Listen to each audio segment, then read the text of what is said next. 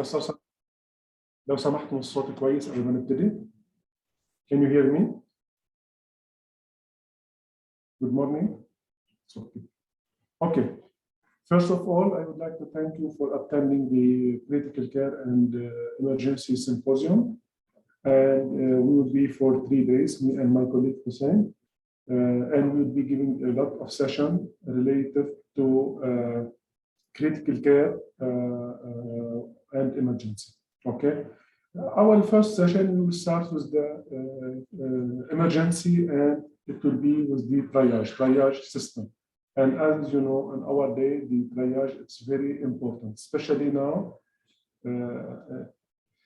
في حد الناس بتقول في صوت، الأغلبية عم بتقول لي إنه الصوت واضح. بقى check your sound. It seems from my side the sound it's okay, but I think you have problem with your sound because okay.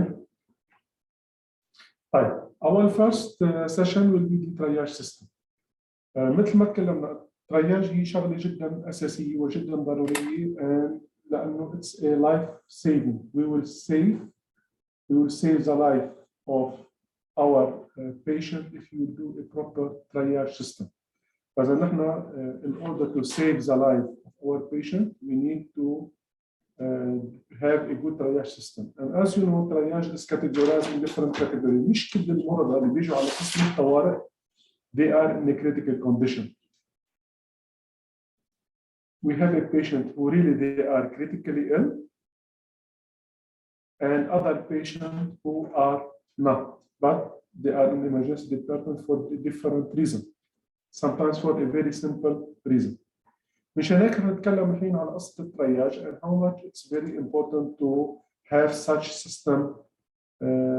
First of all, my first question: do you have a proper triage system in your organization, in your hospital?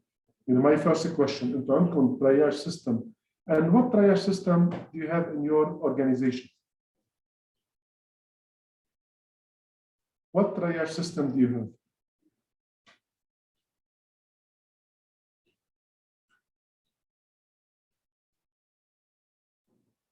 Let's start first. What do you mean by triage? Triage is a sorting process utilizing a critical thinking in which a trained, experienced, registered nurse will assess the patient quickly on their arrival on the emergency department. The first information that the one who is responsible to do the triage is a registered nurse, but not any registered nurse. It should have a good critical thinking, a good experience. فأهم شيء يكون good experience in a fresh graduate nurse that say couldn't done a proper triage system. And the triage system, it will require a good critical thinking. Okay, a good critical thinking. And the patient in the emergency department will be based on the severity of their presentation condition. For example, if you would take example, other example. If you will go to any place, first come, first take, yes? For example, very simple one. If you will go to the restaurant, let's say, and the one who will come first will take the table. It's not the same condition applied in the healthcare organization and the emergency department. Here in the ER, in the triage system, we will start with the severity. For example, if you have a 3 patient, let me give you a very simple example. If you have a patient who's admitted to the emergency department complaining of mild abdominal pain, and you have another patient complaining was chest pain, which patient come first? Which one we need to treat first? Even if the patient with abdominal pain came earlier, came first, which one do you see we need to start first? Which category of patient we need to start first? Which one? For sure, the chest pain. Thank you. As a patient with the chest pain, we need to start first. Now, let's take another simple example with the during the COVID crisis. You know, now during the COVID already, we had a proper triage system, especially for the COVID patient, okay? Especially for, why? Because we cannot put all the COVID patient with the other patient. يعني نحن الحين انتم بتعرفوا صار في عندنا emergency department or like a flow especially لمرض الكوفيد. لأنه نحن ما فينا نعمل mixing للمرض الكوفيد with the other patient. بعطيكم a lot of examples just for you to know how much it's important to have a proper and good triage system. Otherwise, we will be in a big problem. In a patient who we cannot survive our patient, we cannot resuscitate our patient. بعطيكم example مريض عندي bleeding أنا ما في نطره لأنه مريض اللي عنده abdominal pain إجا قبل 5 دقائق أو 10 دقائق. And the first information that you need to know, the one who is going to do the triage is the triage nurses. The triage nurse, the one who is going to do the triage, is a triage nurse, and she needs to be with a good experience. She needs to be with a good experience. But what are the goals of triage, or why we have a triage system, or what are the goals of triage? The first one is the rapid identification of patients with urgent life-threatening condition. Like what?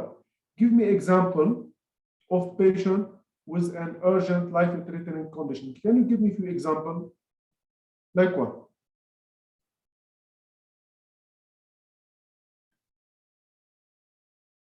I need example for a patient with the life-threatening MI, excellent, stroke, excellent, acute coronary syndrome, those are the major burn, choking. Thank you. This is all an example of a patient's trauma, sepsis, severe bleeding. Thank you. This is all a great example. Anaphylactic shock. This is a great example about a patient with life-threatening condition. Direct the patient to appropriate treatment areas. What do you mean by directing the patient to an appropriate treatment area? As you know, in the emergency department, we have the pediatric area, we have the adult area, and we have the resuscitation area. If you have a patient, let's say adult patient with a bleeding, let's say, it's not good to send the patient to the pediatric area or to the normal room. It needs to be going to the resuscitation room because this patient, he might require to go to OR, he might require to need to stop the bleeding, he might require any intervention or major intervention, switching. Sometimes he might go for amputation. But we need to direct the patient to the proper treatment areas, to the proper where we could treat the patient properly. You cannot send the patient, adult patient with trauma, let's say, to be going to the pediatric room or to the pediatric ER. It's not logical, okay? The third one is to decrease the congestion in the emergency department. And as you know, one of the major problems that we are facing in the mainly in the emergency department is the congestion or the length of stay. Our patients are staying a long time in the emergency department. Why? Because we don't have a proper triage system. As I told you since the beginning, not all the patients require emergency. If you will compare the healthcare system, let's say in the Gulf area to the United States and Europe, let's say, what are the difference? There, you cannot go directly to the emergency department. You need to go to the family medicine doctor first, and he is the one to refer you to the emergency department in case needed. First, means not any patient can go to emergency department. Here's the situation, it's totally different. Any person, he could go to the emergency department if he has an insurance. And as you know, all of us, including the foreigner and the Saudi population, they have access to the MOH hospital or to the private hospital. Means I can go now to emergency department and stay for 2 hours just simply to take a sick leave, let's say. This is a real example. As on the proper triage system, it will decrease the congestion in the emergency department. because the proper patient will go to the proper room, and to the proper healthcare practitioner. This is to decrease the congestion in the emergency room. Assess, determine severity and acuity of processing problem, and ongoing assessment of patient awaiting treatment. So this is the main goal of the emergency department. This is the main goal of to have a proper triage system. Now, let me give you a few examples and let me know which one you will start first. We will start with a very simple case scenario. We have a patient.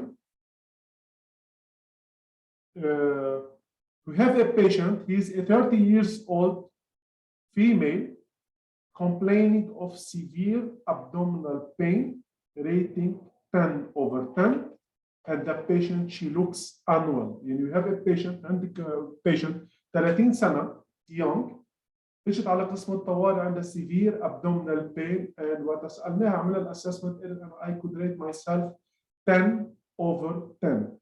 And the patient, she looks unwell, مش بحالة جيدة. This is the first case. The second case, we have a patient. He's an 8 years old male complaining of pain and some swelling on his left wrist area. As he has a pain, 8 years old, and he has a swelling on the left wrist area. He fell down while he was playing. Patient looks not in distress. He has good radial pulse and movement. Since he had a good radial pulse and we could feel the pulse, means the patient is in a good situation. The third patient is a 5 years old female complaining of shortness of breathing, and he's known to be asthmatic.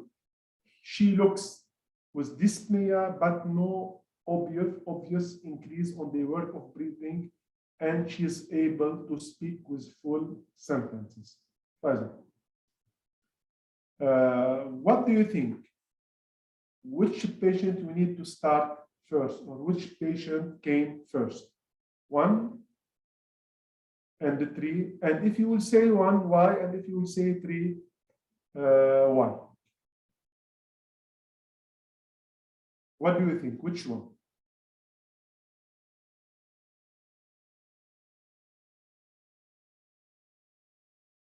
The 30 years old, and she has a severe pain. She might having a, let's say, aneurysm, abdominal aneurysm. She has a severe pain, and she marked herself as 10/10, means she couldn't tolerate the pain at all. But the third one, but still, even with a decrease of SOB, which is normal sometimes for the baby, and he's asthmatic, but still he could speak a full sentence, and there is no obvious increase on the words of breathing. Usually there is increase on the word, means you will go with the first one as the priority. This is the great example, and thank you for your answer. This is many will go with the number 1 or the first one.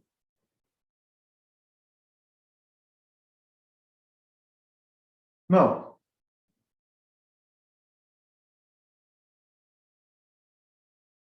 the CTAS is the what is the CTAS? It's a tool devised and tested by physicians and nurses in Canada. The tool started in the Canada, and now it's everywhere. And if you go to if you go to the major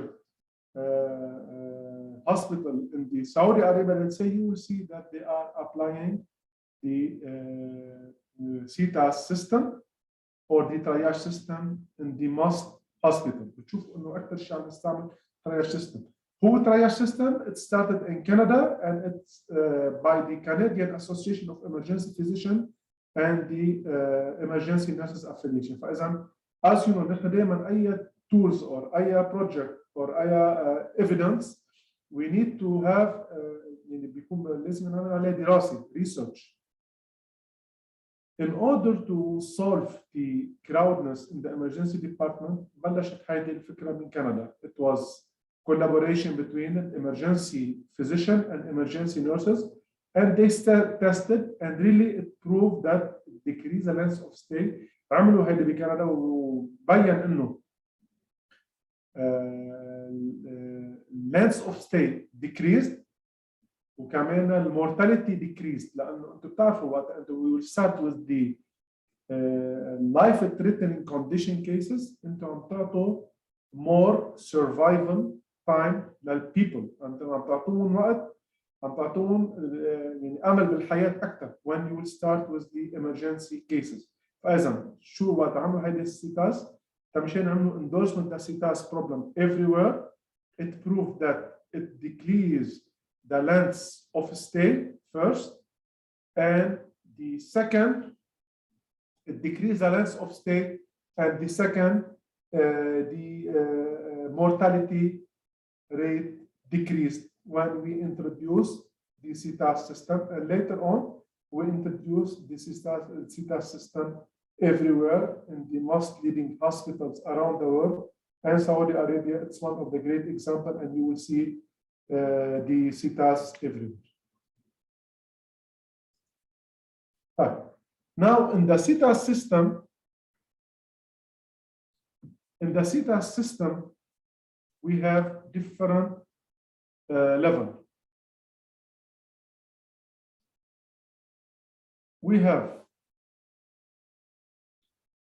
صوت موجود. برجع بقول لكم نحن الاغلبيه عندنا the voice is clear. شيكوا من عندكم الاغلبيه for us the sound is clear. طيب فاذا in the system we have 5 levels. Okay, we have the level 1, the level 2, and level 3, level 4, and level 5. We will start with 0 timing and we will end with 120 minutes. Do you think a patient with 120 minutes needs to be in the emergency department? What do you think? If you have a patient who could stay in the emergency department, do you think it's logic to have a patient 120 minutes in the emergency? 120 minutes إنه عم نحكي ب ساعتين. Do you think it's good to keep a patient 120 hours in the emergency, minutes in the emergency, 2 hours? No. Means level 4 and level 5, they should not be in the emergency department. In different ways, سبب الcongestion بالemergency department in the level 4 والlevel 5. إذا بتعملوا ريسيرش بأي مستشفى وبتشوفوا أي هن أكثر حالات عم تكون موجودة باسم الطوارئ، رح تشوفوا إن هن الليفل 4 والليفل 5. مشان هيك نحن وقت عملنا السيتاس سيستم بتشوفوا the other countries الليفل 4 والليفل 5 هن بيروحوا عند الفاميلي ميديسن وبيروحوا عند طبيب العائله او طبيب الاسره. الليفل 4 ما بيكون ما بيخلوا يروحوا على الامرجنسي ديبارتمنت. فاذا المفروض يكونوا بالامرجنسي ديبارتمنت. We need to treat the level 1 and level 2 and level 3. Means we need to start with time 0 and within 30 minutes the patient he needs to go out to go home or for admission or the ICUs or whatever. فإذا تنشوف إنه level 1 و level 2 level 3 it needs to be treated in the emergency department. Level 4 and level 5 it needs to be sorted out to go back home or to the family medicine or to go to the ambulatory unit أو على العيادات الخارجية، العيادات الاستشارية وإلى آخره. أو حتى ومعظمها أنت بتشوفوا نحن إذا بنشوف بالويسترن بليس mainly باليونايتد ستيتس وبكندا level 4 and level 5 not existing لأنه بيعتبروا إنه هيدي it could be treated outside of emergency department. واضحة المعلومة؟ It's okay.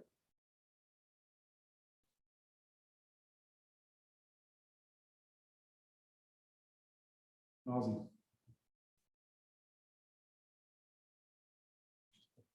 فإذا هيدي كمان what are the goals of triage مثل ما شفنا هون.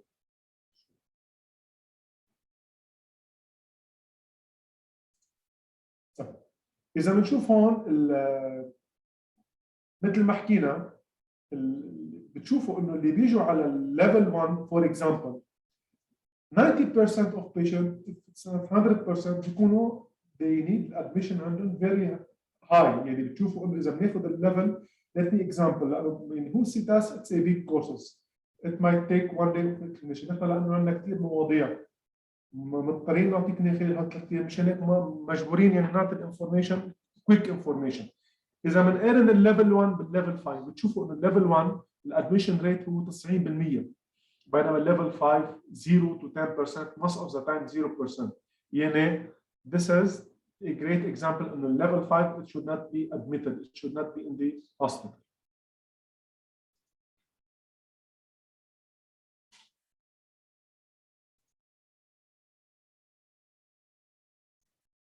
هنبلش بالlevel 1. Let's start with the level 1 and we will go one by one. طيب. Level 1 the time for assessment for the patient it's immediate. Means for level 1 there is no time to let the patient be waiting in the emergency department. أنا ما عندي وقت نهائيا بالlevel 1 إنه خلي المريض ينتظر بقسم الطوارئ. There is no time at all.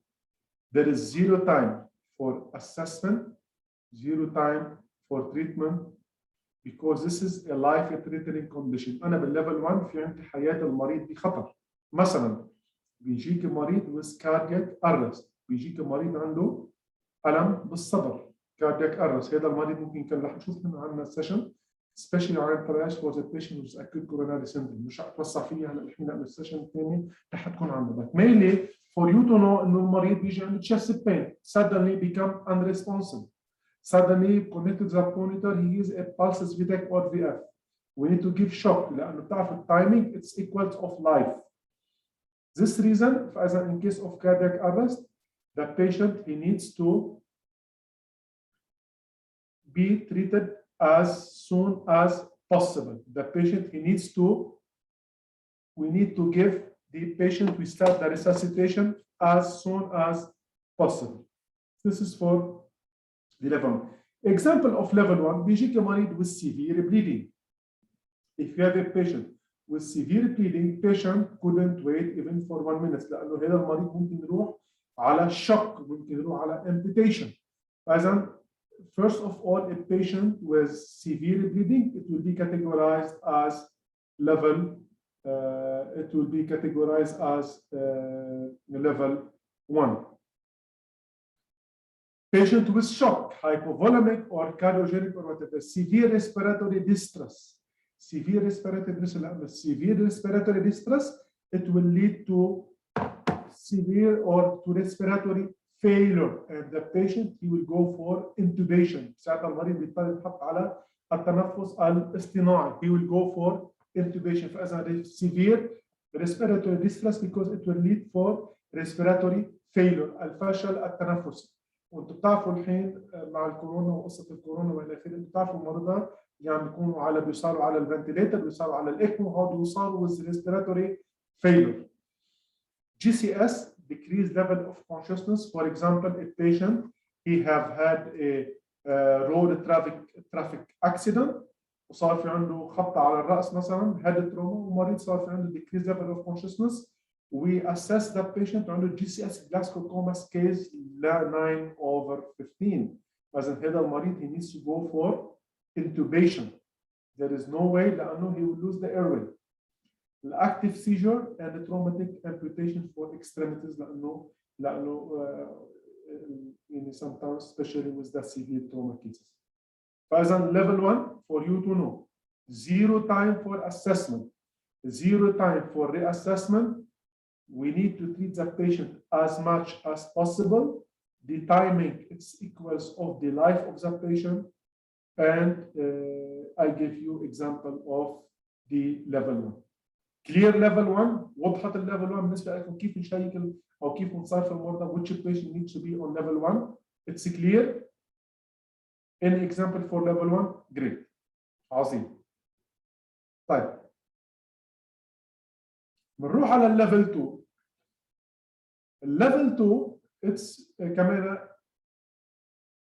very important. The timing for assessment and reassessment is 15 minutes. انتبهوا هون في كثير ناس نحن حتى وقت نكون عم نعطي الكورس او وقت نكون عم نعلم الطلاب او حتى بالمؤتمرات في كثير ناس بيختلطوا عند الموضوع بيفكروا انه level 1 15 minutes means I need to start with the patient after 15 minutes which is no. بعني بال 15 minutes انه patient I have from 0 to 15 minutes to complete everything. يعني انا ببلش من الدقيقه 0 معي للدقيقه 15 عشان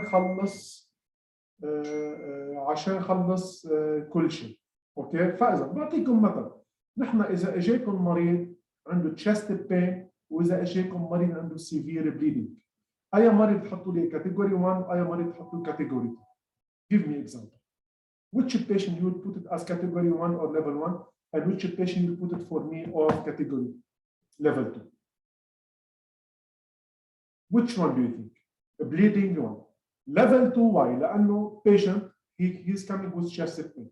First of all, I have 15 minutes to do everything. Example, connected the patient to the monitor, put the patient on semi-fowler position, oxygen, then IV fluid, taking the cardiac enzyme, connect to the monitor and give the proper treatment. فإذا أنا I have والECG وإلى آخره. فإذا I have 15 minutes to complete everything. مريض مع chest pain ما بقول له انتظر 15 دقيقة وبعد 15 دقيقة ببلش، لا مريض مع chest pain أنا within 15 minutes رح أعمل المونا بتشوفوها بالسيشن الثاني إن شاء الله بعد هيدا.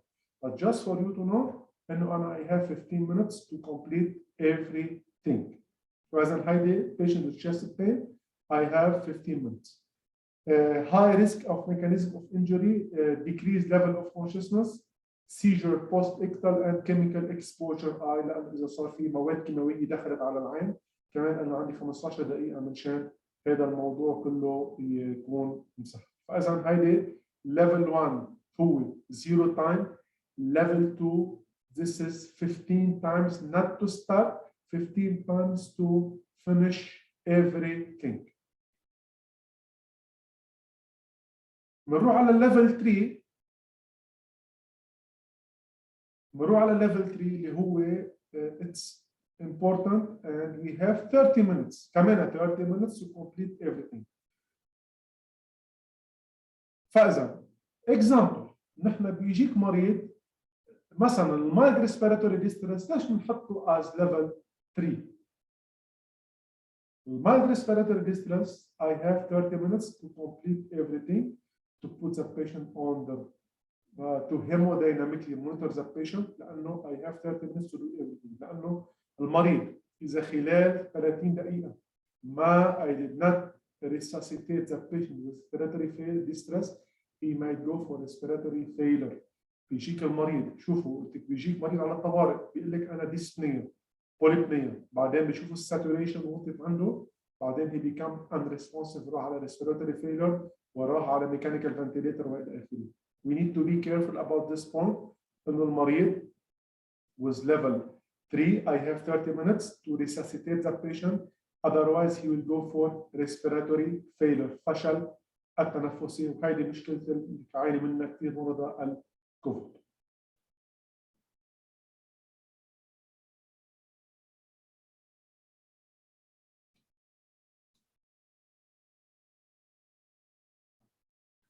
ليفل 4 اللي كنا عم نحكي عنه واللي قدامنا عنه انه هلا بتقولي ليفل 4 1 اور اتس اوكي بس انه at this point ليفل 4 انا مجرد ما اسمح للمريض this is very valid point انا مجرد ما اسمح للمريض ينتظر ساعه بالطوارئ he could be treated in other place.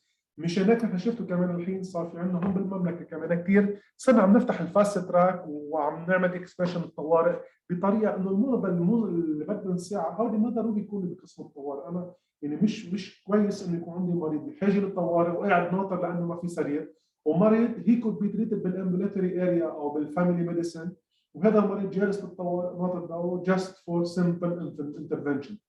مثلا سوتشنج والى اخره، او هذه الاشياء ممكن تتعالج. ومثل ما تكلمنا انه this case once the patient he could wait for 60 minutes means no need to be in the emergency department. هذا عم بيقول لي الاخ سعود بيقول لي chronic disease itself is not emergency. لا الكرونيك ديزيز، لا الكرونيك ديزيز مثلا يعني في اذا مريض كان عنده ليفر ترانسبلانت او الى اخره، هذه لا بس الكرونيك ديزيز طبعا it could be treated in the ambulatory unit او بالفاميلي ميديسن. والليفل 5 اللي هي مثل ما حكينا عنه اللي هي 120 minutes. هؤلاء المرضى اللي بيجيك مثلا بيجيك مريض عنده laceration not requiring sutures، بيجي عنده جرح بس هذا المريض حتى ما يحتاج الخزعات او التقطيب او الى اخره او السوتشنج، هذا مريض no need to in the emergency department. ليش بدي نطره المريض خليه ينتظر بالطوارئ؟ وليش المريض بنفس الوقت مش ينتظر بالطوارئ بس، ليش المريض بنفس الوقت بده يكون يعني ياخذ مكان غيره؟ بتعرفوا الكونجستشن it's one of the major problems that you are facing especially in the Middle Eastern part. نحن بنعاني منها كثير باسم الكونجستشن لانه السيستم الصحي سمح للكل يجي على الطوارئ، وصار مريض مجرد ما يكون عنده هيدك صغير صار بيجي على الطوارئ بيجي ساعتين من انتظار دوره which is a big problem. مثل ما قلت لكم اخر في كثير دراسات عملوا سبب الكونجستشن بالإمرجنسي ديبارتمنت are level 4 and level 5.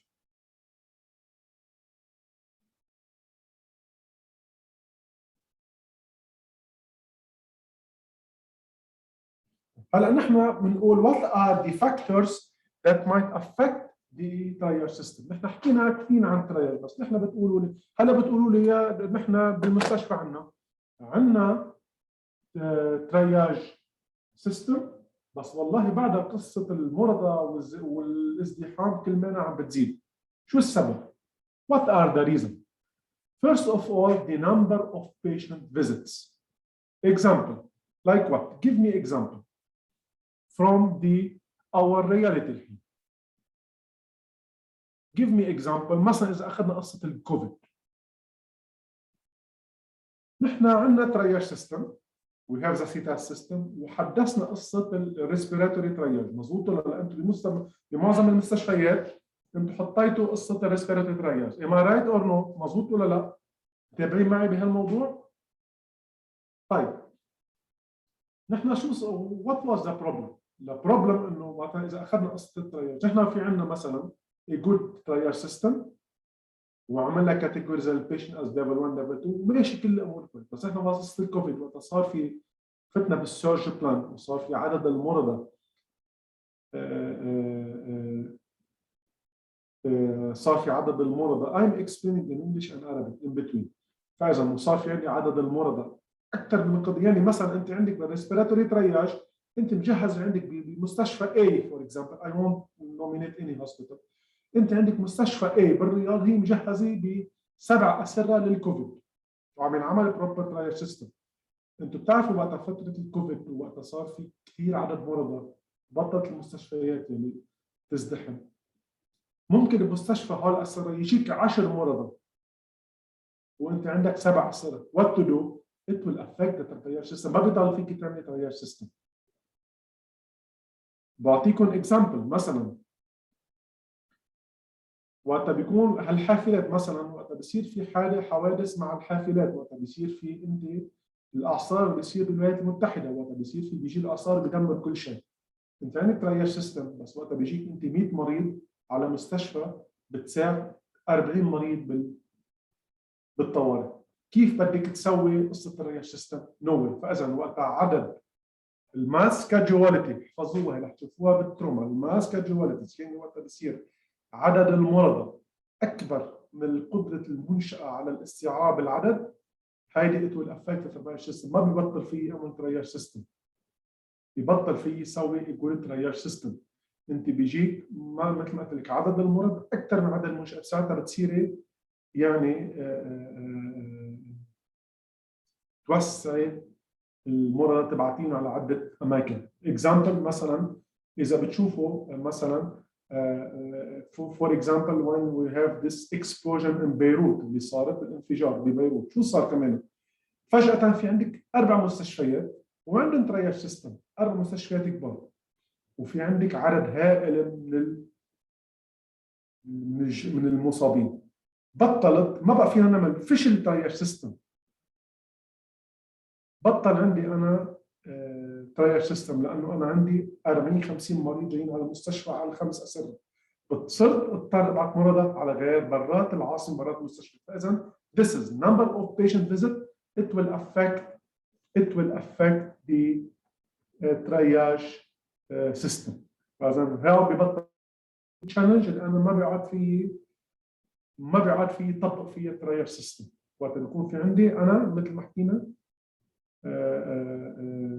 القدره الاستيعابيه بطلت، ما بيعاد في اعمل ترايج سيستم. number of patient requiring rapid intervention، يعني مثل ما قلت لنا انتم مثلا عندكم مستشفى A example، عم بعطي كثير example لانه انا I believe with the example it will بعطي الايدياز احسن. عندكم مستشفى A بالرياض، هذه المستشفى فيها 2 resuscitation room،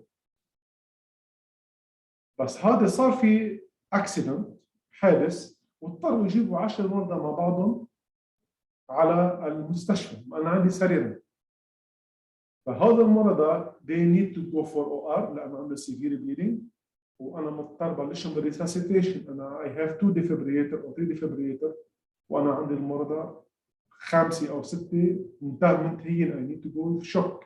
شو اسوي بهالحاله؟ انا عندي المريض، عندي ال10 مرضى مضطرين يروحوا على العمليه لانه they need to go for amputation for example severe accident، بس انا ما عندي عدد جراحين كافي. الانترفنشن ما عندي حدا يقدر يعمل انترفنشن لانه كمان. فاذا الانترفنشن ما عندي ستاف الكافي عشان اقوم بالانترفنشن. it will affect the triage system. والavailability of healthcare providers in the emergency department treatment كمان بتعرفوا نحن shortage of staff it's everywhere. بشيء عن جد انا عم طبق الترايج سيستم، بس انا ما عندي ستاف يطبق الترايج سيستم. كمان برجع لقصه الكوفيد. انتم بتعرفوا let's take example of the Europe, Italy and Spain. ناخذ example of the دولتين. what happened during the COVID؟ وقت كل المرضى اجوا على they came على الامرجنسي ديبارتمنت، بس ما كان ضل في ستاف لانه معظم الستاف اصيبوا او تركوا الاشغال والى اخره. فاذا نحن ما عاد في عندي available staff to treat this huge number of patients. And this is the 3 things that it might affect the triage system. هول ال3 اشياء اللي هن ممكن ياثروا على البروبر triage system. ما في، حتى لو كان عندي good triage system ما بقدر اعمل good application للسيستم.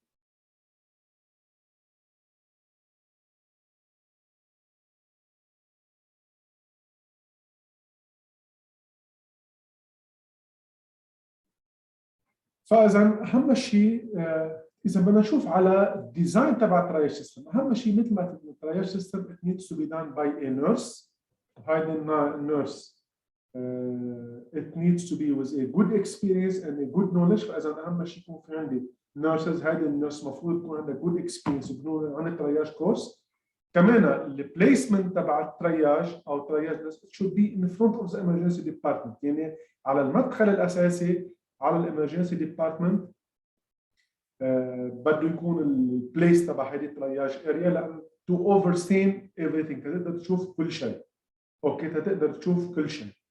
فاذا الشخص اللي بده يقوم بالترياج بده يكون في عنده good experience good knowledge. لانه بعطيكم اكزامبل، بيجيك مريض اوقات بيقول لك انا I have a gastric pain، بيقول لك انا عندي والله الم بالمعده. هذا هالالم عم بيجي عم نتريج بيقول لك انا I have like a gastric pain and I feel dizziness. نحن دائما ليش بنقول she needs to have a good experience a good knowledge؟ لانه تطلع على ما وراء العلامات اللي بيجي عليها المريض.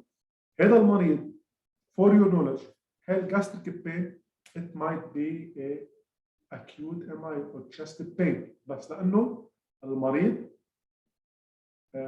عم بيحس بجهه الجاستريك والراديات. بتروح الترياج نيرس بتقول له اوكي يو كود ويت، بتحطه از ليفل 4 or 5. ليه؟ لانه بتقول this is a simple gastric pain. She might tell just sit.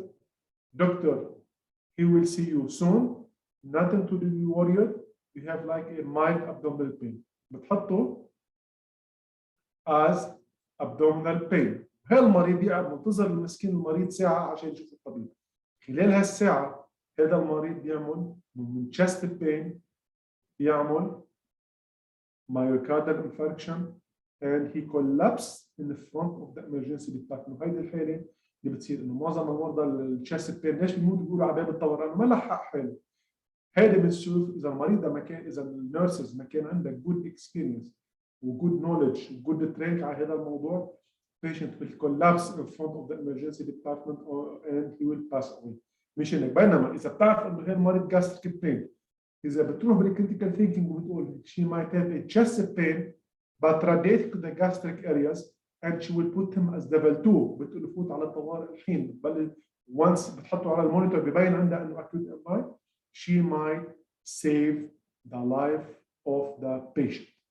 وضحت؟ فاذا هيدي قصه اهميه الترياج نيرسز، وقديش شغله جدا مهمه انه يكون في عندي انا حدا جود على قصه الترياج، لانه مثل ما قلت لكم اذا ما عملنا جود ترياج سيستم، هذا المريض ممكن نحطه as level 4 or level 5 as gastric pain. هو he is complaining of chest pain, which is it might affect the life of that patient.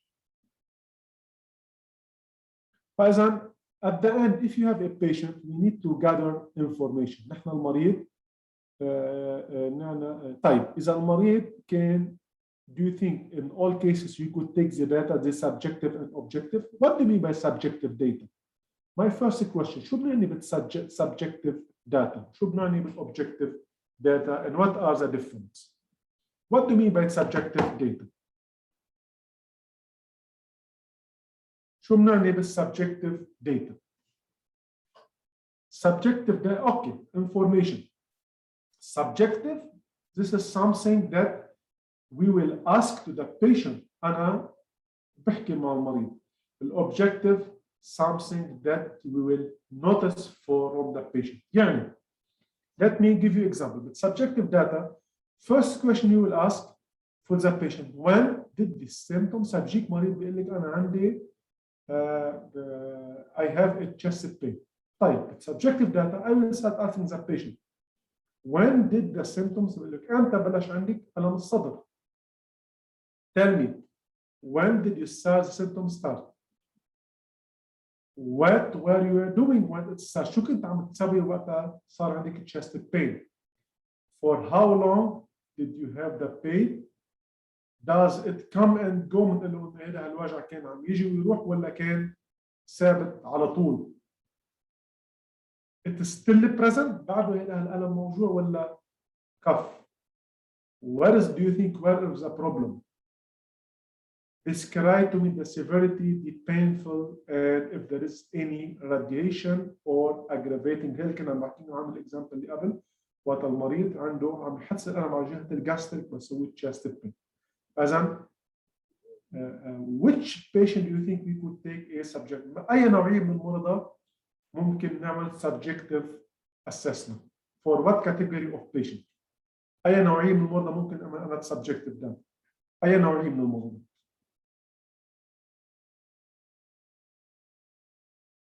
What category of patient? Example, يعني المرضى اللي بيكونوا stable patient. Thank you. فإذا المريض الواعي، المريض الستيبل والمريض الواعي ممكن. بينما المرضى الانستيبل أنا بروح على الobjective data، لأنه أنا this is the مثل ما أعطيتكم مرضى chest pain اللي إجا gastric pain، لازم كانت هيدي الممرضة هي تلاحظ عليها إنه عنده chest pain.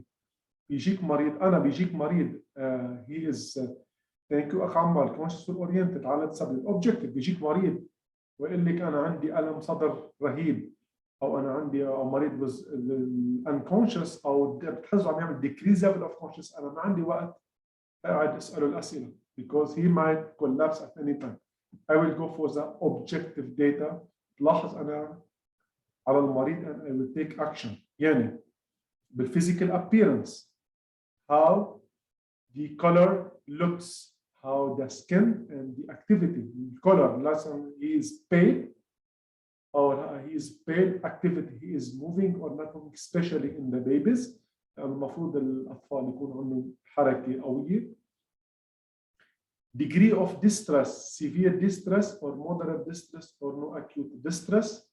The emotional response, if he is anxious or indifferent, and complete all the vital signs, and if there is any behavior and social interaction appropriate for age. يعني كيف يعني البيهيفير and social، يعني إذا بيجيك مثلا adult وعم يبكي بشكل كثير it's not appropriate لحدا يكون age adult جاي عم بيعيط ويصرخ بشكل هستيري، يعني في شيء something acute صار مع المريض، او حتى pediatric baby who is not stopping of crying. فاذا بالاوبجكتيف داتا I need to notice what's going on to the patient without asking him. مثلا اذا انت بيجيك مريض pediatric patient، okay, pediatric patient, he is crying without stopping، وانتم عملتوا الاسسمنت باين انتم انه nothing to be worried، بس هذا المريض ممكن يكون he is crying. What might be the cause, do you think, and what we need to do in this case? شو لازم نسوي إذا بيجيكم مثلا pediatric patient عم يبكي ويصرخ بشكل كثير واطي without stopping but ما باين عندي أي نوع من what do you think it might be the reason? What I need to look after? شو بدي أطلع؟ pain, hypoxia. pain hypoxia pain بتبين. طيب حسب رأيكم البيبي he could say that I have a pain. ممكن المريض يقول لك أنا عندي pain مثلا medication intoxication. برجع بقول لكم البيبي ما في يتكلم، ما في يقول لكم أنا عندي pain colic. what else؟ شغله بنخاف عنها كثير عند البيبي agitated. لا، في شغله بنخاف منها كثير عند هي قصه الابيوزنج. ممكن المريض البيبيز، مشان اعمل لكم شو اهميه الترياج، اتس فيري امبورتنت. ممكن المريض يكون في عنده abusing child abuse which is كثير dangerous، بالاخص بتصير عند المرضى. يعني مره صارت I can give you example بقسم الطوارئ، انه مره في الوالده كانت بالشغل، كانت تشتغل، فجاه بتشوف الولد على الكاميرا عم بيصرخ بشكل هستيري بالبيت. تحكي الشغاله بتقول لها ما في شيء، عم بيصرخ I don't know what is the reason. اوكي، بتروح هذه الوالده بتروح على البيت وبتجيب الولد على قسم الطوارئ، يعمل الاسسمنت، تعمل الاسسمنت، بتجيبه بيقول له والله ما في اي شيء، لا في constipation ولا في respiratory problem ولا في اي شيء، بس البيبي he is crying and crying and crying بطريقه هستيريه.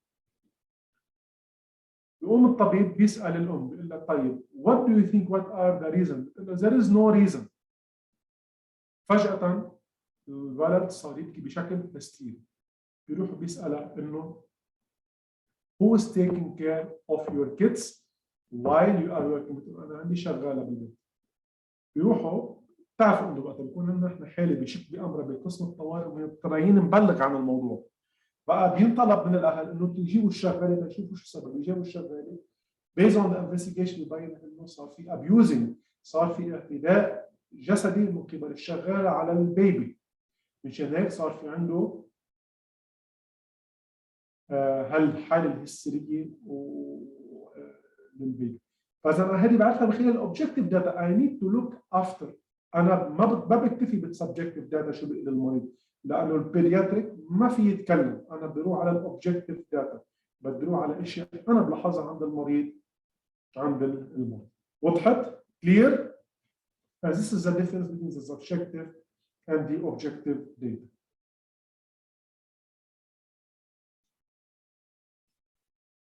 عظيم.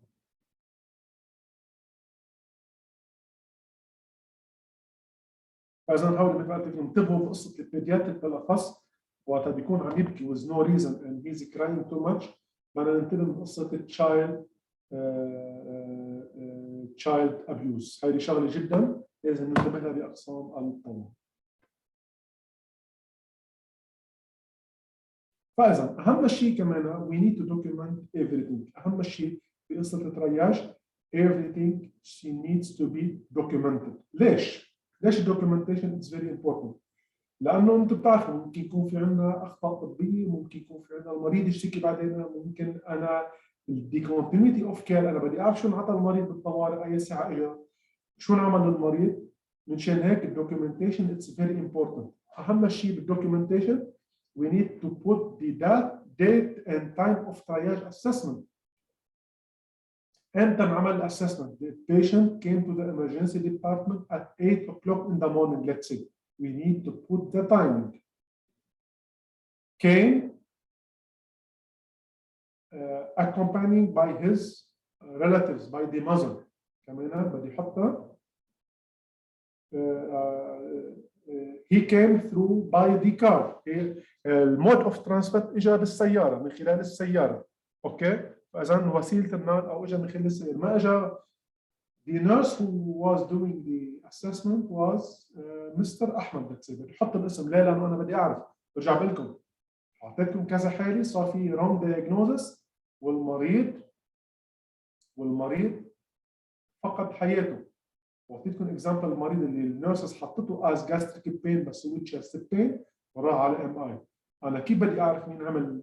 برجع بقول لكم الهدف انا مش اعرف الاسم، انا يعني bullying I'm not يعني judging people. نحن الهدف وقت نحط الاسم لانه انا بدي اعرف مين just for the future to learn from the mistake. منشان هذا الشخص يتعلم من خطأه والناس الزملاء وكمان يتعلموا من الخطأ اللي صار. مشان هيك انا بدي احط I need documentation, I need to put everything who was doing the triage. Chief complaint بنقول له المريض he came at 8 o'clock and he was complaining of gastric pain. Based on the subjective data, patient he reported that the pain started at 8 o'clock, let's say, and it ended at this time. And the objective observation, based on my observation, I could say that the patient he looked well, for example, and assign the patient as level 2, let's say. هذه المعلومات، هذه الدوكيومنتيشن أو هذه المعلومات أساسية ضرورية وجدا لازم تكون موجودة بالدوكيومنتيشن. فإذا I need to document هول الأشياء المفروض تكون مكتوبة بالتراج لأنه it will give me a clear idea about the case of the patient from admission while he's in the emergency department. تعطيني معلومات كافية عن المريض شو صار له. Location in the department and report given if he has any allergies. كمان شغلة الالرجيز جدا جدا مهمة عند المريض. وقت كانت الاشياء on paper في كثير من المرضى they have anaphylactic لانه يجي المريض اول مرة يكون عنده يعني allergies. حط documentation على الفايل. بس المريض اللي بيكونوا بيجوا frequent على المستشفى بيكون الفايل تبعه بالاخص الكرونيك بيشنت بيكون الفايل تبعه مثلا 400 صفحه او الى اخره. It will be very hard for me انه انا sometimes I might miss that paper. بس الحين بالاخص مع الايس سيستم او الانفورميشن تكنولوجي انتجريتد سيستم everything is documented. يعني انا مجرد مثلا اعتبره انا جيت على المستشفى مجرد ما حطوا الامر نمبر تبعي انا ببين عندي السيستم it will alarm me pop up بتحط لي انه allergy.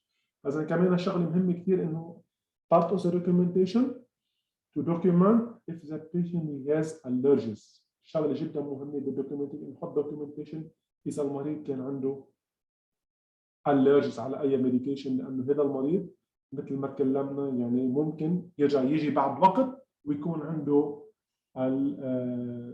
allergies بيعمل انافيلاكتيك او رياكشن على اي شيء.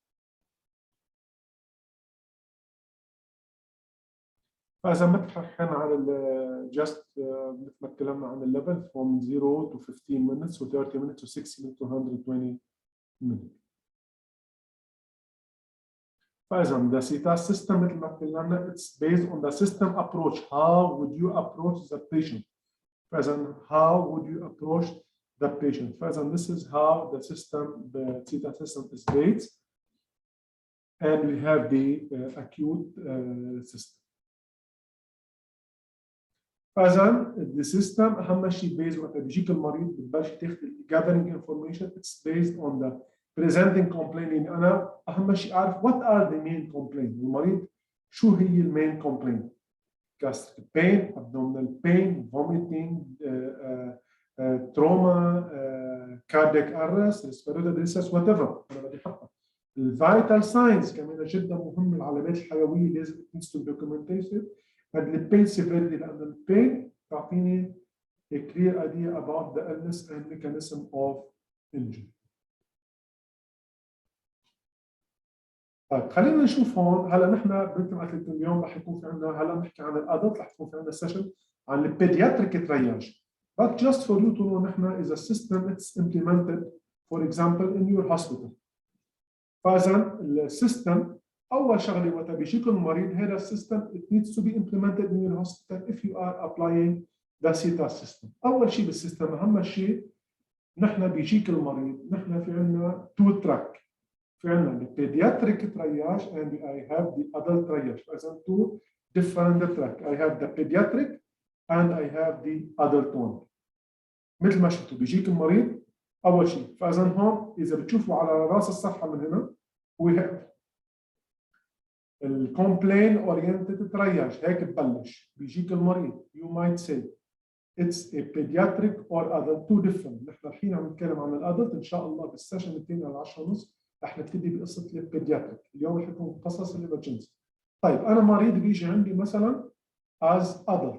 بحط الادلت. طيب وقت بحط على الادلت بياخذني تلقائيا على صفحه ثانيه مثل ما شفتوهم. مثلا اذا مريض عنده decrease level of consciousness with GCS هي 9 over 15. which point I might go. يعني اذا مريض عنده بحطه على الاورجاني let's say which one would you choose here? Tell me. مريض بيجيكم عنده decrease level of consciousness with GCS is 9 over 15. Under which COT I will put the patient. Tell me. فإذا أنا رحت هون على أول شغلة مثل ما فوت على سيستم بيدياتريك ولا أدلت. أنا فت على الأدلت. بس فت على الأدلت أعطتني 1 2 3 4 5 6 7 8 9 10 11 12 13 14 15 16 17 choices. Which one I will go? I will go to the neuro. Thank you. فإذا I will go to the neuro. إذا المريض بيجي عندي with trauma I will go with the trauma here in blue. فإذا نشوف أنا المريض what are the main complaints. روح على الادلت اهم شيء لانه البيدياتريكس different COT. put this in your mind. بس روح على الادلت تاخذني على مكانه اللي هي I might choose one of the category. طيب حطيت انا مثلا على التروما او على الكاردياك او وات ايفر. كمان تاخذني على النكست بيج اللي هي مثلا مثل ما كنا سواء نيورو او وات ايفر. فاذا بحط روح على النكست بيج. المريض شو في عنده؟ what are the complaint؟ عنده fever, hypoglycemia or whatever. بلش تفوت على العلامات الحيوية. فإذا this is what we have for the CETAs. مثل ما تكلمنا level of consciousness دائما less than 9 it needs to be intubated. كم دائما يكون. فإذا مثل ما تكلمنا هيدي ما فينا نروح على كل التفاصيل but this is هيدي this is how to use the triage system.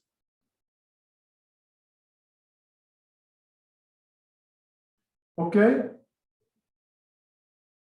هون مثلا رح أعطيكم example. Let's take one example. You have a 35 years old male presenting to the emergency department and he has epistaxis over 24 hours. فإذا عندكم مريض دخل على قسم الطوارئ وهذا المريض كان عنده نزيف بالانف مثل ما شايفين هون.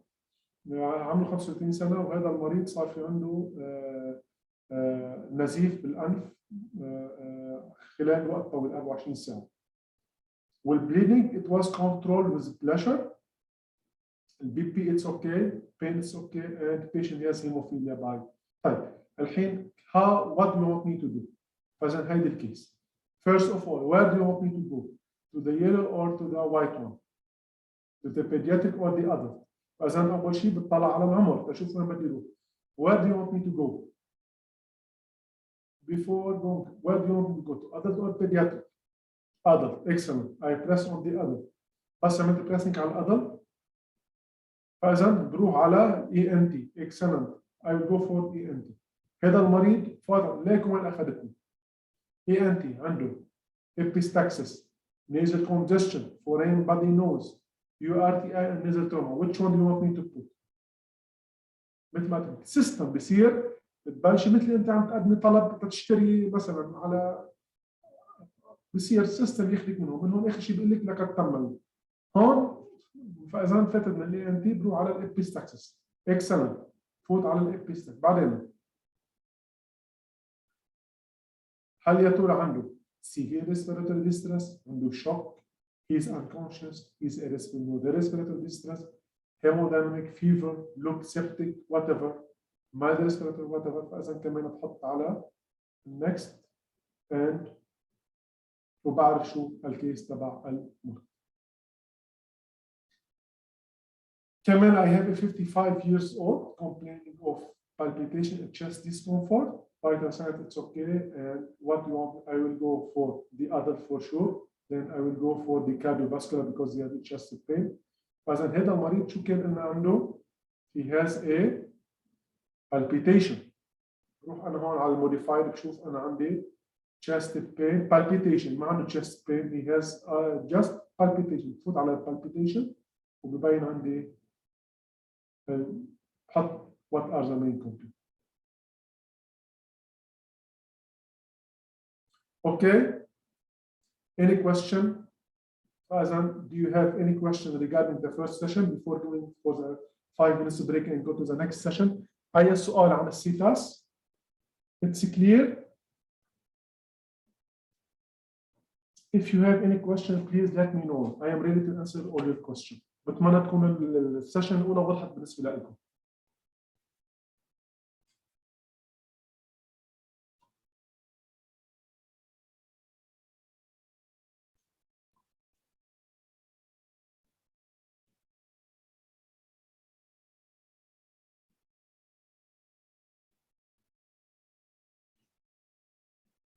Okay. فإذا if there is no question 2 minutes رح نكمل نحن رح نعطيكم الحين كيس سيناريوز على المريض اللي هو chest pain. اللي رح نعطيك كيف نعمل ترياج لمريض chest pain. اوكي 2 minutes رح نعطيكم 2 minutes بريك ورح نبلش في السيشن الثاني مثل ما حكينا عن قصه الترياج of the patient with chest pain.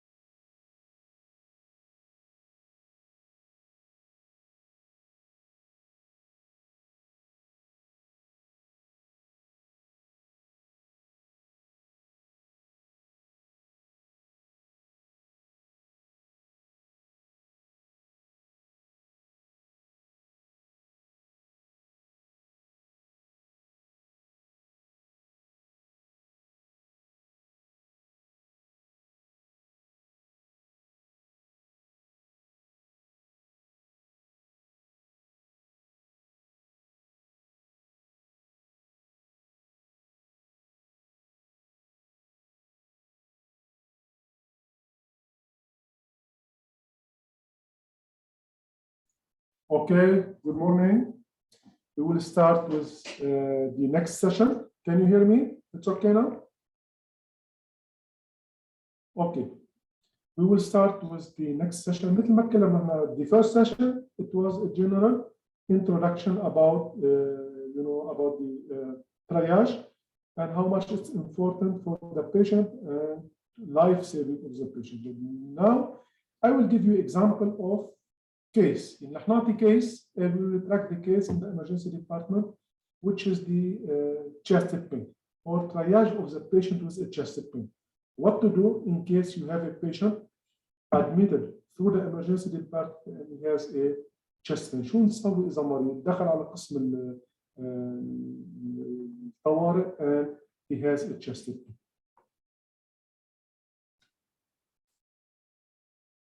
First of all, we need to know as general introduction about the pain. What are the different types of pain? And what are the different between the type of pain? We have different types of pain. We have the somatic pain. If you have a, it will come from the connective tissues, skin, and musculoskeletal. Meaning, if you have a skin injury or whatever. Visceral pain. For example, if you have a pain on the organs, يعني يكون عنده مثلا abdominal pain, gastric pain, abdominal pain later on, it's because of the appendicitis or cholecystitis or whatever. الحين بدنا نتكلم عن شغله وانا اعطيكم example عنها what we call the referral pain or the referred pain. أنا وقت when we were talking during the triage the first session قلت لكم إنه نحن عندنا قصة المريض اللي دخلت على الطوارئ وفاتت لعنده المرضى وقالت له انا عندي وجع بالبطن I have a gastric pain. راح حطيتها النيرسز as level 4 والمريضه عملت MI بالطوارئ لانه it was a wrong categorization. Why the nurses put her as level 4 instead of level 2? Because there was a mistake on the referred pain. The patient ما كان عنده somatic pain ما كان عنده referred pain لأنه the pain it was located, it was a pain perceived at a location other than the site of the stimulation. لأنه الألم كان موجه على مكان غير المكان المضبوط الألم. المريض كان عم تحس الوجع على الجاستريك اريا بس هو الوجع مش على الجاستريك. It was on the right or on the left, on the chest of the patient, radiating to this area. هيدي بنسميها referred pain, and this is, for example, in the case of ischemic growth was a myocardial infarction. هيدي الإكزامبل أعطيكم إياه أول شيء.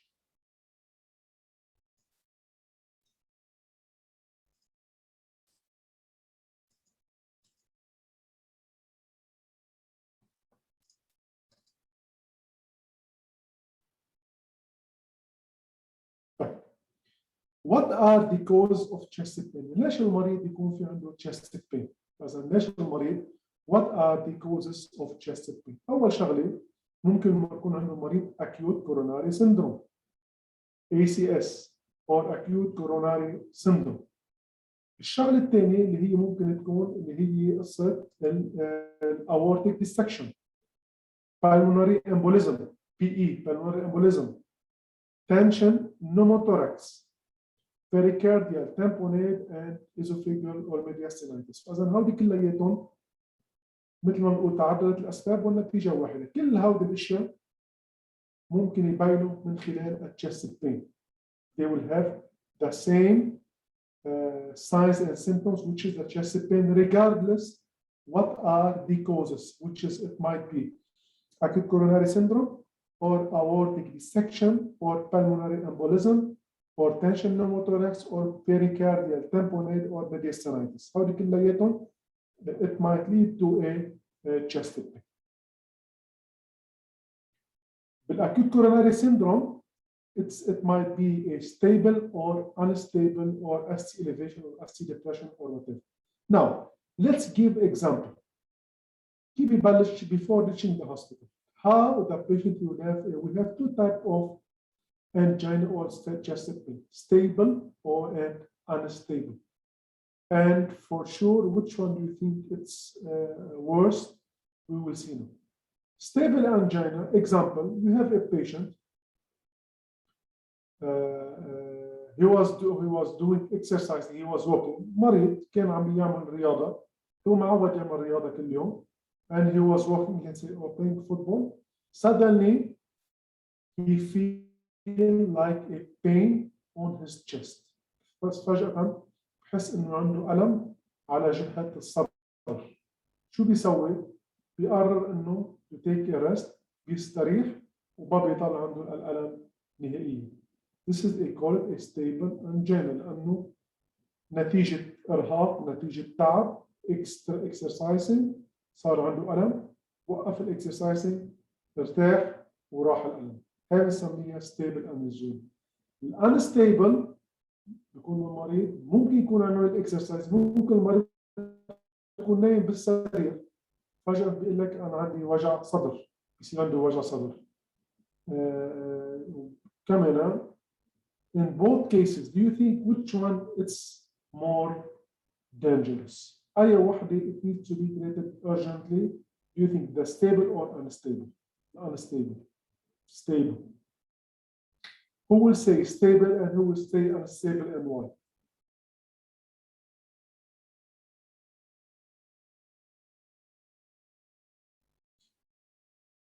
يعني إذا المريض كان عنده يعني معظم عم يقولوا لي unstable. طيب يعني your evidence اللي عملوا يعني بتعملوا إذا المريض صار في عنده chest pain أو حس بألم بالصدر وارتاح وما ضل في pain, it's enough, do you think? No. Very important information in both cases are similar. في كثير من الناس بيختلط عندنا الموضوع، بيفكروا إنه unstable it's dangerous more than the stable. Both of them are a life-threatening condition. انتم معظم أنا في شيء الكل بيسمعه. مش نحن نحن بالهيلث كير سكشن. حتى أنا قبل ما بلش بالكارير تبعي كنت أسمع بيقولوا في مريض مسكين توفى على باب الطوارئ. طيب ليش المريض بده يموت على باب الطوارئ؟ ليش؟ أعطيكم شو البروسس، كيف بتبلش الشغلة عند المريض. المريض بيكون تشست بين، نحن في عندنا الكوروناري ارتري هو اللي بيعطي the main source of oxygen and the blood to the heart muscle. طيب ليش بيصير في تسكير بالشرايين القلب الاساسيه اللي هو الكوروناري ارتري؟ نتيجه الاثيروسكليروزس. نتيجه الاثيروسكليروزس يعني مرضى السكر، مرضى العالي الكوليسترول والتريجليسيرايد، هودي مع الوقت بيصير في انسداد بالشرايين. وقت بيصير في انسداد بالشرايين شو بيصير فيه؟ البلاد سبلاي بخف.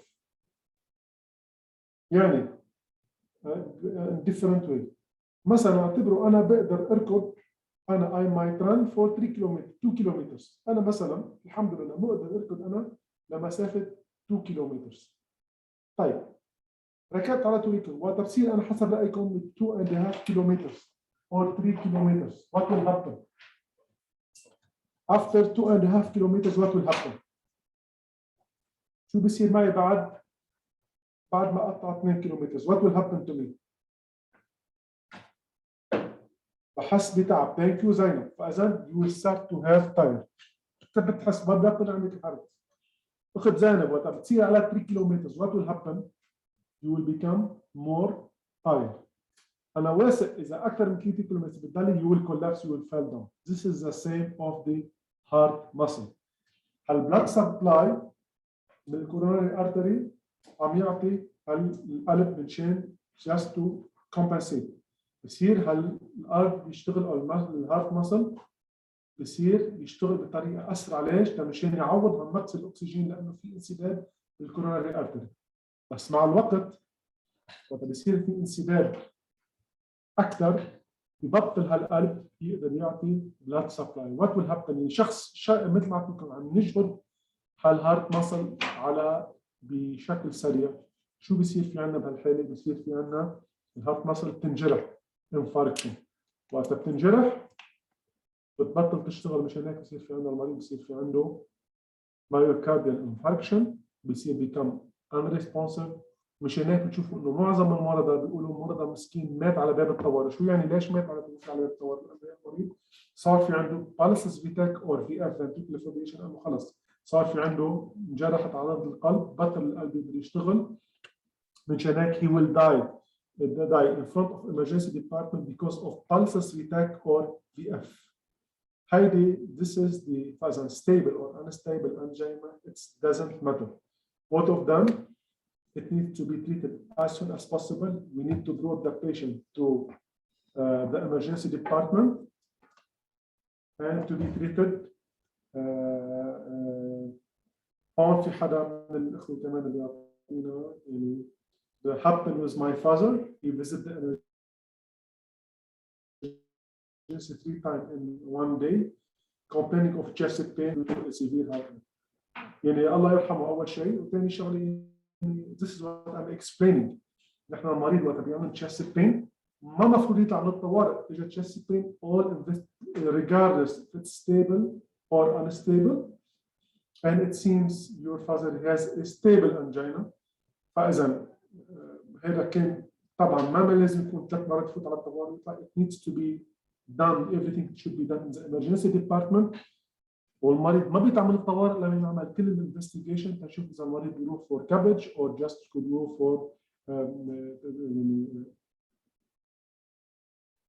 everything it needs to be done in the emergency department. فاذا ما في فرق بين stable ولا unstable، مجرد ما المريض يحس بتشست بين he needs to be sent to the emergency department مشان نبلش التريتمنت اللي حنشوفه الحين بالنكست سلايد.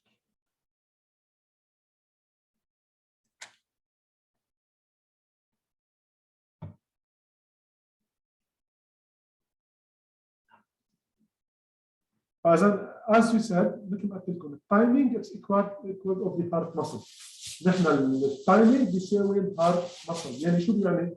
كل ما زاد الوقت كل ما ينجرح الهارت muscle، كل ما نصير ب life threatening condition. هذا اللي تكلمنا عنه، اعطيكم الاكزامبل عن هالموضوع. نحن دائما we will categorize the patient يعني patient وقت ما بيجي المريض بنحطه على الاي سي جي he might have a ST elevation or ST depression or he might ممكن يكون chest pain بتطلع نورمال اي سي جي. مش دائما اذا في chest pain انه بيكون في عندنا abnormal اي سي جي. رح نشوفها نحن باليوم الثالث ان شاء الله. بعطيكم سيشن عن الاي سي جي بتوضح لكم اشياء اكثر.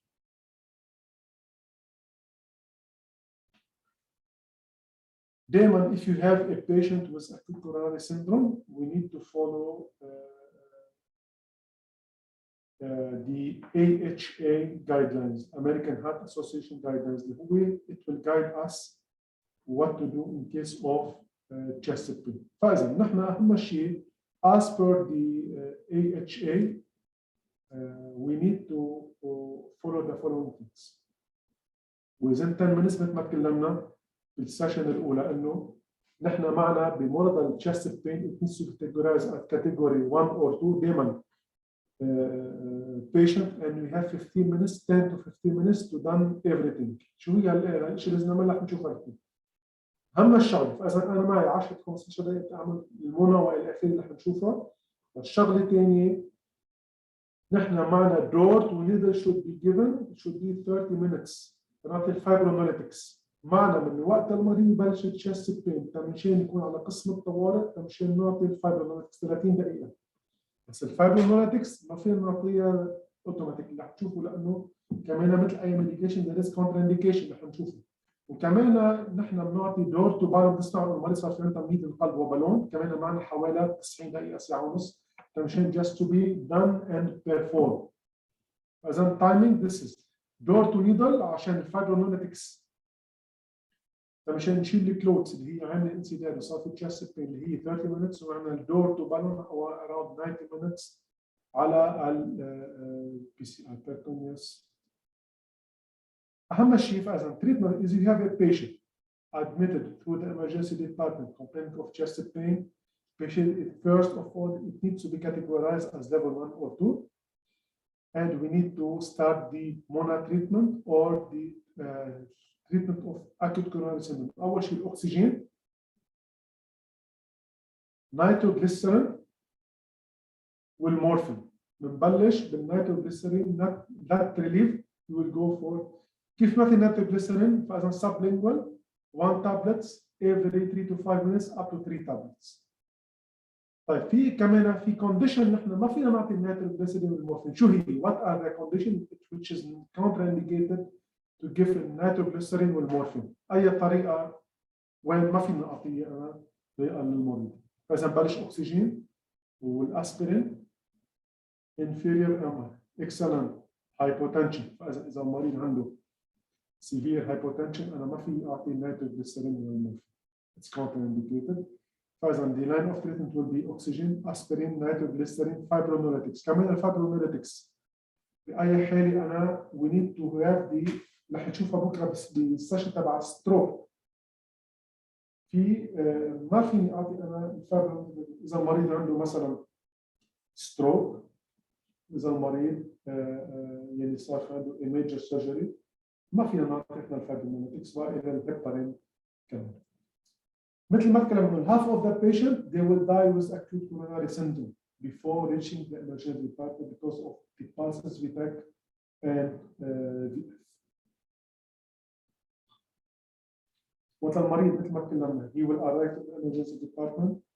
First of all oxygen, nitroglycerin, connect the patient to the monitor مشان نشوف ال 12-lead ECG. It might be ST depression or ST elevation ونعمل fibrinolytics checklist قبل ما نبدا التريتمنت.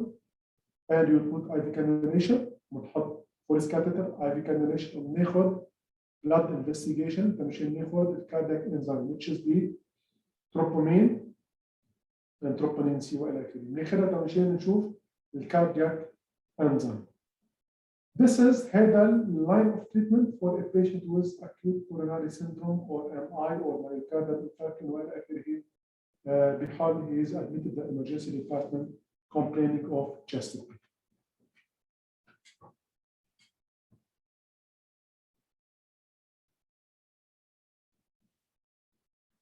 مثل ما تكلمنا الفايبرونوليتكس في contraindication I need to do the checklist. هيجي بأي حالات أنا ما في أعطي فايبرونوليتكس أو disordering clothing للمريض. أول شغله إذا المريض في عنده السيستوليك blood pressure high systolic blood pressure more than 180. If you have a central nervous system disease, if he has a head trauma or facial trauma within the previous 3 months إذا صار في عنده head trauma or facial trauma خلال ال3 أشهر الأخيرة من صار عنده شيء ما في يعطي fibrinolytics. If he has stroke صار في عنده stroke خلال آخر 3 أشهر أو 3 ساعات كمان هذا الشغله أنا ما في أعطي فيه الفايبرونوليتكس. If he has any history of surgery or intracranial hemorrhage, this is كمان it's one of the contraindication. If he has a bleeding, it's not allowed to be given for a pregnant lady, and if you have any serious systemic disease like a advanced cancer or severe or kidney disease. هذه كلها أشياء it's not allowed or it's we should not give fibrinolytics for the patient.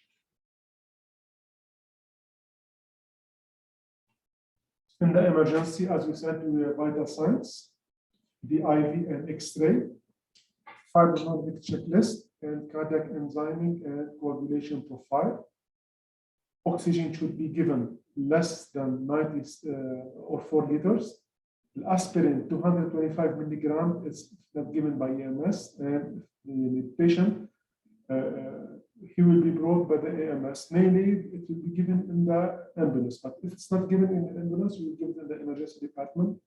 مثل ما تكلمنا على قصة nitroglycerin sublingual, it will be given 1 every 3 to 5 minutes for 3 doses.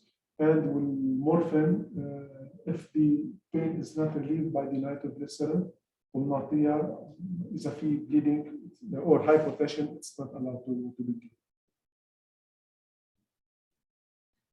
Let's do a case for a patient or how to triage a patient with a chest pain.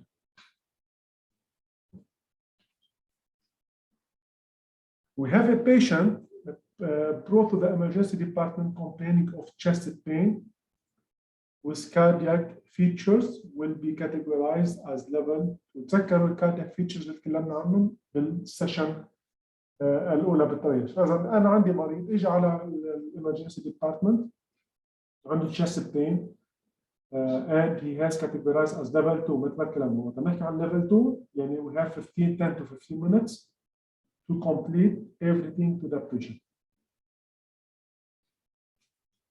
فاذا نحن بنحطه as level 2 unless if he has some of the features like إذا عنده chest pain وعنده severe respiratory distress or shock or patient is unconscious. يعني مش كل المرضى بيجوا as chest pain it will be category. فاذا category 2 واضحه مريض is stable وبيجي المريض بيقول لكم والله انا عندي chest pain انا عندي الم بالصدر عندي chest pain والاخرين بنقول له للمريض مثل ما تكلمنا بنقول فولو دي مونا بروتوكول.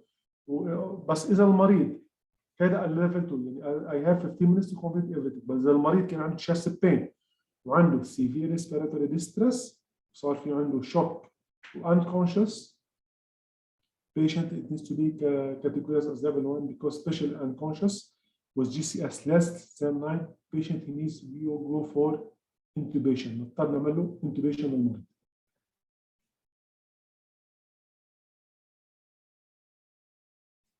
فاذا رح نعطي عن السيتا سيستم same example. We have a 34 years old male arrived to the emergency department complaining of sudden chest pain associated with headache and one episode of vomiting. المريض عنده chest pain وعنده headache وعنده vomiting. He has a Marfan syndrome or one of the malformation, congenital malformation. He had slightly slurred speech and diaphoretic. BP it's 90/60 and heart rate is 110. مثلا الكيس واضحه. اجى لعندي مريض على قسم الطوارئ عمره 34 سنه he's an adult young adult وعنده sudden chest pain مع headache and vomiting. He has a Marfan syndrome and slurred speech, diaphoretic with BP is 90/60 and heart rate is 110. What do you want me to do? This is the COT. What do you want me to do? And I'm not a real case. It's a real case. What do you want me to do? شو بسوي؟ Now you need to tell me what to do. أنا شرحت لكم إياها أول ساعة، الحين أنتم قولوا لي what to do. I will go for neurocardiac. First of all, before the neuro. قبل ما أروح على النيورو، وين بدكم نروح؟ على البيدياتريك أو الأدلت. شو تكلمنا أول شيء؟ فإذا first I will go for the adult. رحت على الأدلت لأنه تذكروا رح نحكي على البيدياتريك هلا النكست سيشن. نحن الحين على الأدلت. فإذا في ديفرنت ما بروح على البيدياتريك. different features بروح على الأدلت. First I will go for the adult. مصرين على كلمة النيورو. ليش عم تقولوا لي النيورو؟ هذا المريض صار في عنده عم بقول لكم المريض رح اجي لكم عايز of chest pain. شو له علاقة النيورو بالموضوع؟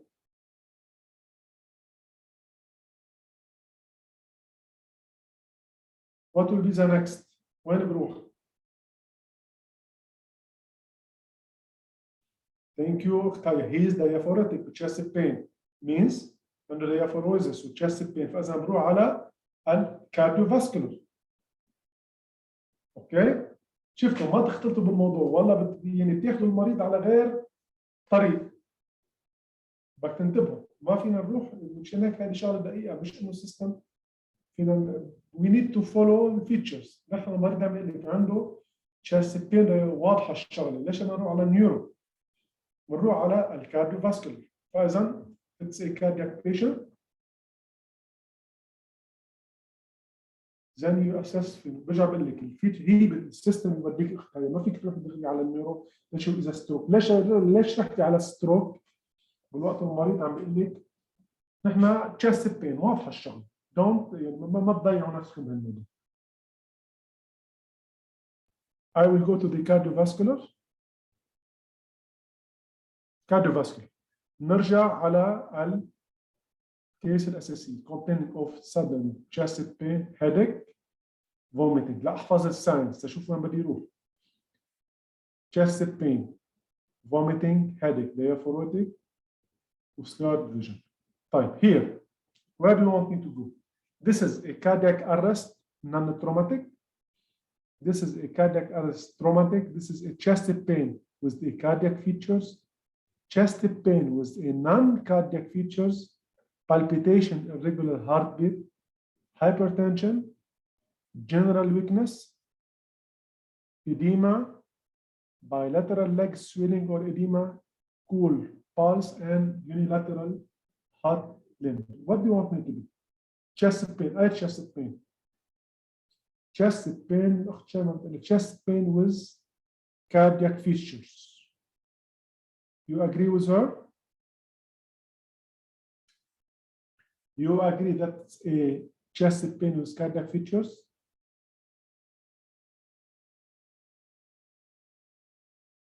Excellent. إذا المعظم اللي كاردياك باستثناء الشخص اللي نون كاردياك. بس تذكر شو في الساينس. This is ايش الشخص الوحيد chest pain with non cardiac feature. تذكر هنا مريض بس الساين اللي عنده هي chest pain, headache, episode of vomiting. إذا this is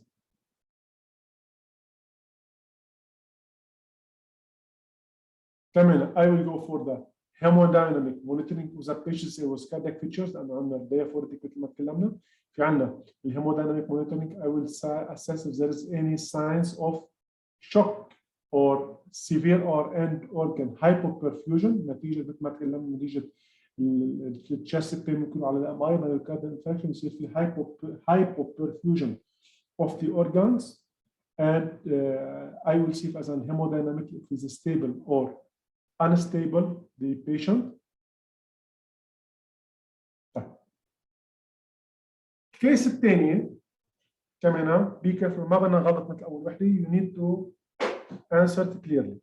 We have a 57 years old male is a non-smoker and he has a 3-week history of dry cough. إذا عندي مريض 57 سنة. He is non-smoker and he has history of dry cough. And the cough is interfering with his ability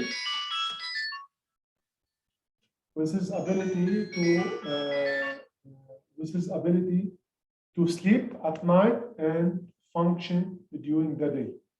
As the cough is interfering with the ability, he's not able to sleep at night or to function during the day. نتيجة الكف. نتذكروا he's a 57 years old and he's a non-smoker.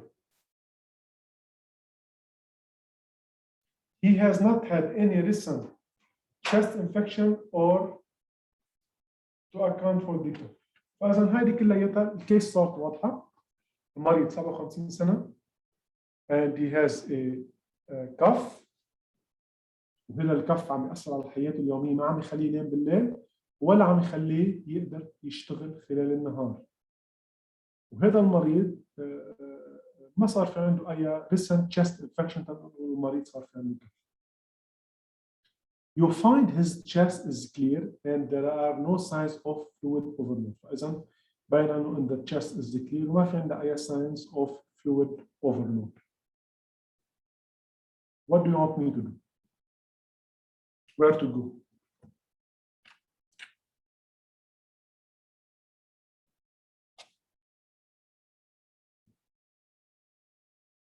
First of all,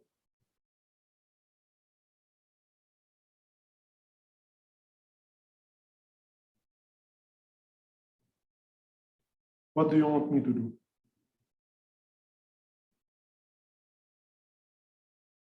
I will go to the adult. Thank you. As an أول شيء أنا I will go to the adult. بروح على الأدلت. I will check the adult. بروح على الأدلت لأنه he's 57 years old. Followed by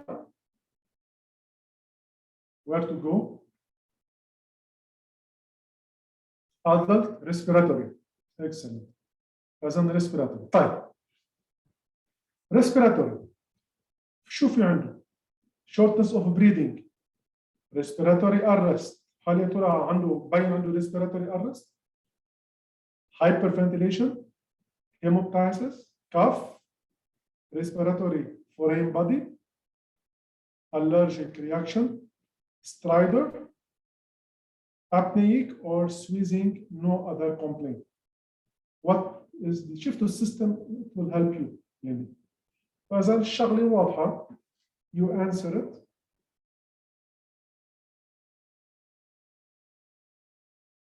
ليش allergic reaction? Gina, what you said, why it's allergic reaction? Just go direct, why do you say it's allergic? Where it's mentioned that it's an allergic reaction.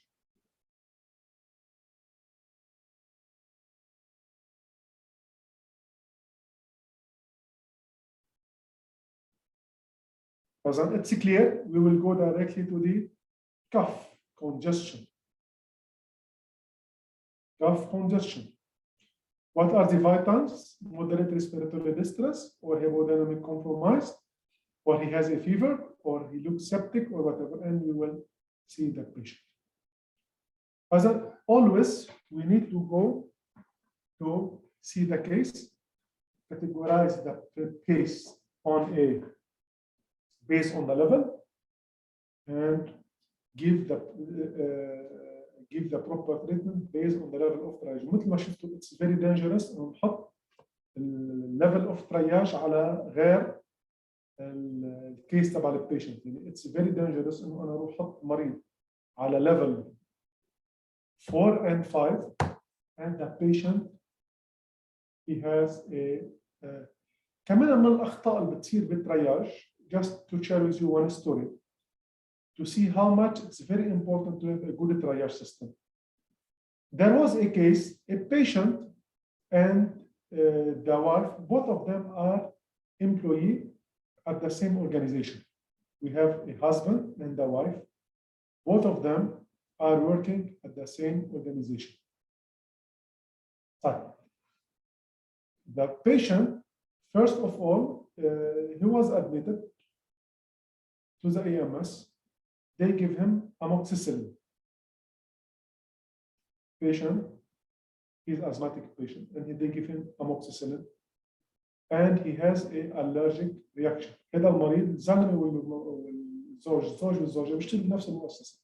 هذا المريض كان عنده نوع من الازمه، وكان عنده عم ياخذ ميديكيشن هي الاموكسيسيلين انتي بايوتكس. فاذا بس انعطى بالطور الاموكسيسيلين صار في عنده allergic reaction. He was lucky إنه he was on emergency department and on spot عطوه medication. He was okay, stable. He go home. During this time كان بعد السيستم there was no the ISIS system. كان بعد الاشياء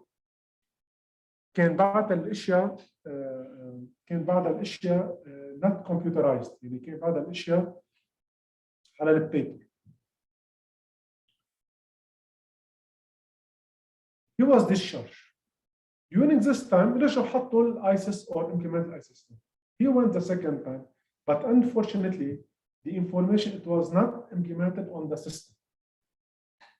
تاني مرة نفس الخبرية بيجي المريض على المستشفى بيعطوه نفس التريتمنت الاموكسيسيلين. He did not develop any allergies. He went home, راح على البيت المريض. After a few hours, he calls a wife and he asks her, please send me an ambulance. I'm not feeling well. I feel like respiratory problem and I need to go to the emergency department. They brought him to the emergency department and he passed away in the ER because they did not notice in the system, or the triage nurse did not notice that the system that he has allergies. يعني انعطى الاموكسيسيلين اول مره بس لحسن حظه كان بالمستشفى وقدروا يعملوا ريسسيتيشن. ولاحظوا السيء ثاني مره اخذ الاموكسيسيلين بس لانه السيستم ما كان معمول له دوكيومنتيشن راح على البيت. مجرد ما وصل على البيت صار في عنده late allergy reaction. ما لحق المسكين على المستشفى and he died in the ER لانه ما لحقوا يعملوا resuscitation. The message on this. We need to be careful on the triage. We need to document everything. Now the information, we might use it later. انتوا بتعرفوا الفايل من وقت السيستم. هلا انا واثق باي مطرح تشتغلوا السيستم مجرد ما يكون في allergic patient system it will pop up, it will react. يكون في allergy. We need to do a proper triage system. وإذا بتعرفوا هذا المريض he has a history كمان. We need to be careful about this. As in, be careful how to assess, how to categorize your patient, how to document it very well, because documentation you might be use it later. If this poor patient, the information was documented before, ما كان وصل إنه pass away because of severe allergic reaction. Because of the poor documentation, because there was no documentation, هذا اللي صار مع المريض إنه he passed away in front of his family because there was a poor documentation of the emergency department. Right. Another just case, let's say if you have the patient admitted of chest pain and the patient he is connected to the monitor or suddenly become unresponsive. What you will do? شو نتصرف بالحين؟ If the patient is connected to the monitor or suddenly become unresponsive, شو بنسوي بالطوارئ? What to do? What should be done?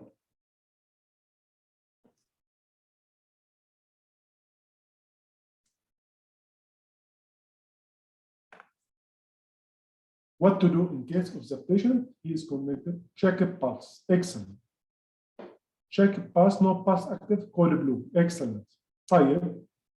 Patient is connected to the monitor.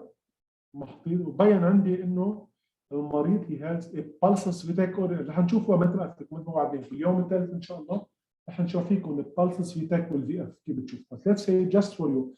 Now the patient has a ventricular fibrillation يعني الرزم كله في بعض. شو بنسوي؟ ACLS, what to do?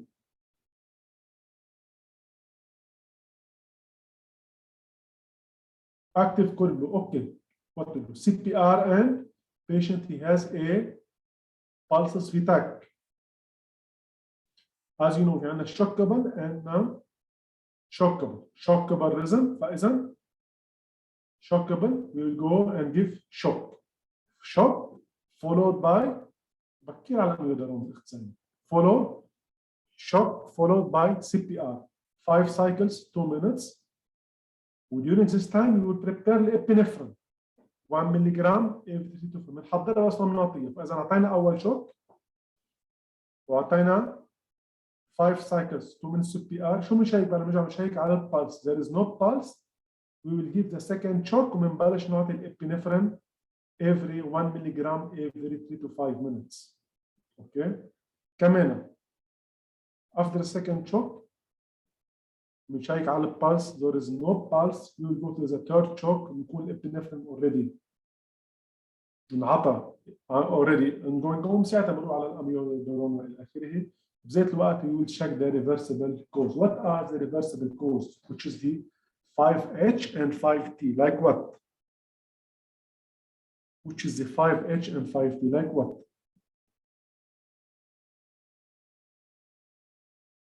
Hypoxia, hyperthermia, excellent. Hypovolemia, ممتازين. Hypoxia, hypokalemia. طيب احكوا لنا شوي عن التي. ها؟ Thank you. أنا toxin. What else? Thrombosis, tamponade. Yes, tension pneumothorax. Thank you. And this is what to do in case of shock. فإذا هذه الأشياء مثل ما تكلمنا عن المفروض تنعمل وقت المريض بيكون في عندنا كذا. فإذا in this 2 sessions we give you information about the triage system and what are the level of triage and how to use and implement the system in case we have a proper system. What are the challenge in case of triage or challenge? I mean, where we are not able to implement the triage system. If you are not able to triage system, وأعطيناكم كذا كيس سيناريو. بالسيشن الثاني أعطيناكم كيس سيناريو عن مريض with chest pain. If he has a severe chest pain, what to do? اذا المريض كان عنده severe chest pain شو نسوي وشو اللاين اوف تريتمنت example especially المونة and what are the cause of chest pain شو الباثوفيسيولوجي شو التريتمنت واعطيكم كذا example كمان عن how to trace a patient with a chest pain. And later on, any question? Do you have any question for this session before going for the morning break? في عندكم أي سؤال بتحبوا تسألوني إياه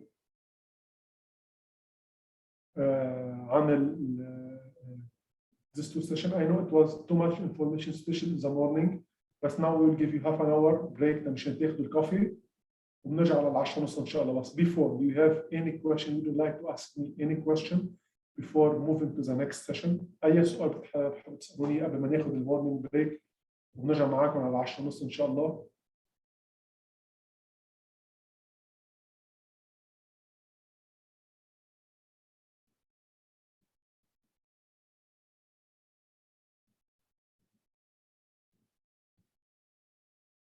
I will give you two, I will open the floor for 2 minutes if there is any question. حدا يقول لي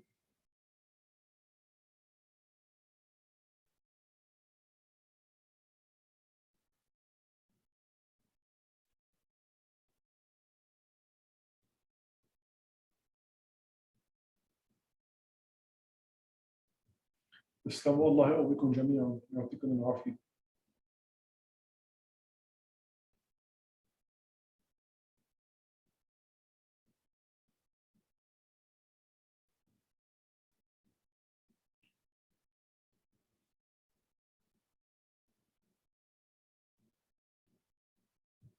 طيب, if there is no question, this is a time for break. Please take your break. هذه فترة الصباح. Take your coffee. ترجعوا هيك مصحصحين معنا. وإن شاء الله على 10:30 مثل ما تكلمنا رح نبلش بالسيشن الثاني. ولا حتكون مثل ما تكلمنا على لحظة. كتبت لكم إياها تمشي تكون واضحة.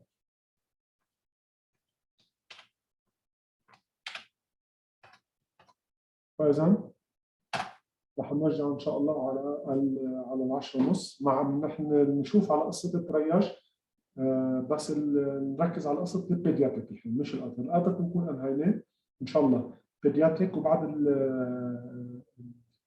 الظهر رح نعطيك كثير كيس سيناريوز على الاشياء اللي علاقه بالريد فلاج يعني الحالات اللي ممكن تحيركم ما تعرف كيف تصنفوها. فيري انترستد سيشن بعد الظهر يعني رح تشوفوا سيشن نعطيكم كذا كيس وبتكون صعبه تقدروا تعملوا كاتيجوريزيشن لانه ما بتعرفوا شو الشكوى تبعهم. It will be very red flags. Thank you. The red flags. فإذا thank you for your attendance and we will see you at 10:30 إن شاء الله.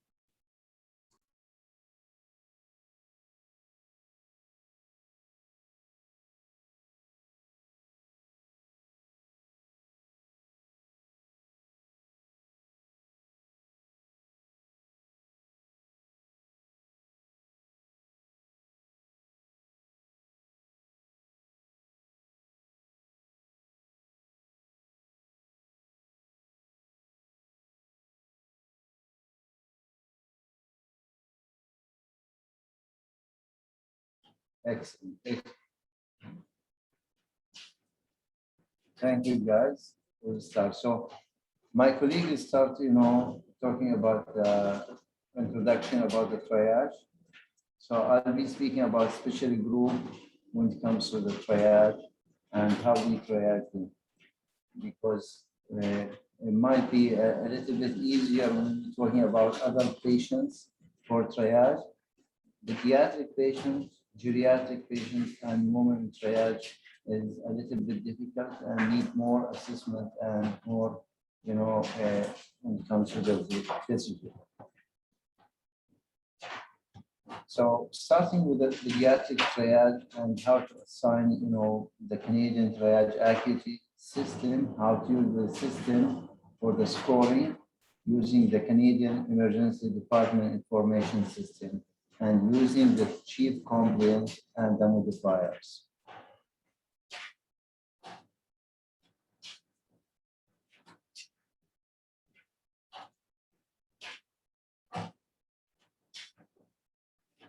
Okay, so our objectives for this session is going to be understanding the differentiation between adult and pediatric when it comes to the triage, how to apply the critical look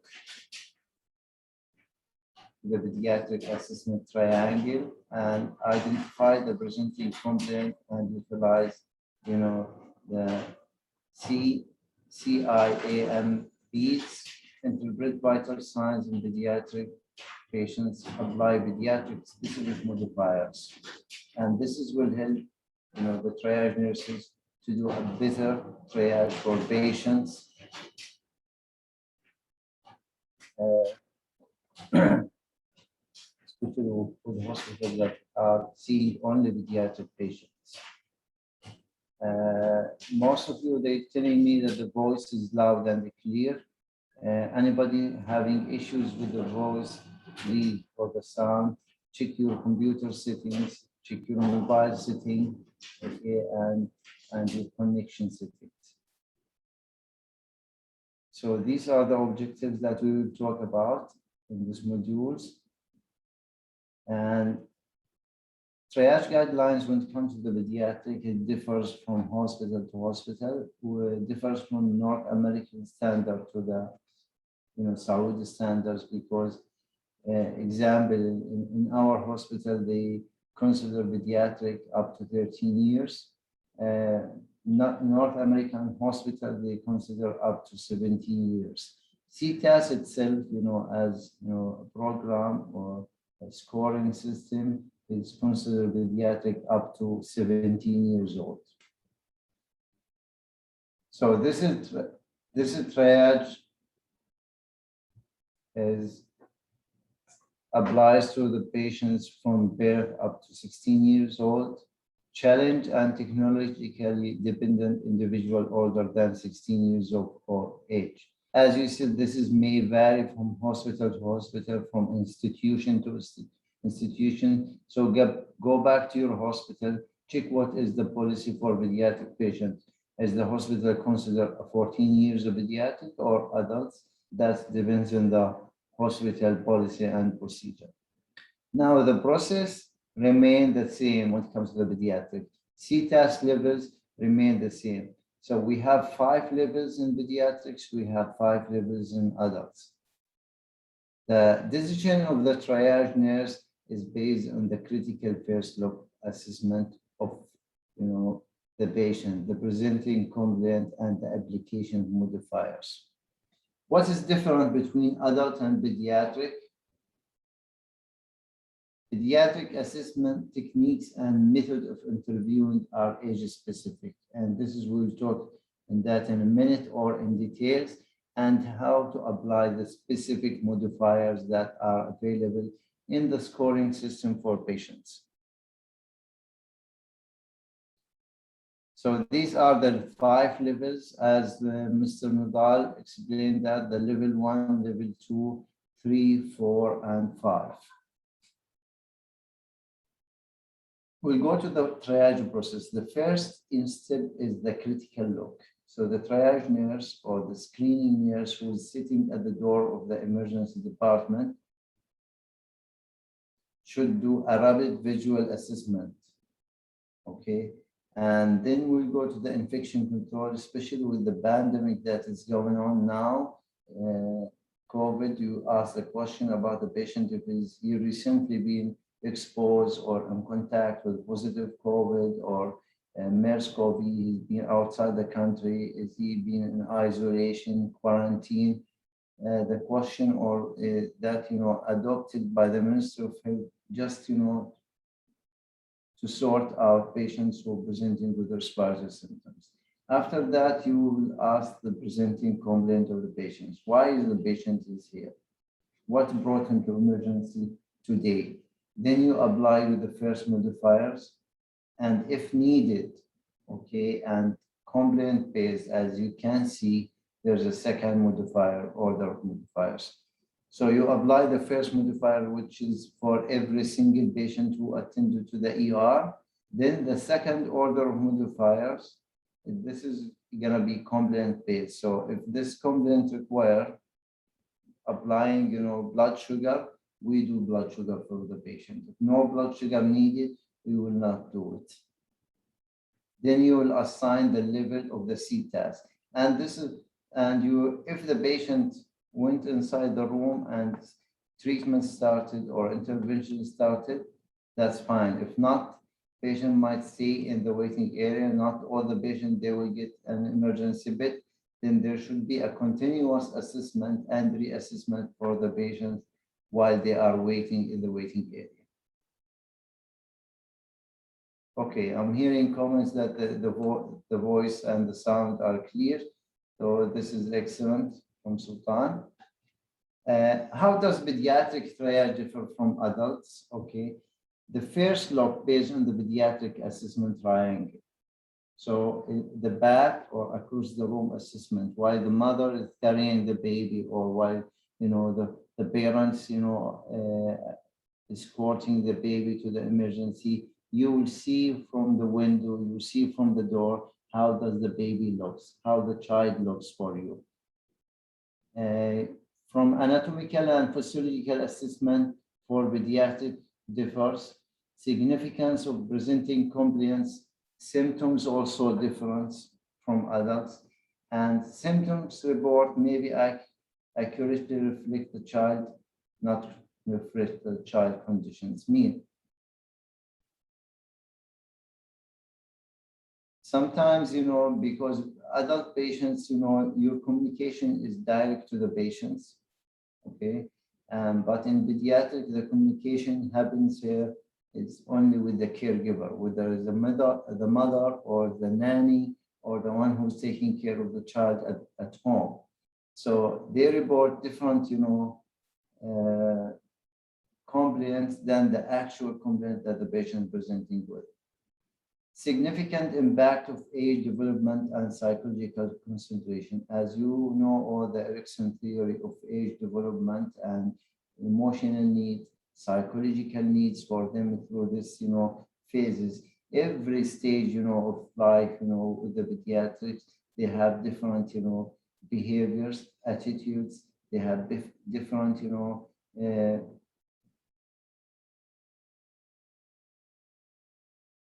different, also progress and grow in their age.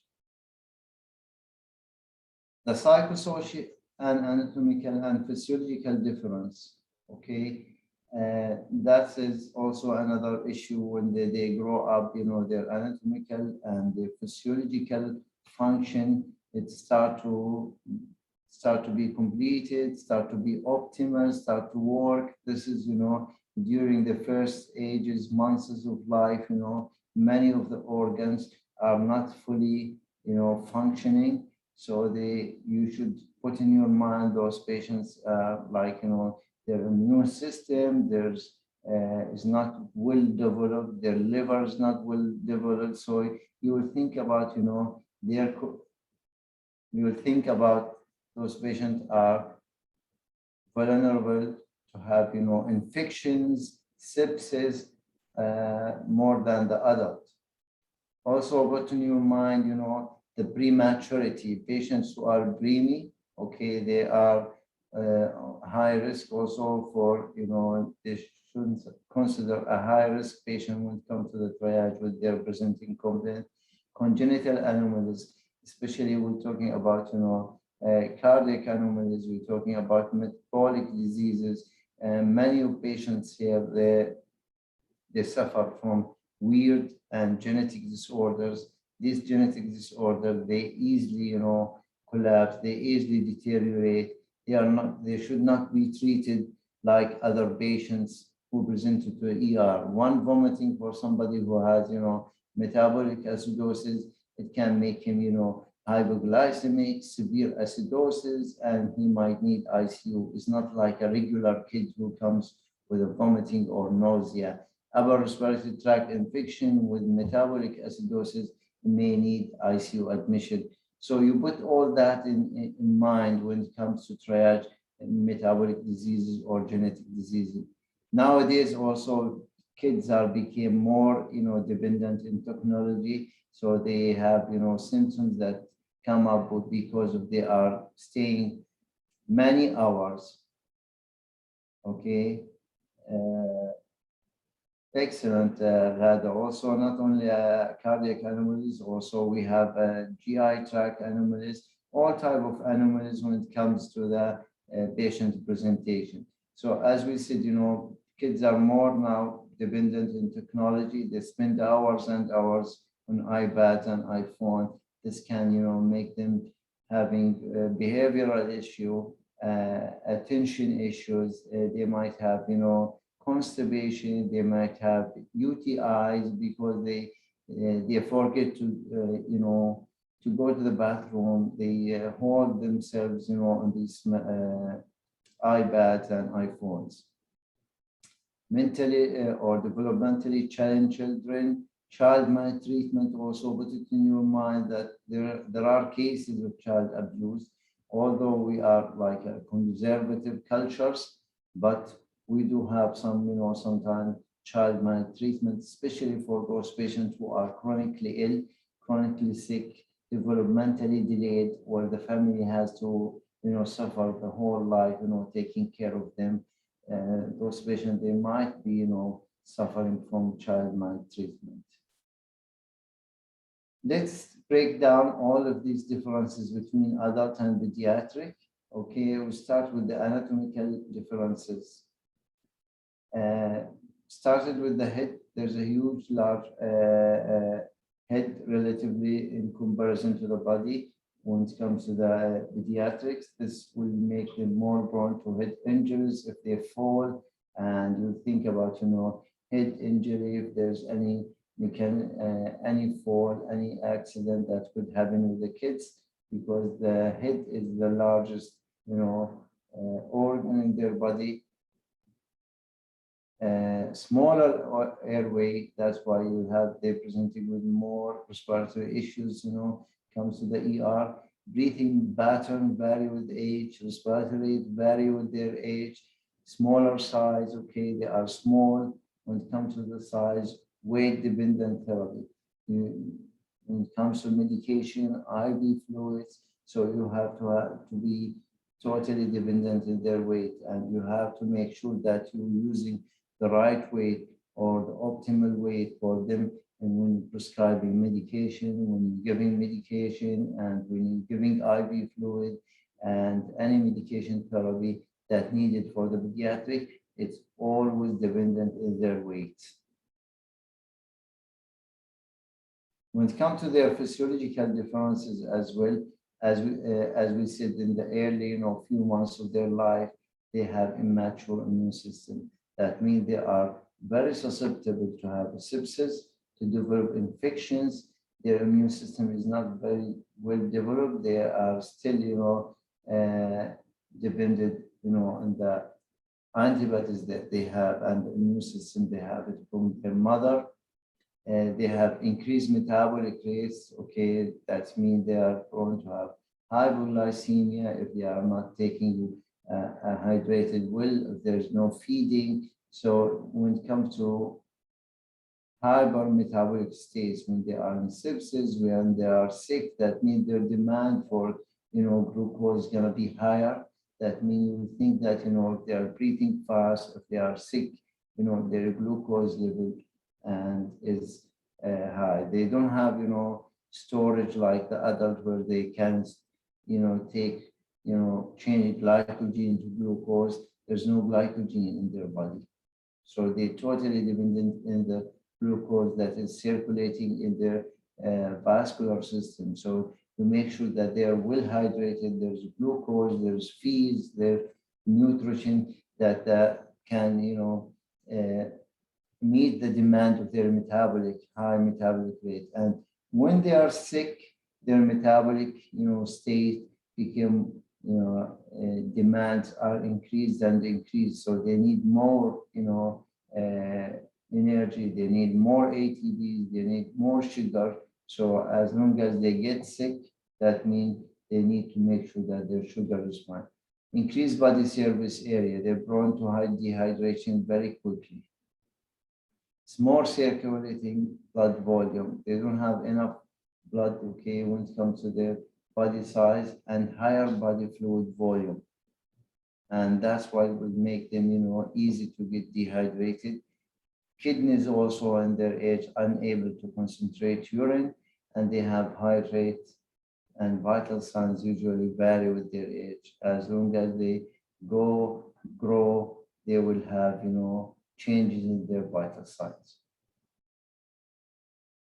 It's very important when it comes to also to try to think about, the psychosocial differences for. It's not like the adult, as we said, it comes to meet them, interview them. You need to put in your mind their age and their psychological needs and social needs when you interview them. Example, if your patient from neonatal to 1 year or the infancy, he is like the cuddling, soother, music to be wrapped in a blanket. That will, meet his psychosocial demands. When they are at the age of 1 to 3, they like the bubbles. They like to be distracted when you do the exams for them, and they have a fears of separation. When they grow up to the age of 3 to 5, like the stickers, games during the exams, take words literally from them. And when they grow up more from 5 to 12, okay, they like to be involved. They like to be, understand what's going on with them, teach them the equipment, touching the equipment, giving choices, explanation. They have a fear of pain and disfigurement. Putting that all in together, so this is, will help, the family, will help the child, okay, when it comes to examine them, to triage them, how to triage them, because as we said, they are very scared, they have a fear, they have some social and psychosocial needs that need to be maintained or to be assured while they are in the hospital. When they are adolescents, body image is very important. Interview them alone, examine them alone. They don't like to be exposed. They don't like body to be exposed. Sometimes they have substance abuse, depression, and sexual activity. Respect the confidentiality for them. Special needs, as we said, technologically dependent or challenged kids provide comfort, determine what normal based on parents' perception and feedback. Let's take the psychosocial assessment for them in the triage in steps and examine their general appearance and level of consciousness. Note that the child's emotional response to stimuli, anxiety, indifference, inability to be consoled maybe indicate altered level of consciousness. So you have to be mindful about their, level of consciousness when you assess them. You have to be mindful about their emotional response to the stimuli. They are always anxious. Look to the caregiver and the child interaction. How do they interact to each other? Does the story make sense for you? Okay, sometimes, when they're presenting the family, they will tell you he has, he broke his arm, he fell in the floor, and you start to ask some details and events. You find that the story is a little bit weird and doesn't make sense for you. Especially if the patient has recurrent, falls at home. This is, should drive you thinking that if there's any child abuse for this patient or not. Is what you hear, is what you see are the same. And this is when it comes, to think about, does the story make sense? If you look to the patient and you think that this is not a trauma, this is not a fall, and this is maybe somebody being abused or physical abuse happened to him, you should also think about that, because sometimes not what you see always be in alignment about what you hear. The critical look you will look to three things when you see the child, in the triage. You look to the general appearance. How does he look? Okay. Does he look, lethargic? Does he look active for you? Does he look pale? Does the look, is he cyanotic? What is the color of your patient? Okay. What is the level of consciousness for your patient? Is he irritable? Is he agitated? Is he playful? Is he smiling? I always use the example, yes, mottled. This is all comes from the color. Thank you, Ghada. I always remember, a physician, pediatric emergency consultant who always asked the mother, did you see the child smiling today? Children are very honest, okay, in their feelings, okay. If they are happy, if they are, pain-free, you will see them, smiling, playing, and communicating very well. If they are in pain, if they are sick, you will not see their smile. So that is part of their general appearance when it comes to assist them. Then you go to the work of breathing. You assess the work of the breathing for the pediatric. See if there's increase of work breathing. Is there's any noises or voices you could hear, like wheezes, grunting, coughing, barking, coughing. What kind of cough he has? Is there's any retraction? Is there's a nasal flaring with the patient? Stridor. So these are by might be audible for you and does not need to be a detailed physical assessment. You might hear it while the baby is in the mother lap. So you need to be using your senses. As we said with the general appearance, you have to be mindful about your sight. Look in your eyes for the patients from the top to the bottom, okay, from the head to the toes, and listen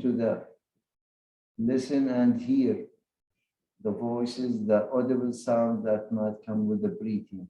Look at the way of the breathing, okay, if he's increased work breathing, if retraction, if nasal flaring, you see all of this, okay, it tells you about the way the patient's breathing.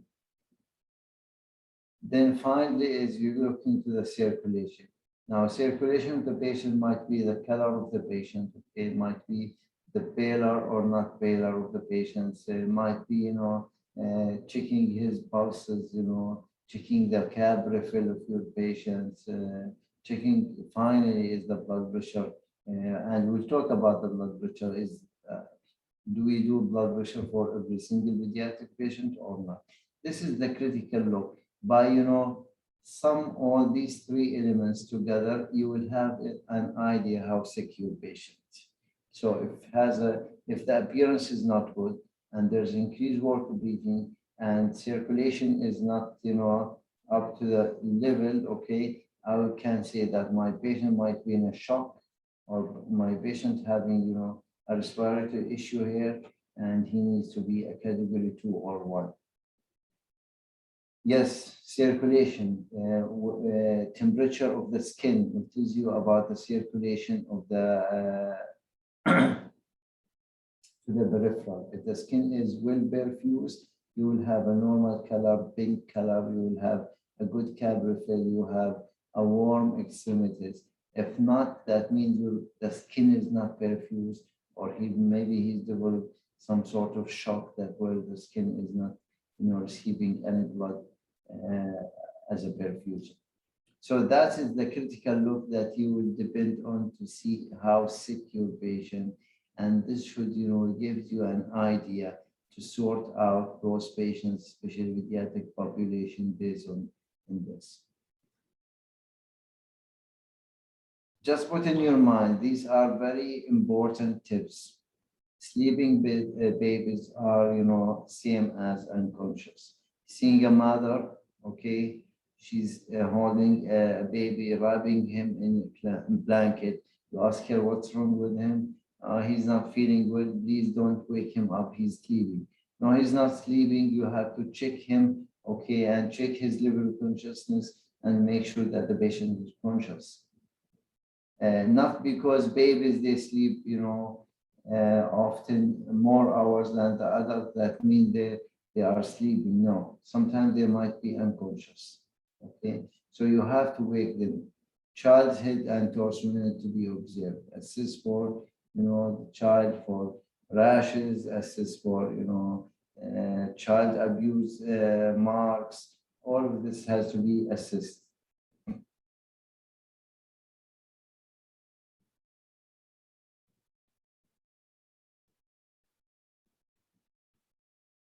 Continue in the general appearance. As we said, is your patient alert or responsive? Is your patient agitated? Is your patient, irritable? Is your patient, looks communicating very well with the caregiver or not?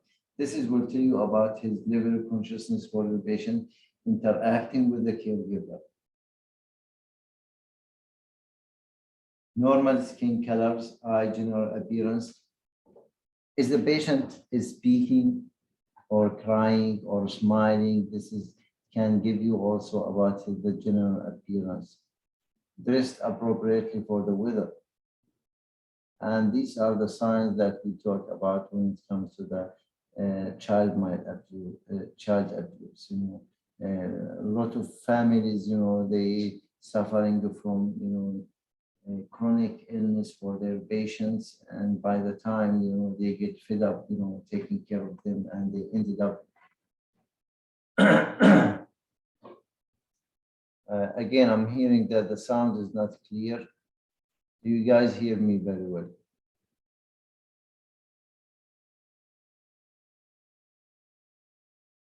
Okay, excellent. So I'm hearing a positive feedback that the sound is clear and loud. Please, whoever have problem with the sound, check your connection, check your setting, computers, and hopefully the problem will get resolved. Also, I hear that some of you, they said, just leave the lecture and sign in again. You will have better connections. Anyway, try troubleshoot as much as you can, and you will see that the problem will get solved. Content or consolable. What kind of cry the patient is? Consolable, you can hear him or not. All of this, kind of general appearance that you need to make sure that the patient, in the first triangle. When it comes to the change behavior, that's one of the most important things that you have to interpret carefully and recognize early with the kids. As we said, most of the patients, when they come to us, then they will not give you a complaint that is matching with the C-test, okay? Because they will give you something. You ask the adult patient, what's brought you to emergency today, for example, he will tell you he's taban. I'm tired, okay? Now, taban it can be acute MI. Taban can be acute stroke. Taban can be, bleeding. Taban can be acute abdomen. So there are many, issues that could be under taban. And this is, the burden is going to be in your shoulder as a triage nurse. You have to be responsible to break down these words and to understand why the patient is in emergency. In pediatric, a very common, okay, and very worrying complaint is change in the behavior. So the mother will report, or the caregiver, that the patient does not look the usual state that he is. He may become lethargic, not active. Patient became, sleepy. Patient became, decreased oral intake. Patient irritable. Patient had, loss of tone. All of this,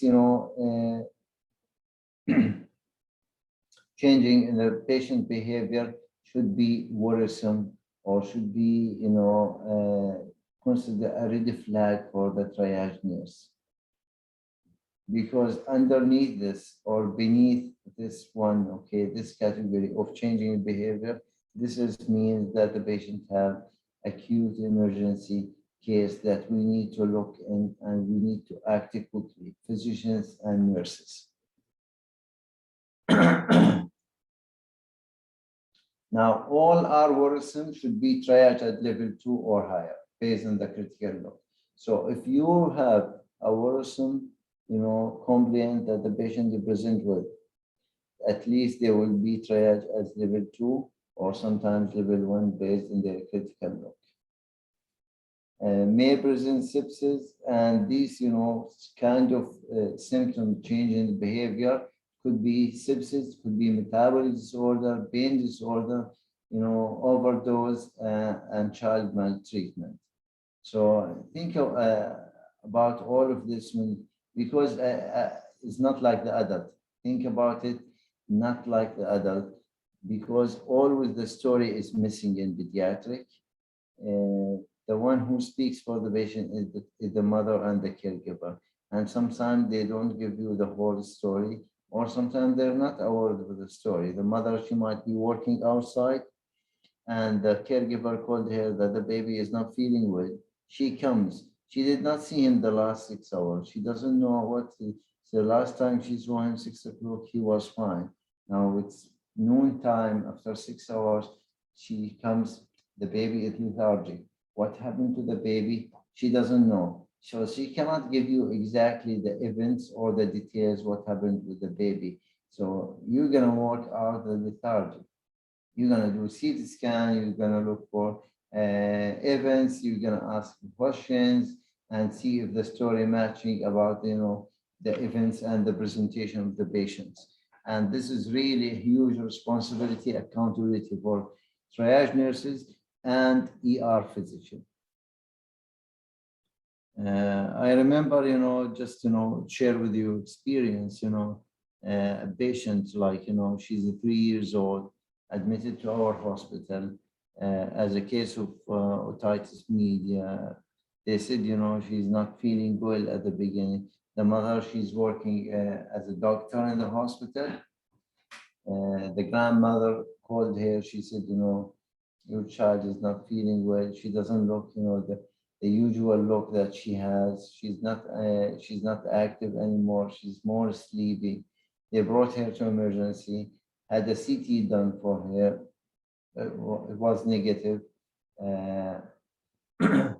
Had also, a full septic workup for her, and ended up like, they think it was otitis media. They admit her for observation. And when one of the ER physicians actually caught this while he assessing the patient, trying, asking, more details. Is the patient, living with the mother or she's living with the grandmother? And they told, no, the mother is working. While the mother is working, the kids goes to the grandmother house, and the grandmother, she will take care of her. And when they assess her, okay, they found that she has pinpoint pupils or constricted pupils. They assess further and they found, the reason why she's oversleeping or lethargy, that she has took some medication from the grandmother, and that's make her, not arousable, not talking, not active, always sleeping. So this is an example of change in behavior. Somebody who is healthy and all of a sudden he's lethargic. This is, should be level 1 or level 2 because there's a, a massive change in their behavior. And we should think outside the box, okay, not listening to the caregiver or to the mother, because with the pediatric, most of the time, those people, they are not available or present to tell you the exact story. The kid might took something, might drank something while he's at home, or ingest something that causing this lethargy or change in the behavior. Work of breathing, as we said, we will assess the patient respiratory rate, we will assess the respiratory effort, and we will listen to the sound. No need to listen to the sound by the stethoscope in triage, okay? It might be, a place where it's very noisy. It is the noisiest actually place in the ER. So you will get nothing from listening to with a stethoscope. If there's audible sounds, you will hear them. If there's, wheezes, you will hear it. If there's, grunting, you will hear it. If there's stridor, you will hear it. If there's barking cough, you will hear it.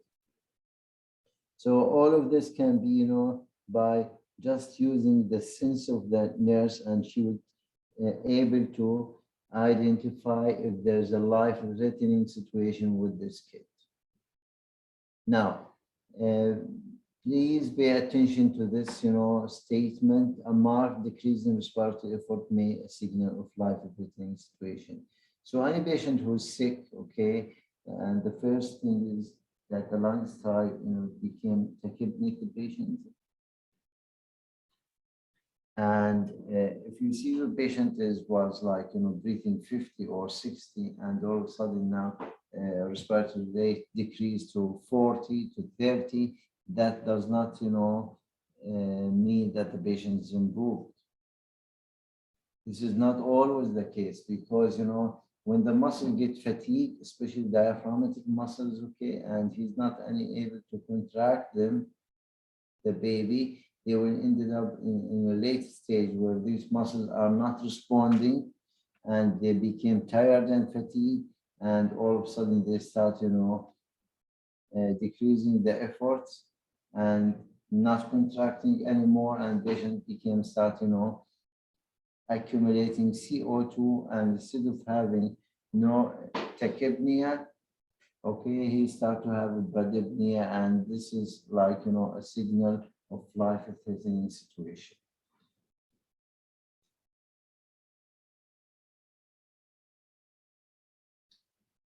Circulation, look at the color of the patient. If there's any bleeding outside, note the signs of dehydration, sunken fontaines, especially, or eyes for kids less than 18 months.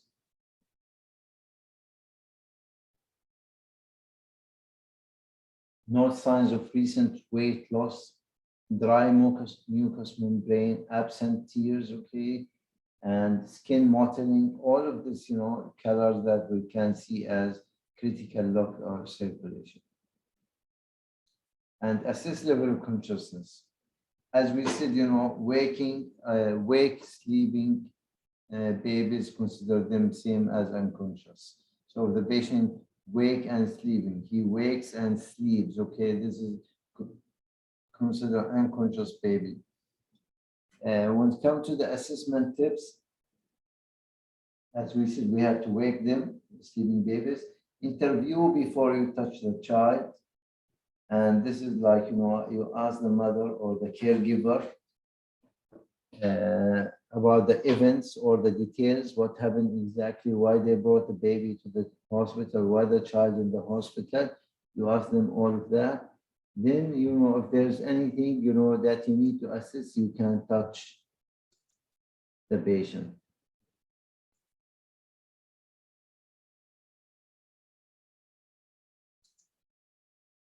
Because, as all of you know, that pediatric patients, they get irritated, they are anxious, they're scared, If you try to touch them first, assist them first, now they will become more irritable, more agitated, and you will not be able to continue your exam, and you will end up having a false triage category for your patient.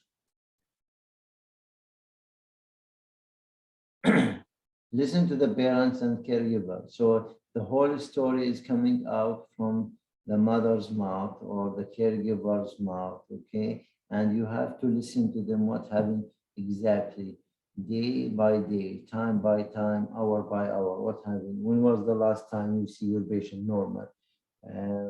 Did he have, is he eating, is he drinking, is he playing at home, is he smiling?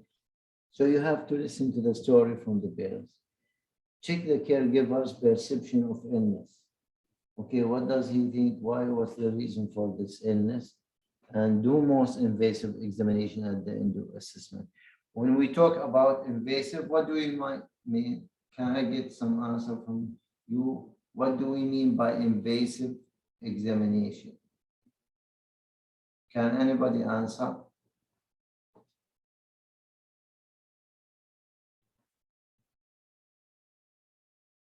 Rather, you're saying it is detailed. Maher, you're saying it's a PR.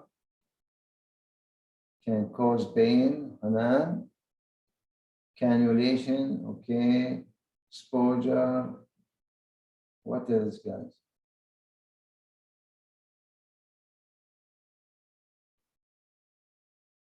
Endoscopy. So it's not like the adult. When we talk about invasive adult, I mean like when we do like, you know, a procedure for the patient, we involving surgery, we involving, you know, IV lines. These are, when it comes to pediatric, you know, when it comes to pediatric, temperature and vital signs considered invasive for them, because they are very sensitive to this examination tools. So temperature per se alone considered invasive. So make these vital signs or temperature at the end of after you take all the interviews, because imagine if the patient, you know, went inside the room and you would like to do a triage. He's a 1 year old and you put the thermometer under, let's say you want to under his skin for axillary example. This patient, okay, will start to cry. The minute he starts to cry, this will stop the whole triage process.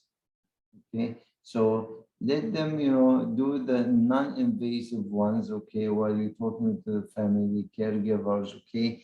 Stuff that might need to be, you know, invasive for them, do it at the end. Apply the infection control, okay, and ask the question when it comes.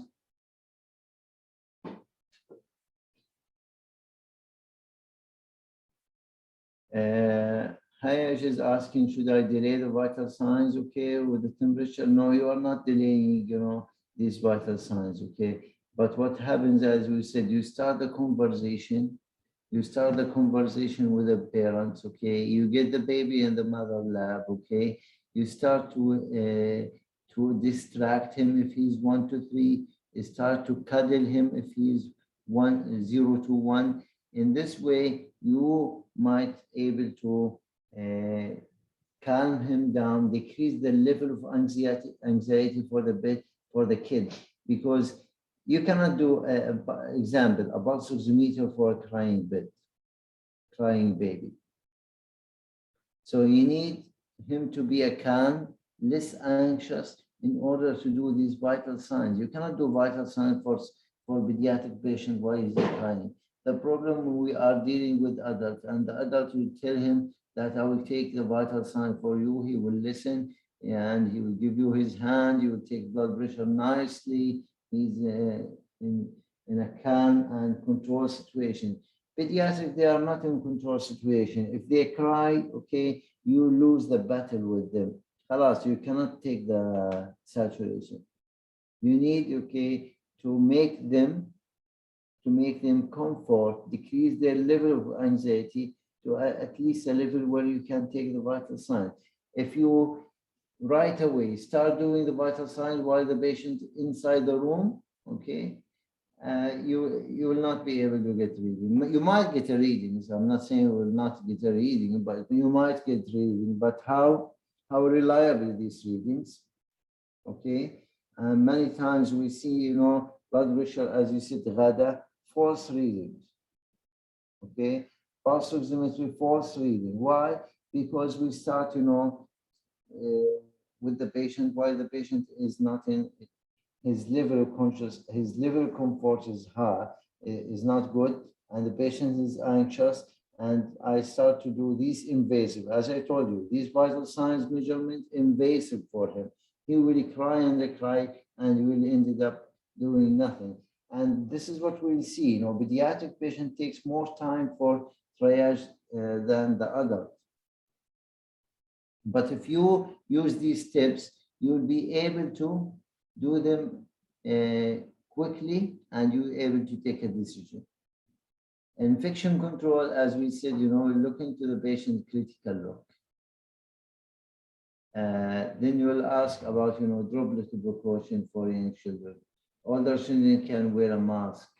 Children with the rashes also present with a high risk, especially when conflicting with parental attitudes toward immunizations. You think about all of this.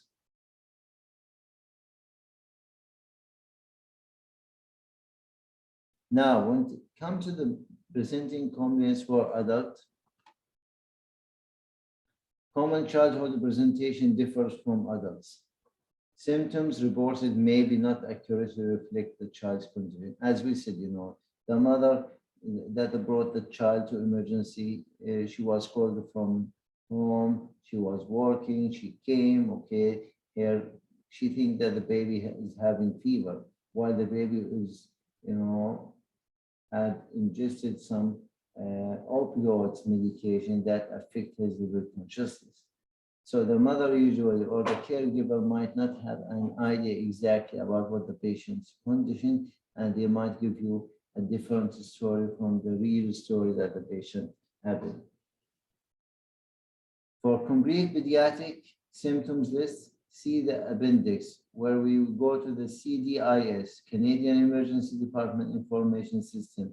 They have presenting complaints. So you open the system, you see the complaint of the patient. Example, abdominal pain, and you go to the abdominal pain and see the modifiers that needed to apply in this presenting complaint.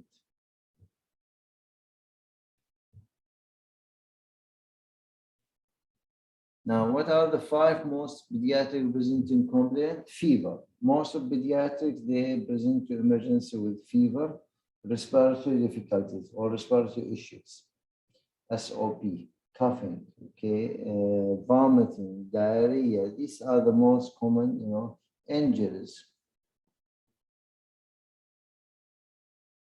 And change in behavior. These are the most, the one that always worry me is the change in behavior for the patients.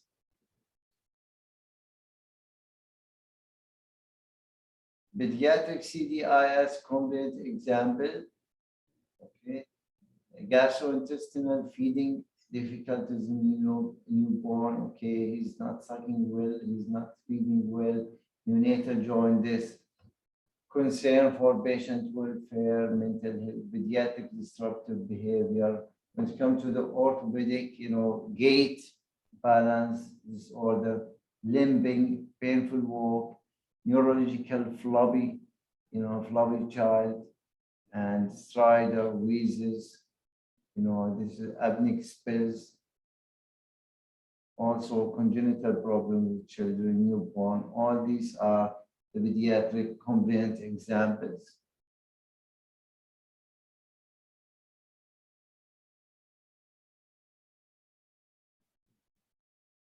So as we said, you know, the triage is considered of two lines. There's objectives and there's subjective. So objective, whatever you take from the caregiver or from the patient. If he's like, you know, 5 years and above, you can ask him what's happening, what's wrong with you.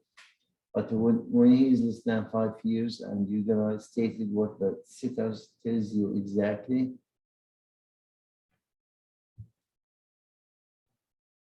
Again, I'm hearing that there's no sound. Please check your sound, okay? Connections, internet, and make sure that you have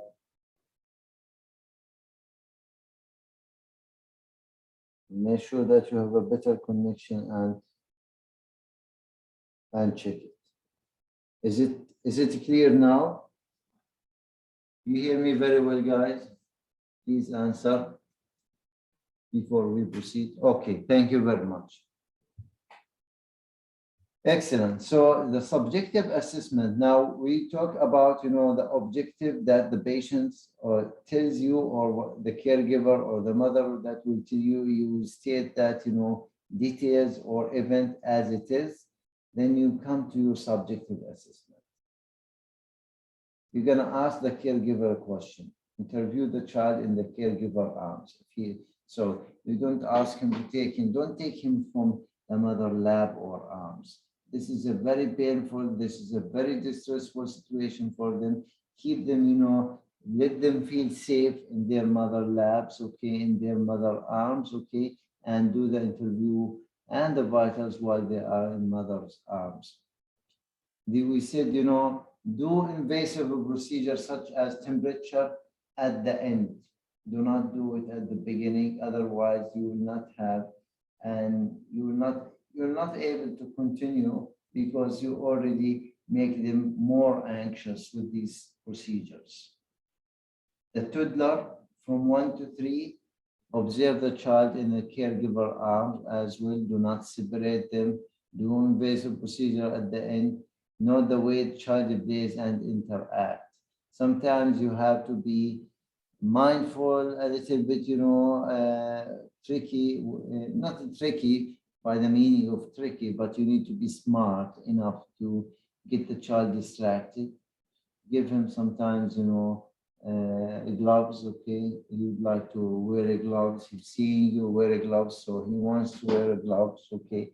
He will be distracted looking at the gloves, wearing the gloves. And meanwhile, you can do your assessment, you can do your vital signs, okay? Do invasive procedure at the end, remain the same. Now, the preschooler, 5 to 12,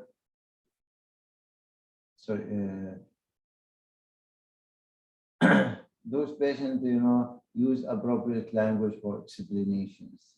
The child may be participate in the history, do invasive procedure at the end. Now you need to be you need to speak in their language. So kids, they have their own language. They are not adults, okay? So when you talk to them, you need to make sure that you talking to a mind of a child, okay? Using their expressions, using their words, using their gesture about pain. All of this, need to be mindful, okay? Because they do have, some vocabulary storage in their mind, but they don't have the full vocabulary storage. So you need to be simple, straightforward, direct to the point, and make sure that they understand what you are saying and you make sense when you ask them. School age, okay, now, and adolescent, now allow the child to participate by involving them in the interview. They are part of the interview. They can answer the question and use appropriate language. Privacy is very important. Privacy for this type of age.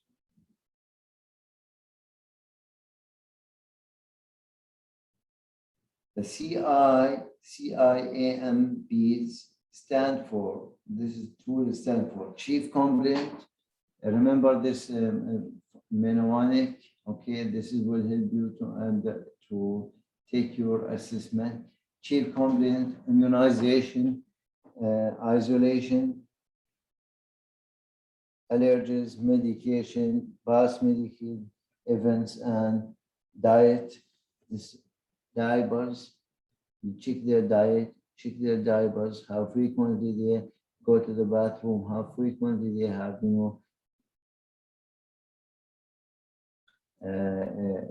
bowel motion, or if they have diarrhea, or if they have, urine or not. And see symptoms associated with illness and injury.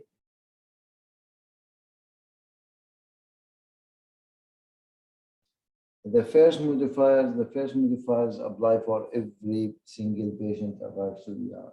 So any patient comes to the ER, we have to do the first modifiers. Every patient comes. We cannot skip that.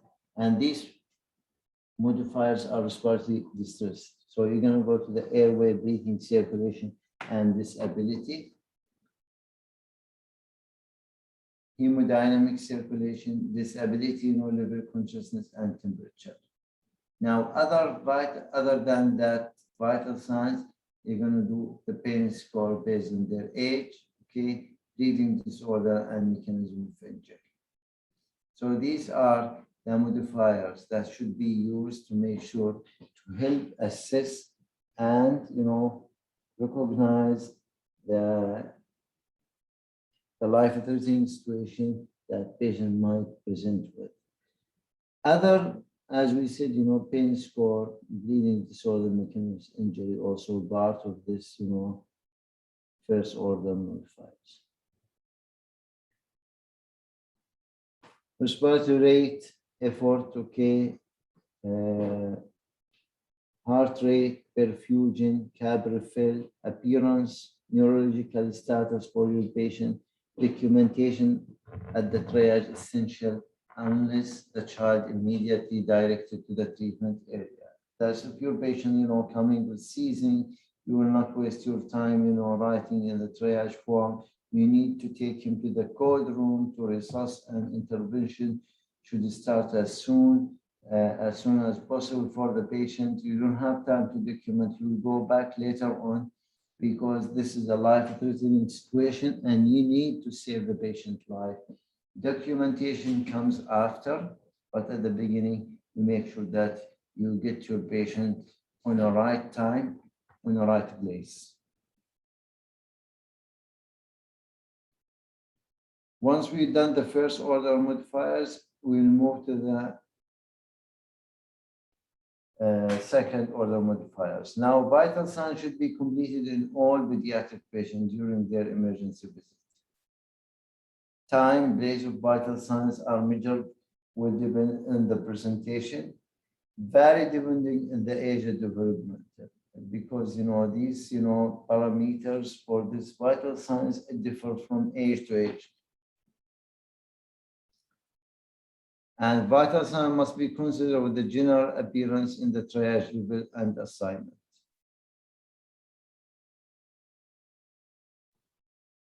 Level 1 and level 2, they have abnormal vital signs. Level level 1 might have unstable or abnormal vital signs. This is patients who are level 1.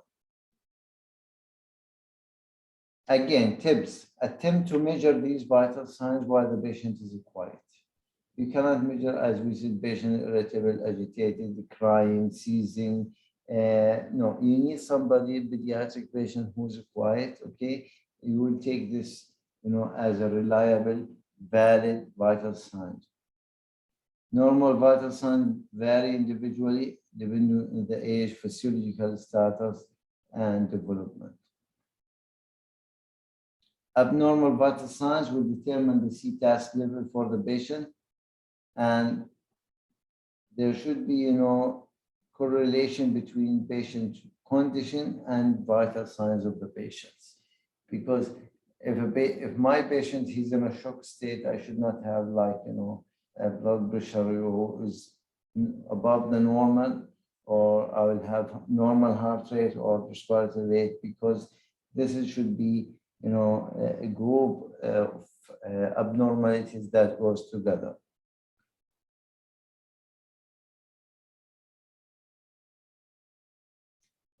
Remember, in the child who appears ill, vital signs in the normal range may indicate a pre-cardiopulmonary arrest state. And we've seen this many times, okay? That patients who have normal vital signs, okay, doesn't mean that they are not sick. It does not mean that they don't have a life-threatening situation. They could be in pre-cardiopulmonary arrest. And why I'm saying that, pediatric tend to compensate better than the adult. When it comes to the compensation mechanism in pediatric, they compensate more than the adult. But if they collapse, they are harder than the adult to bring them back. So the pediatric patient gives you enough time as a healthcare provider, as a pediatrician, as a triage nurse to detect what is the issue. But if they collapse or deteriorate, it is usually difficult to bring them back.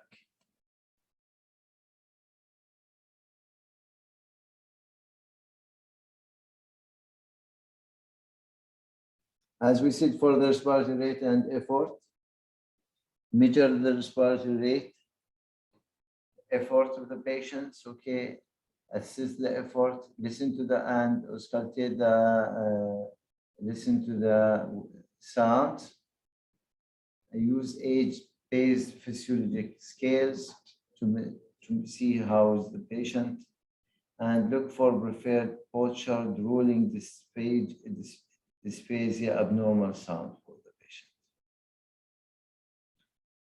Now we don't depend on the peak expiratory flow meter. Okay, for patients, we're looking about their saturation. Saturation, you know, is less than 90. Patient is fatigue from excess. As you said, you know, the diaphragmatic muscle reached the point where the patient became, you know, totally tired and the muscles are not anymore, you know,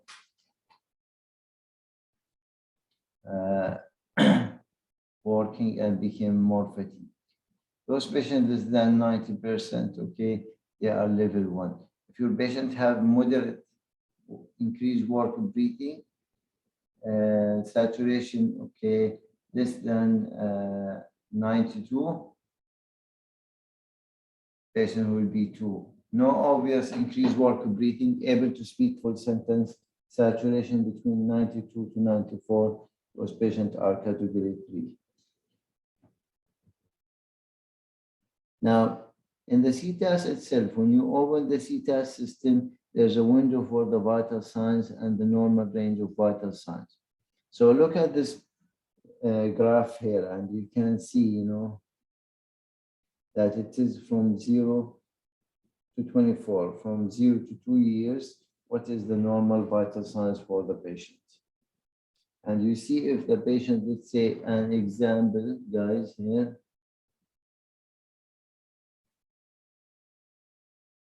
If the patient is heart rate, respiratory rate of 70 here, and the patient is 11 years or 12 years, I can see he's red here, and this red, it means he's category 2. Now, if respiratory rate became more than 65 and he's 12 months, that means your patient is category 1. And this is based on the colors.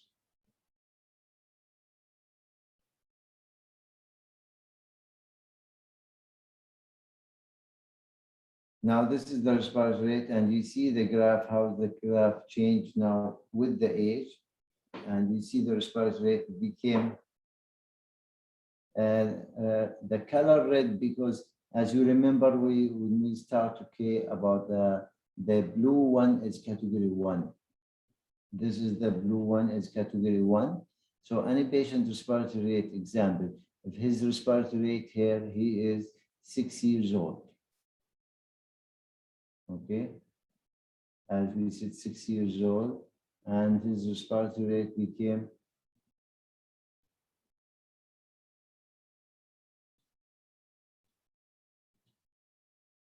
50. Example, this is a category 1. Respiratory rate was between 10 to 15. This is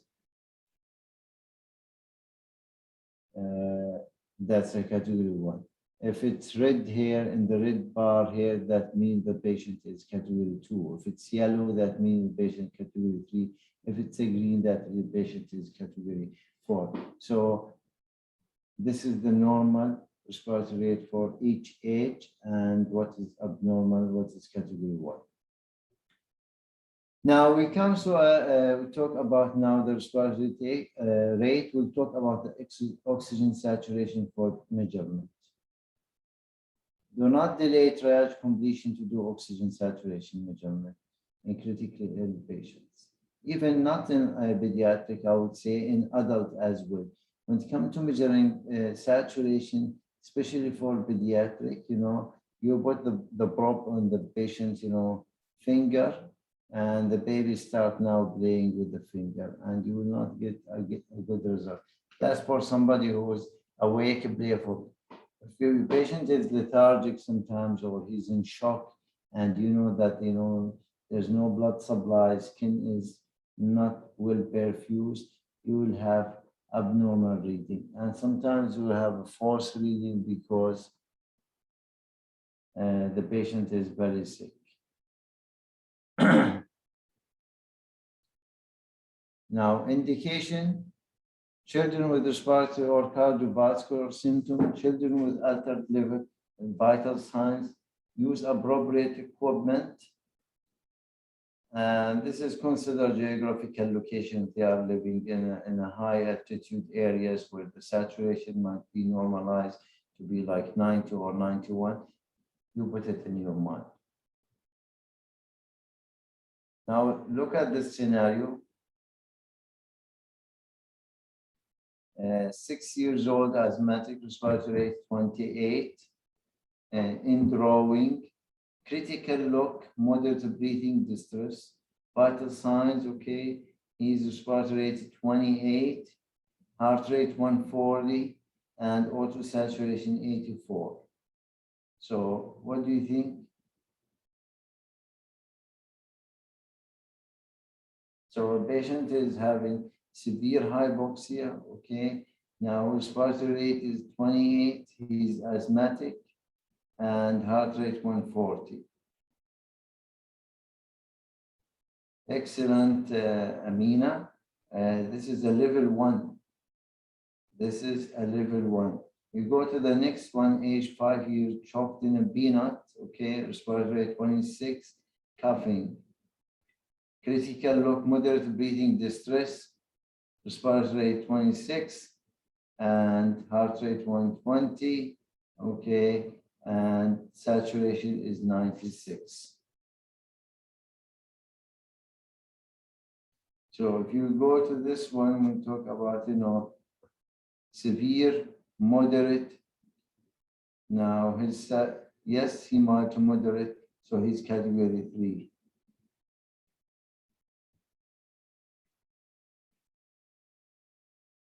Heart rate tachycardia is the early response for pediatric, and later on became late bradycardic. Assist cap refill, skin color, temperature, as we said, moisture, if there's any bleeding that can be controlled. Use age-based physiological scales. That means if your patient, example, brought him and he is I have no weight, okay, they brought him direct to the cold room. I can use Brasro tape. Brasro tape, if all of you are aware that it has the weight of the patient, the estimated weight, and what type of, like example, how much medication I need to give when it comes to the pulse medication, how much, what is the size of ET tube, what is the size of NG tube, all of this written at the at the back of a Brasro tape. Hemodynamic stability, if the patient showing a shock signs or there's an end organ hyperperfusion, weak 3D pulse, those patients are considered category 1. If he has hemodynamically compromised or a borderline perfusion, he's category 2. Vital signs normal, outside the limit, this is the category 3. This is the CTAS heart rate for 0 to 2. So if your patient is 12 months and heart rate is more than 170, example, or 175, this patient they consider category 1. The same principle applies for the heart rate from 2.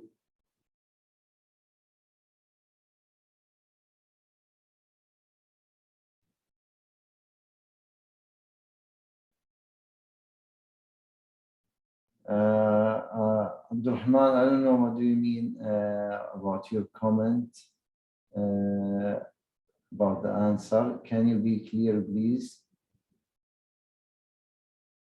Now, circulation. Look at this scenario. A 4-year-old diabetic vomiting, rapid breathing, and you can tell from the scenarios about his look. Remember the triangle we said? Look at the critical looking for your patient, then work of breathing, then the circulation. He is critical look, he's bare, effortless, okay, tachypnea. And so there's tachypnea, but without effort. Heart rate is 170, okay, respiratory rate is 60. And in the CI, ambient, insulin-dependent diabetic, not tolerating fluid, recent weight loss. So we're thinking about this patient, tachypnea, tachycardia. We're thinking about his insulin-dependent diabetic, not tolerating fluid. He might be, in a DKA, who knows, but he's category 1. For the sake of the time, we'll move to other, vital signs. This is level consciousness, okay? For this patient, okay, for 3 to 9, he's 1, 10 to 13 is 2, and 14 to 15. Now, fever. One of the most common, presentation that pediatric comes to emergency and family, they always come bringing their children because of fever. It is a specific modifiers for young infants and immunocompromised patients and must be used as sign triage level in older children. Initial treatment, for fever protocol should be utilized and reassessment. Give patient febrile. You can start acetaminophen in the triage. Now, from 30 days to 2 years, the first choice, which is the definitive choice to do, is the temperature is rectal. So if a patient presenting with fever and he's 2 years, okay, the first choice for measurement of temperature is rectal. Second choice is auxiliary. It is a screening, is not definitive, when it comes to the result. 2 years to 5 years, the first choice is rectal, okay?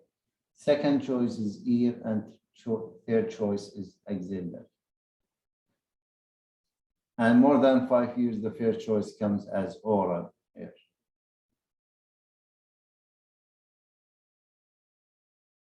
Now, if you have a patient from 0 to 3 months and temperature more than 38 or less than 36 is category 2, okay? Because here we are more, widely thinking about sepsis that could happen in the first 3 months. We said the immune system is not well developed.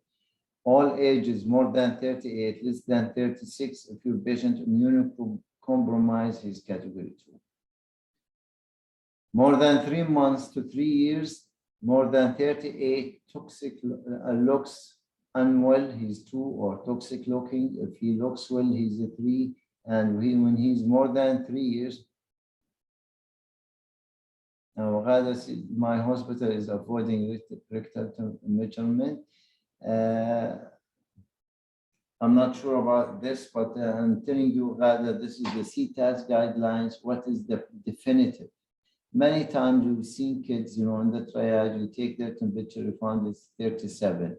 Do it rectally, you'll find it 39.5.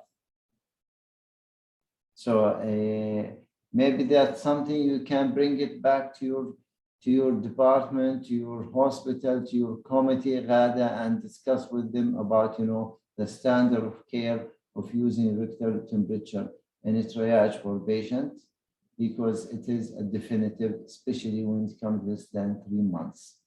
Less than 3 months, Auxiliary consider screening is not, something that you can depend on, rely on to document fever for patients.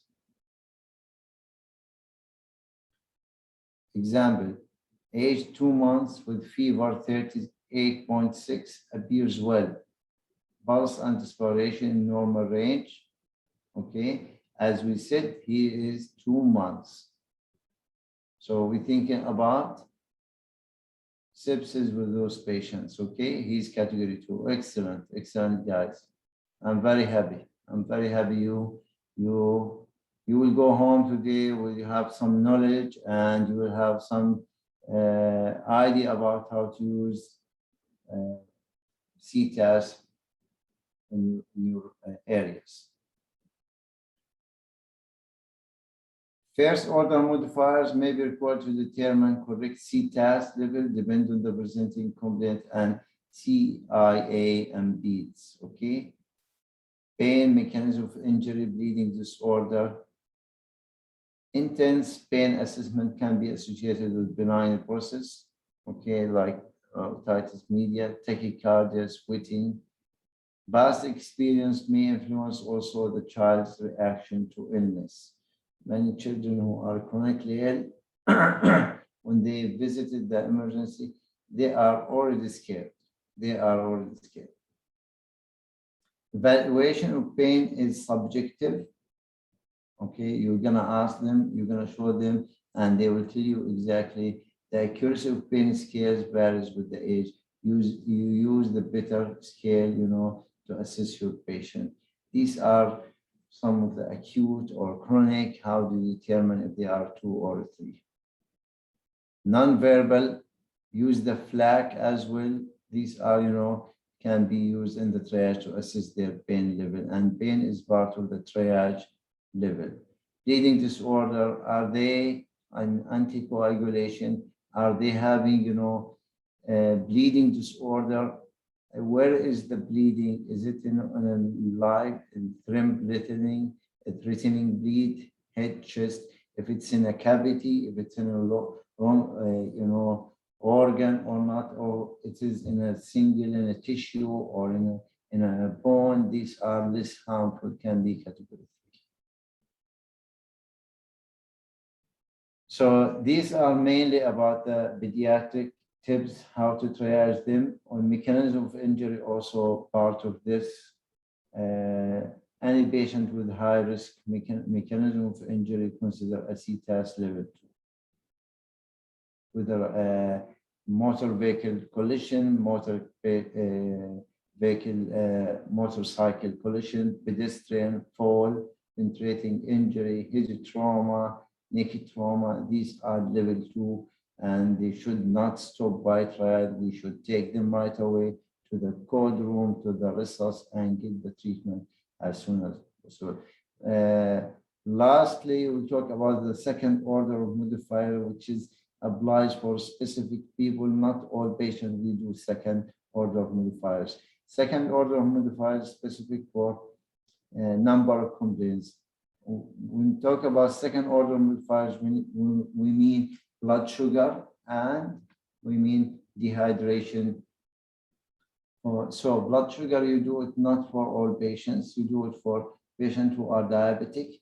Patient comes with symptoms of decreased oral intake, vomiting, okay, not feeding well, not taking oral well. These are patients they will do. Genetic patients, metabolic orders, we do for them also blood sugar.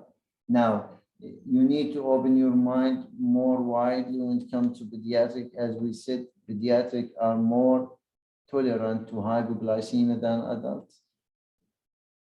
So if you see pediatric patient who's really sick, heart rate 170 and respiratory rate is 60, and once they start to be, tachypneic, definitely their order, as we said, there will be a decrease in oral intake. So do blood sugar for them when they are tachypneic. When they are sick, do blood sugar, because as we said, their tendency or tolerance to hypoglycemia more than the adult does not show quick signs, symptoms, and most of the time we get fooled by that. Pediatric, they sleep, he's sleeping, and while in the real picture he's not sleeping, he might be lethargic because of hypoglycemia.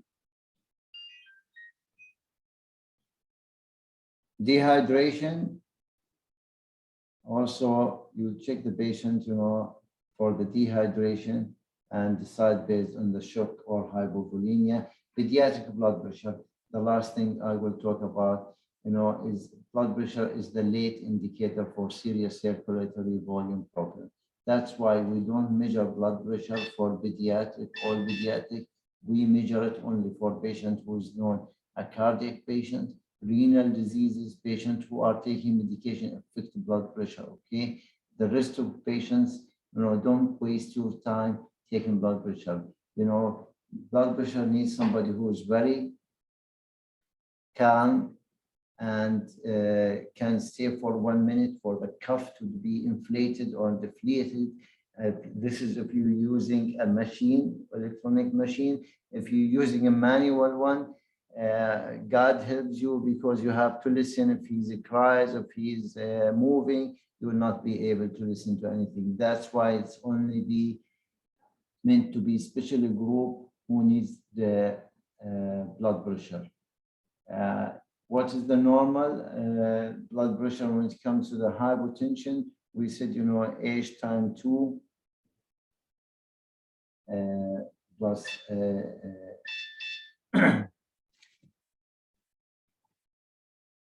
when it comes to the blood pressure, high blood pressure for the patients, we look into the 25th percentile or 90th percentile, and this tells you border hypertension is going to be 90th percentile for the age, okay, and this will tell you about only systolic blood pressure for the patient, okay. Fathom is 70 times through the age. This is for the hypertension. For the hypertension, we use this scale and the graph to make sure if your patient is high blood pressure or not.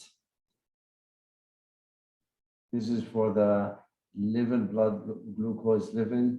I think we're running out of time, but if your patient is then 3 showing hypoglycemia symptoms, he's 2. If sugar more than 18 showing dehydration, weakness, dyspnea is 2. Severe dehydration is hypovolemic shock, consider 1. Okay, mildly potential hydration is category 4. That's mainly about second and first and second modifiers. Okay.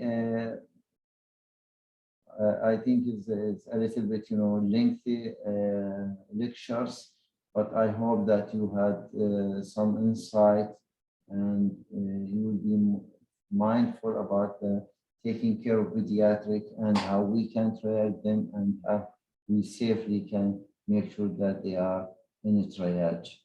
I will open now the session for question. Any question from before we close? If we have no question, you guys free to go break from 12 to 1, and we will meet you at 1 o'clock exactly.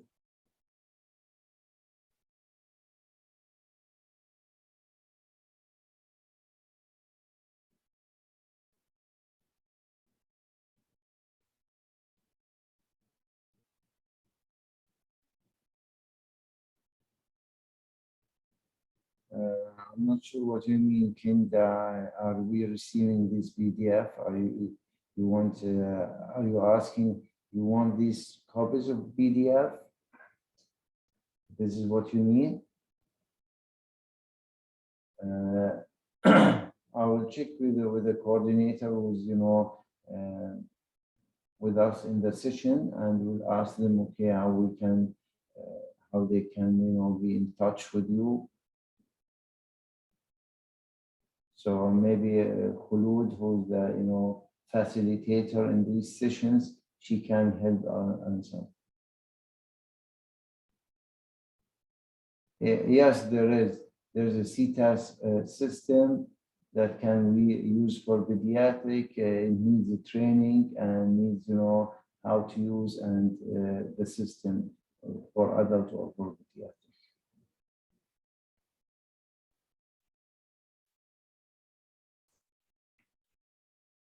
So good afternoon, everyone. We'll start, the afternoon sessions. I hope you had a nice lunch and you're back fresh. Can you hear me? Is the sound clear and loud?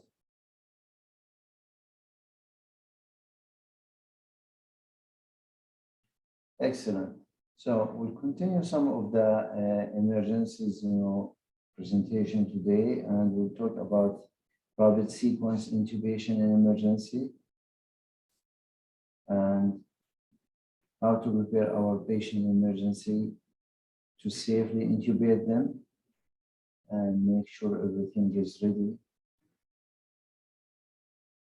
for the patients.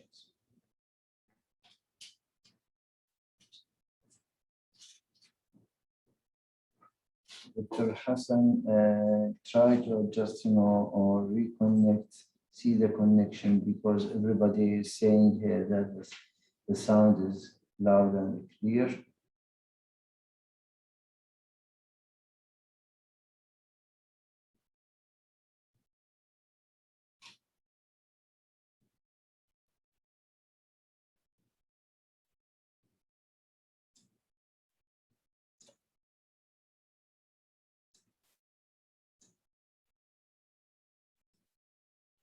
So our objective today is to discuss the airway assessment. Before we begin, decide about intubating the patient in emergency, we should discuss the airway assessment, assessing difficult back mask ventilation, assessing patient for difficult intubation, who are the patients that are considered difficult to be intubated, and specific condition for critically ill patients.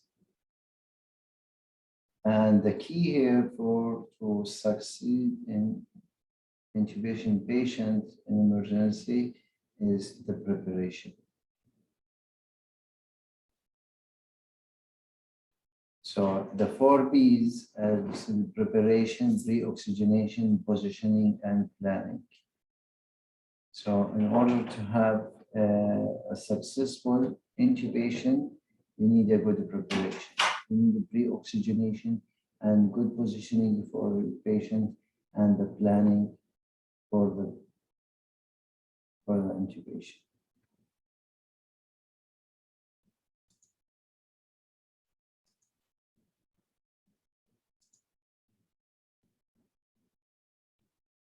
And we'll discuss the obtaining intubating conditions, induction and paralytic agent, discuss the direct laryngoscopy and tube placement, post-intubation care, and overview of the rescue devices. So why we need to intubate the patients? This is, questions that an ER specialist, ER physician, always decide when the patient's having inadequate oxygenation or inadequate ventilations. When there's an issue in the airway and you want to protect the airway for the patient decreased level of consciousness, that they don't protect their airway. So their airway at the risk of getting compromised. So ER physician, ER specialists will anticipate the situations and will intubate the patient. Now, if you look to number 3, you look to the expectations or anticipation of the, and this is our role as, ER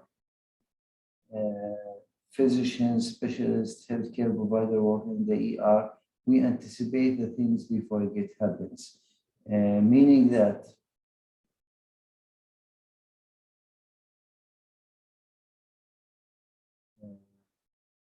guys, I'm just gonna answer some of the points in the chats. Dr. Hassan, I'm sure I will forward that to the coordinator. She will answer you about the sound.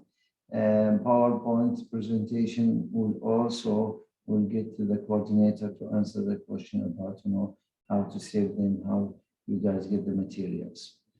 So anticipation of 1 or 2 will develop soon. So ER physician or specialist or healthcare provider work in emergency should not wait until the patient really became sick and deteriorated, and there's no time for intubation, or intubation might happen with no preparation. So if you think your patient is going to deteriorate and it's going to deteriorate after 1 hour, 30 minutes, you have a window to prepare the room, to prepare the equipment, to prepare the supply, get the team, get the individual who can help in intubation to do a safe intubation. Once the patient crashed, intubation became a difficult job. Before the patient gets in trouble and crash, still you have time or window where you can able to save the patient and protect his airway.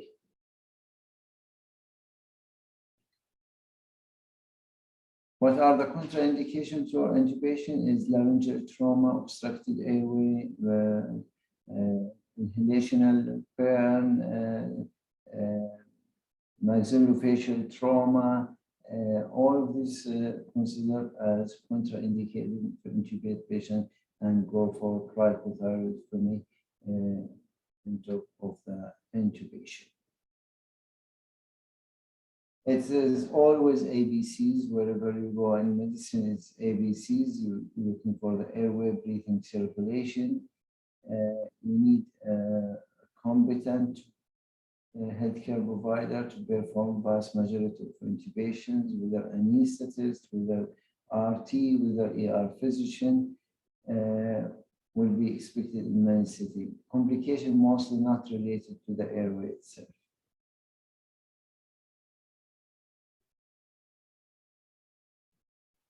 Sometimes, if the ER physician, does have a time, he will do an assessment for the patient, and he will be able, to do the airway assessment. And if the patient an easy or a difficult intubation, that can be detected if the patient's condition is stable. However, if your patient is deteriorating, is your patient challenging, and he's critically ill, maybe this is not happening in the ER. However, if patient is going to OR, they have plenty of time to be seen in pre-anesthesia clinic, sometimes a day before the surgery, where anesthetist can assist their airway. That's in a control situation. In ER, maybe this is quite difficult to be applied. But most must avoid cannot intubate, cannot ventilate scenarios. And we'll talk about this, especially group of patients where you cannot intubate them or you cannot ventilate them. Whoever must assess the risk of difficult mask ventilation or risk of difficult intubation. If you think your patient is having a short neck, if your patient have degenerative disease, rheumatoid arthritis, okay, we prevent from moving the patient and visualizing the vocal cords. These are assessments that should be anticipated before we go and give the medication, and we found ourselves, we can't intubate the patient. The bag mask ventilation, which we see most of the healthcare provider, they get, early stop or early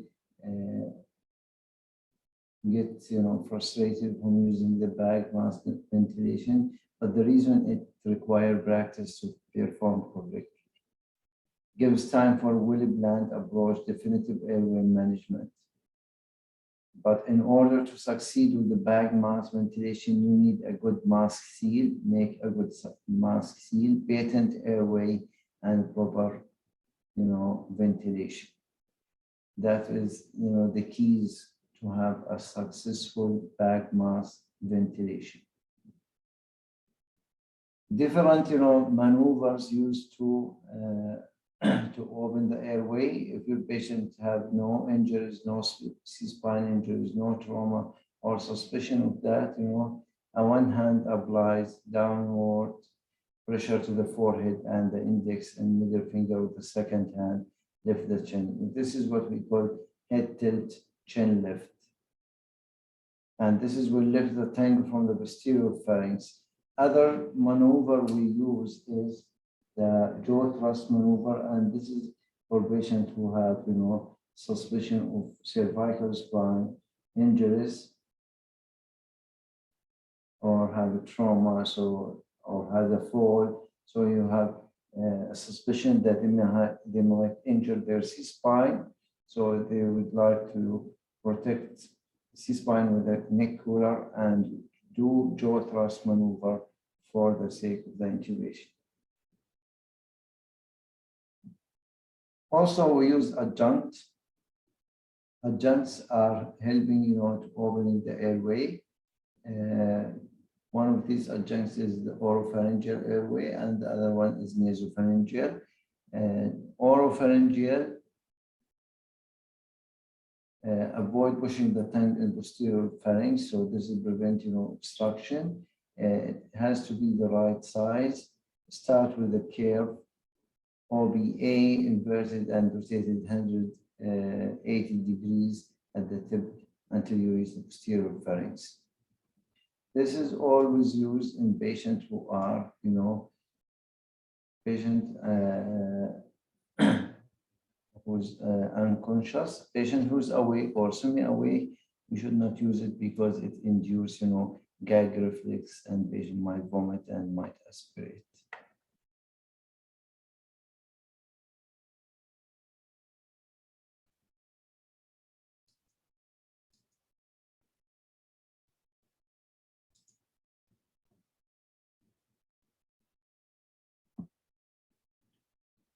The bag mask ventilation, whether you apply one-handed technique or two-handed technique, okay, if you are limited staff or individual in the room, so one hand, okay, one-handed technique. If you have two persons, you can do the two-handed techniques. Make sure 3 facial landmarks must be covered by the mask: bridge of the nose, 2 malar eminences, and mandibular alveolar bridge.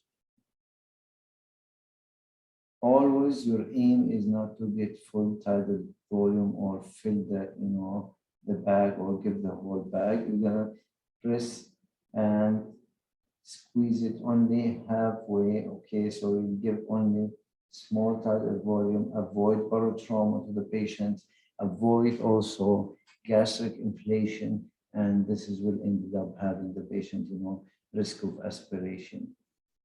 Deliver the breath slowly. You need to be forcefully giving the breath, and this, as we said, will cause gastric, inflation instead of having, ventilation to the lung. Make sure that you assess.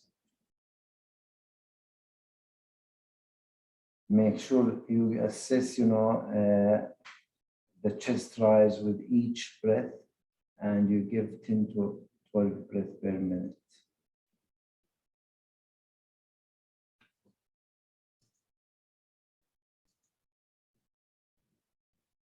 You guys, I'm still receiving comments about, the voice.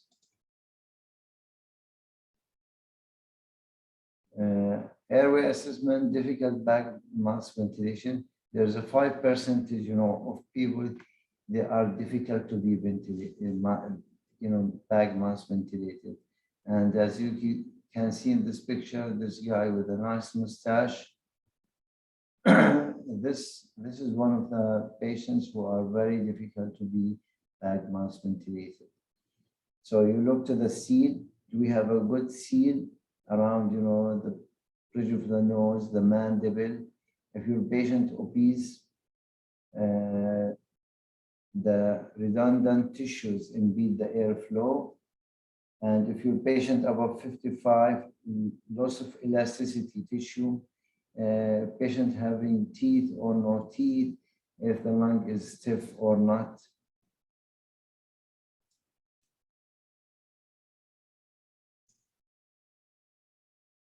And this is need increase the pressure, especially if you have somebody with like asthmatic patient and you would like to intubate, and the bronchioles are very constricted. you try to bag the patient, but you will not be able to get the air, through these bronchioles. So these are the most important factors that lead to, difficult bag mask ventilation.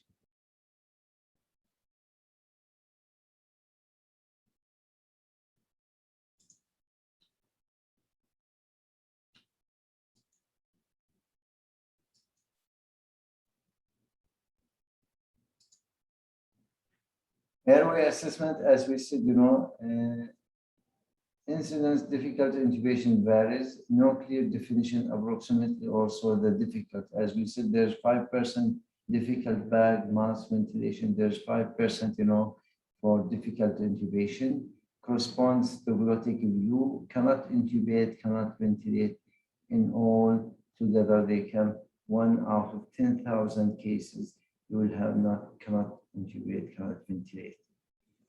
And if you try this type of patients who are having difficult to intubate, you will end up having those patients with airway trauma, aspiration, hypotension, hypoxemia, anoxic brain injuries or cardiac arrest. And many patients, they get actually hypotension and they get, hypoxemia after the intubation right away.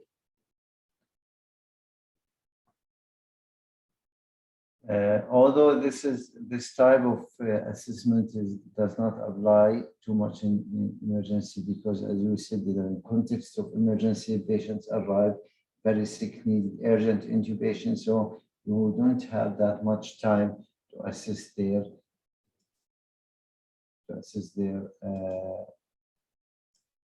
airway. But in general, Lemon stands for look, evaluate, Malibati, scoring, obstruction, obesity, and neck mobility.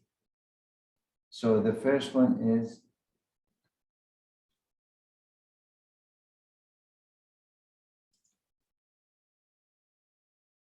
the look. So you're going to have external look to the patient if there's any facial trauma, maxillofacial trauma, unusual anatomy for the patient. And then you will look internally. If there's anything inside the mouth, if there's a vomit that need to be suctioned, if there's, loosened teeth that need to be removed, all of this you have to get it done before you start, the bag mask, the intubation.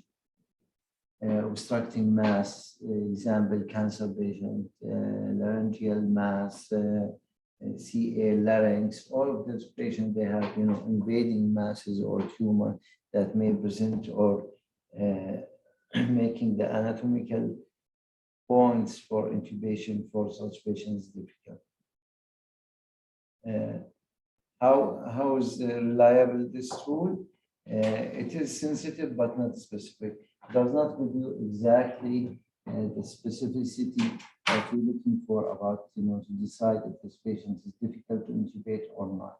But it gives kind of, insight for the healthcare provider that the patient might be difficult for intubation, but it is, as we said, is not reliable tool that, the healthcare specialist or provider will depend on. So evaluate the rule with 3-3-2, where you put mouth opening with the 3 fingers, okay? And this is assist, to the airway and obtaining glottic view. And tip of momentum to the high point. This is, 3 or so 3 fingers can tend to be deflected to accommodate laryngoscope. And the last one is thyromental distance, predicts location larynx to the base of the tongue. If the larynx is sitting higher in angles, this makes, the intubation is difficult. That's the E, which is evaluate, look, as we speak, Malibati scoring, and you can see this is the scoring from 1 to 4, and when it comes to 4, this is extreme, and the difficulty of intubation may reach to 10% failure. If, as you see, then number 4, you can see the heart valve only visible. You cannot see, the vocal cord. You cannot see uvula. You cannot see. So those patients is very difficult, to be intubated. There's a 10% of failure when it comes to people who score 4. So obesity, as we said, redundant tissue in the upper airway may obscure the glottis. Controversial about how often difficult airway. Proper positioning in the key. So how to overcome the obesity with those patients is the key is which is called the RAM position, where you're going to make sure that you have the patient in 45-degree, and you can visualize the vocal cord. The last one is neck mobility. As we said, many patients, they have degenerative diseases, advanced rheumatoid arthritis, where they have, their neck are very stiff, and this cannot be in compromising the sniffing position. And alignment axis of glottic glue also will be impaired. Cervical immobilization, extending touching the chest will be very difficult. This is the test. They will not be able to do it because their flexibility of joints is not available there, and that's why they are very stiff. You cannot move them. Additionally, concentration in critically ill patients like patients who presenting to emergency, complication intubation higher than ICU, 20 to 40%.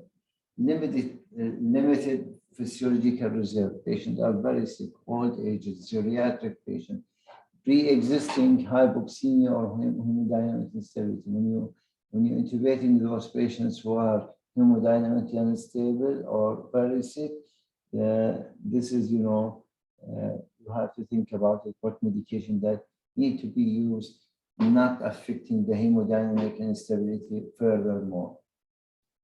Inability to properly assess the airway. Sometimes, as we said, work with patients, in the emergency, there's no time. You need to intervene as soon as possible, so you don't have time to assess that.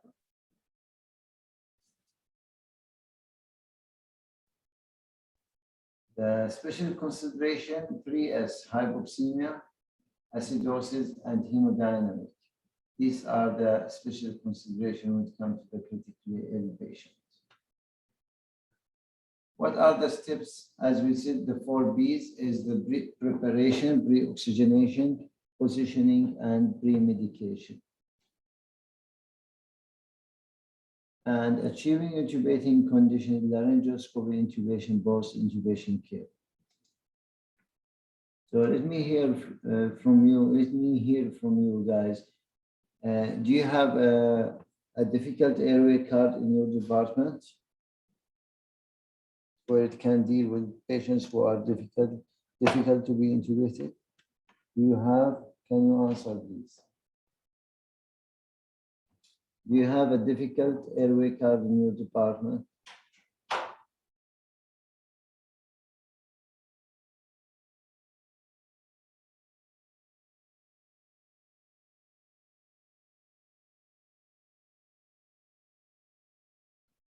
Okay, at least I'm not sure, okay, that you should have something called a difficult airway. A difficult airway card that, having all the modalities and the tools for difficult intubation. You need a special, consideration when it comes to the intubation, like a video laryngoscopy, like, also a bougie, like, a laryngeal LMA, like cricothyroidism, like, a tracheostomy. These are, the difficult airway cards.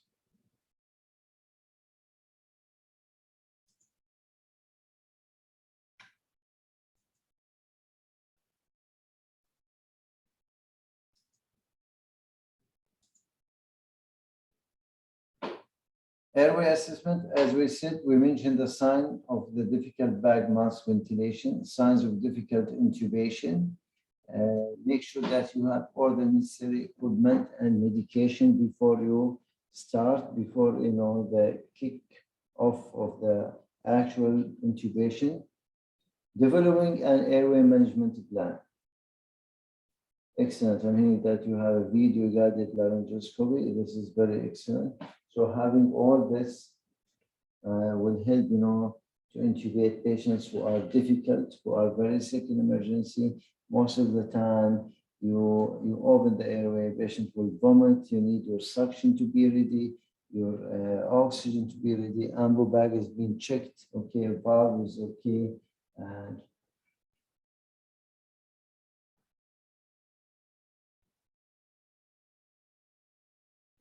the most important thing, okay, والشيء المهم جدا in this scenario is to develop a backup plan.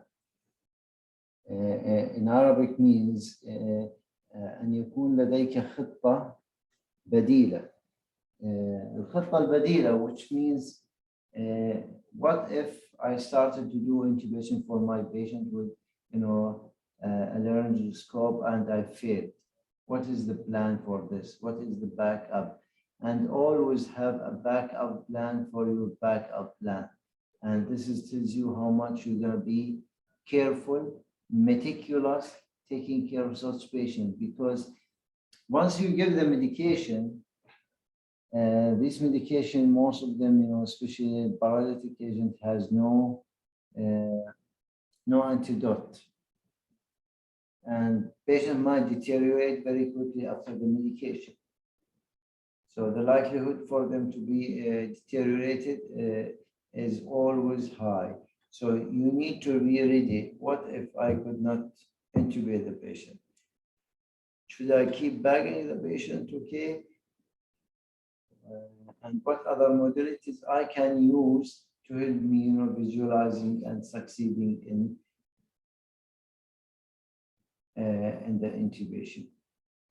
Whether you're using LMA, excellent Mahdi, or using a bougie. Sometimes you have an anesthetist on call who's available, if you think your patient is difficult airway or intubation. Excellent gyroscope. You should also be prepared to have. And always, as we said, هنالك خطة بديلة، هنالك خطة بديلة للخطة البديلة. And this is how you plan, if you planned it, a nice way, safest way, you will be, Shukran Muhammad, excellent, sound is good. You make sure that you have أن يكون لديك خطة بديلة للخطة البديلة.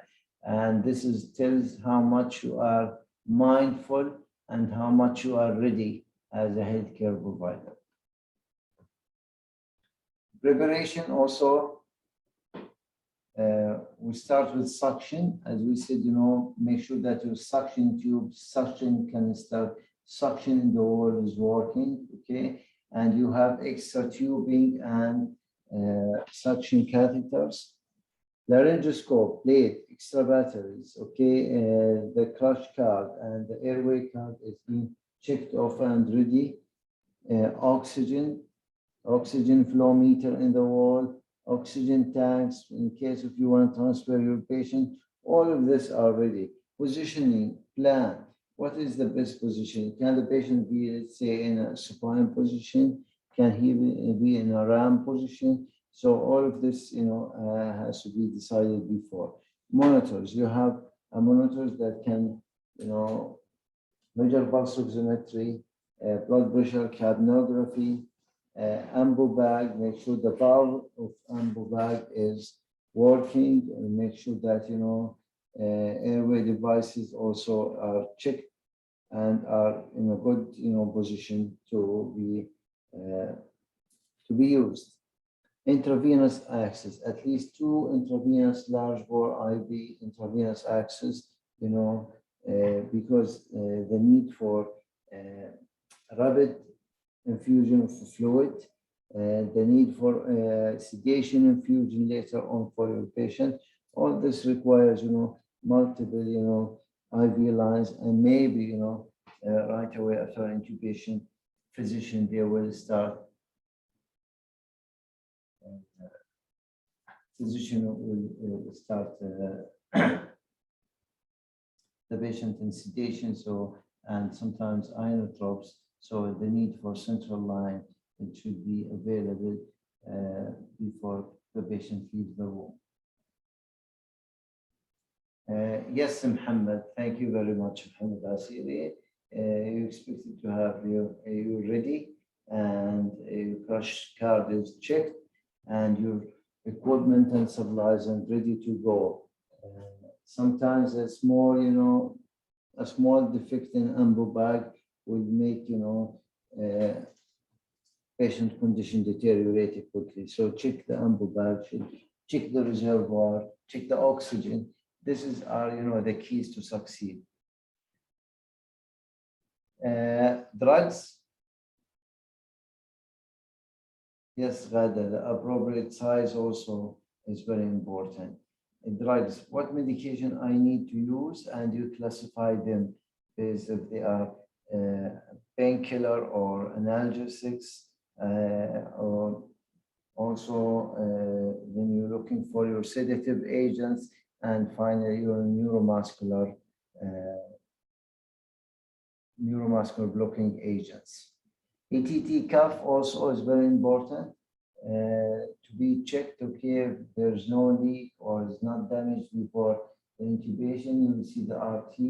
Try to inflate and deflate to make sure that there's no, it is not damaged, or it can be easily inflatable or deflate the cuff.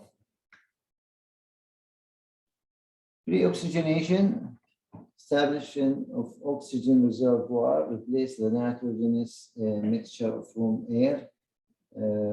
First, residual capacity, which is 13 ml per kg.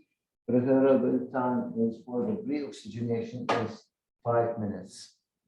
We'll talk about this, the 5 minutes time in a minute. The bag mask ventilation not needed if a good pre-oxygenation you have. Having, a number breather mask on the patient, this is a type of pre-oxygenation. And if it's good, it might, substitute, the bag mask device. Why it's difficult sometimes to do it? Patient very sick, patient is vomiting, patient is non-invasive, elevation of the head of the bed, difficult because they want to keep an exam bed in certain position. This is all difficulties with the bag. This is the pre-oxygenation apnea time, just to show you about, why you need to assist your patient for intubation. Example, if you're looking for a normal adult, okay, normal 70 kg, the pre-oxygenation times, okay, may reach to 8 minutes. Up to 8 minutes, the saturation is still acceptable above 90, okay. It takes, 10 minutes for the saturation to be dropped to 0. While if you have an obese, okay, more than 127 adults, and you see the pre-oxygenation or the apnea time is 4 minutes. So after 4 minutes, this patient, saturation will drop to 0. So you need to be mindful. You need to be ready, especially for such patients who are critically ill and obese.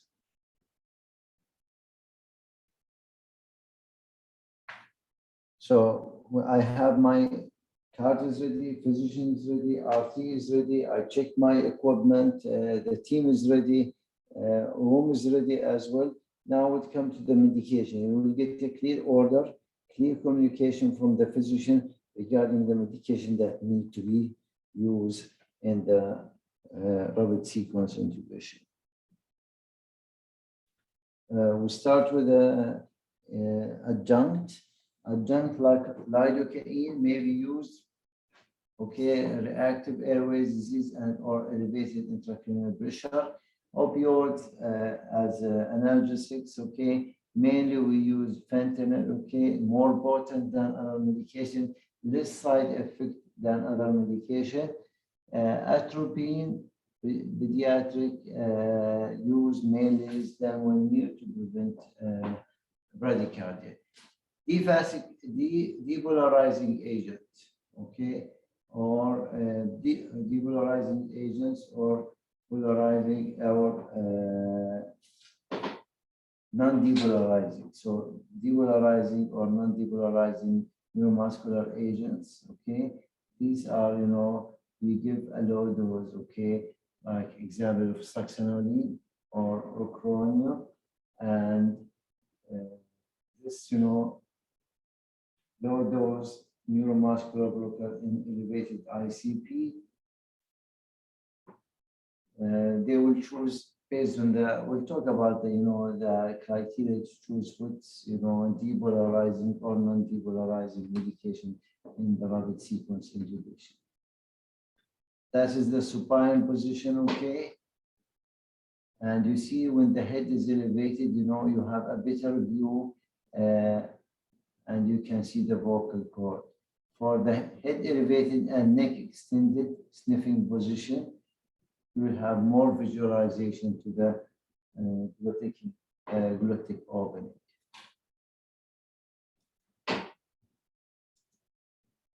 That's the RAM position. As we said, if you have a patient morbidly obese, in supine position, the airway obstructed, with the patient, you know, propped in RAM position, access the airway is improved.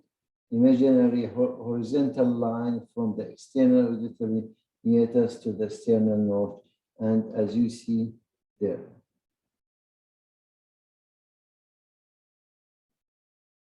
Now, many patients, they require, you know, some medication, not all medications, okay. Crash airway, patient relaxed and unresponsive, similar to the condition with rapid sequence intubation. May not want to stop spontaneous breathing for patients. Why we need the induction agent? Induction agent does blunt, you know, the sympathetic responses, provide amnesia and improve intubating condition. That's why we use this RSI. Rapid sequence intubation, stimulus, administration of sedative and neuromuscular. Remember, you cannot administer sedative alone.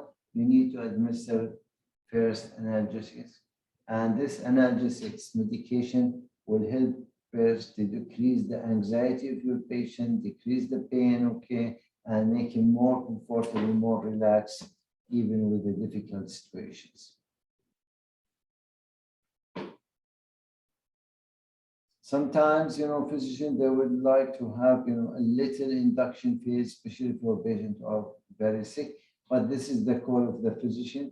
You will assess and judge, okay, if the patient needs, you know, touch of medication or they need a deep sedation, that goes back to the physician. Now, what other medication can be used as sedation? We have the midazolam, which is, you know, 0.1 to 0.3 kilogram, okay? Time to effect is less than 15 minutes. It causes hypotension. This is one of the, you know, side effect to midazolam. Automodate, it is rapid onset, no hypotension effect, analgesia concern with sepsis unjustified. There's still, you know, if you look it up, okay, they prefer not to use the automodate with the septic patient. Propofol, anesthetic drug, okay, rapid onset, it causes hypotension and has no analgesic effect. The same like automodate, no analgesic effects. Ketamine, one of the best drug nowadays, it's being used widely for pediatric, for adult. It is a sympathomimetic drug that, enhance, the sympathetic system and will do bronchodilator and will has no effect on the blood pressure. Thiopental, this is one of the adjunct, okay? Rapid onset, no analgesia, myocardial depressant, and severe hypotension with the thiopental. Then the last, so you have your three medications. The first classification is analgesics. Then you have your sedation, and move and you have your paralytic agent. Paralytic agent can be two types, okay? Depolarizing, like, succinylline, or non-depolarizing, like ochronium, atracorium, cis-atracorium.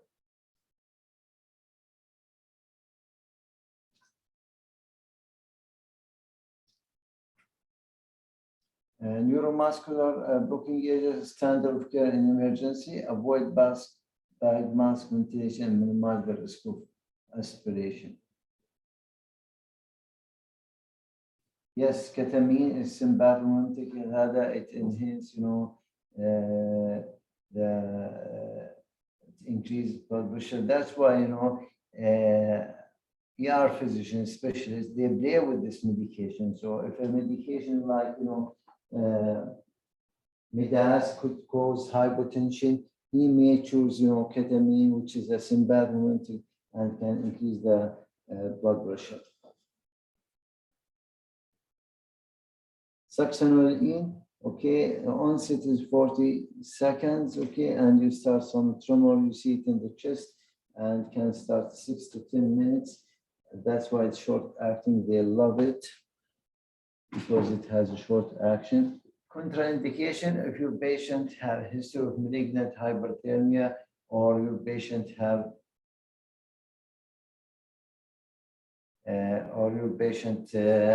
having rhabdomyolysis, potassium is high. Non-depolarizing agents like ochronium, atracorium, cis-atracorium. These are,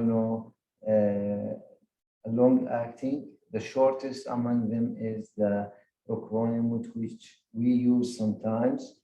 Okay.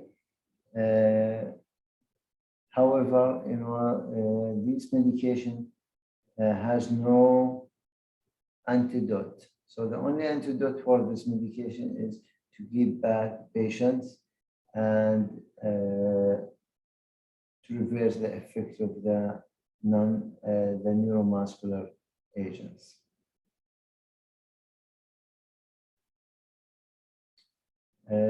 I'm not sure cis-atracorium is available, but ochronium for sure.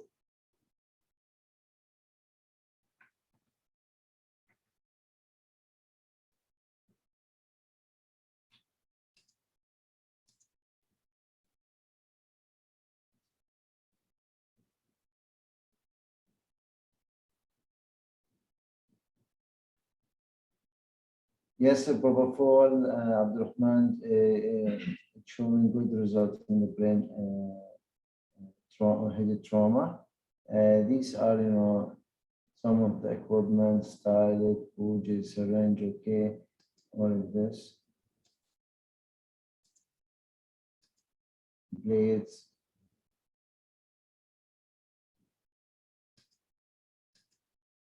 Now, using atracorium, as we said, in RSI, they don't use atracorium as a stat, okay? Later on, they might use it as an infusion. Infusion of atracorium or cis-atracorium for pediatric patients, it depends on the cases, what type of cases they use it, and why they want to use this medication, and they need how they can monitor, patients before they go in, paralysis syndrome because of using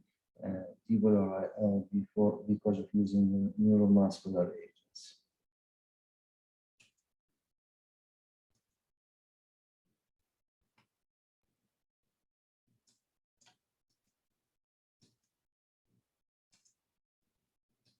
These are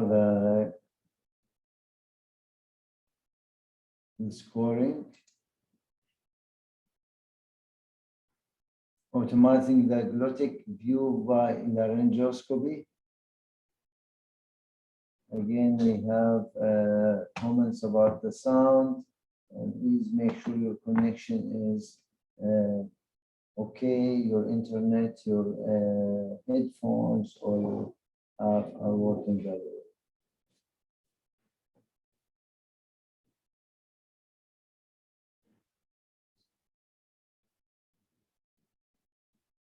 And tube placement, the right tube placement. That's our mainly, the key for the successful intubation. Please, we'll not go deep with the weaning or talk about the weaning and hooking patient to ventilator and the moves that you need to do for that. Just, we'll focus about the classification. Remember, you have your sedative, you have your analgesic, you have your neuromuscular agents. But after that, you need to check the patients after they giving the medication, because all of this medication, it affect or it can have a bad effect on the hemodynamics.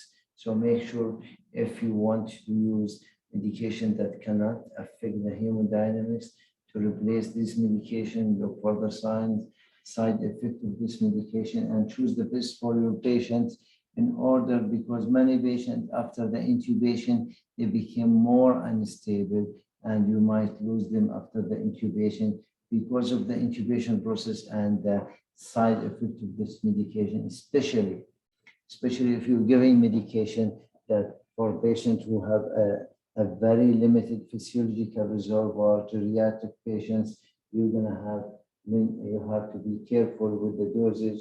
You have to be careful with the medication, because those patients easily can collapse after the intubation after this medication.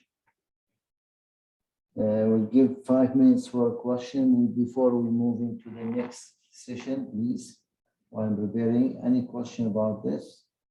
I'm not sure, how do you keep this, guys, in your hospital? Do you have RSI kit, rapid sequence, where you can move all of this medication together and right away start this medication instead of collecting one by one?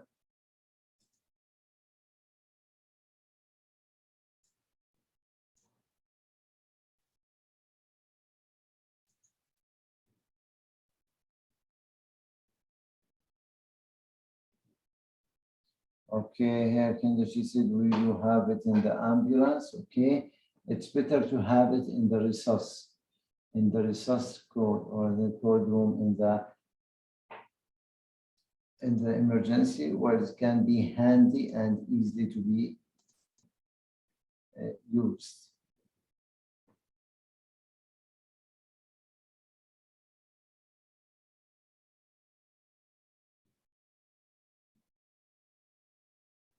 Okay, guys, do you have any other comments, any other question regarding the rapid sequence intubation? Excellent, guys. Thank you very much. Let's move to the next session. I will give you just 5 minutes. 5 minutes, okay? Let's take 5 minutes, relax, new chair, okay, do some exercises, okay? And we'll join you with the next session in 5 minutes.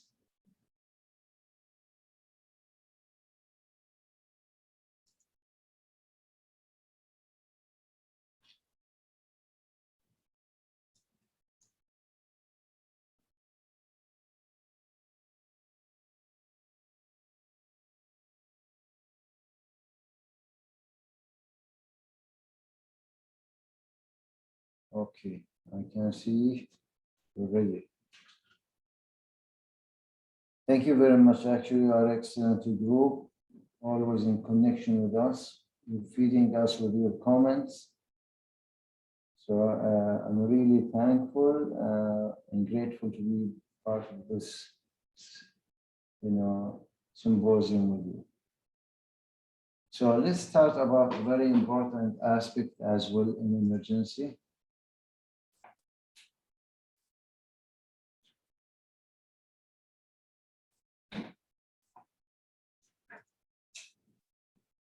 Which is the electrical therapist.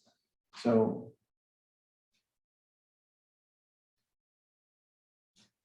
usually patients, when they arrive to emergency, sometimes they are very sick and they need,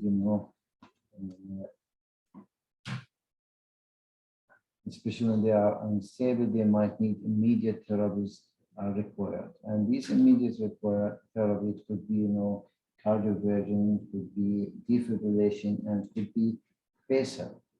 So we should be available and ready to use the machines that we have in emergency in order to save patients' lives.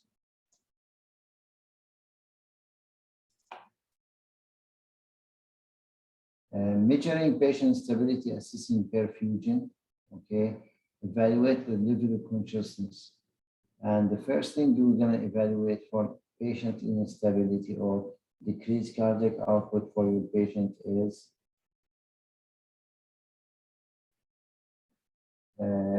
your level of consciousness, because the brain is the first organ that is sensitive to decreased level of glucose. Reacts quickly when oxygen and glucose supplies drops, and this is our main, aim when you are an emergency healthcare provider, whether a physician, nurse, RT. Okay, we need to be ready. Any disruption in, or drop in patient level consciousness, oxygen drop, or glucose, we need to treat that as soon as possible. Evaluate blood pressure. Falls in all levels of compensation are exhausted. You look into the blood pressure at the last parameter. آخر شيء in Arabic, let me say it in Arabic and make it clear for you. آخر شيء تنظر إليه في المريض إذا كان unstable is the blood pressure. Not the first thing you measure blood pressure to see, oh, my patient is hemodynamically unstable. No. Hemodynamic instability means that all organs get affected, not only blood pressure. Blood pressure will be the last one that can stand before. If blood pressure falls, that means we don't have enough flow or perfusion.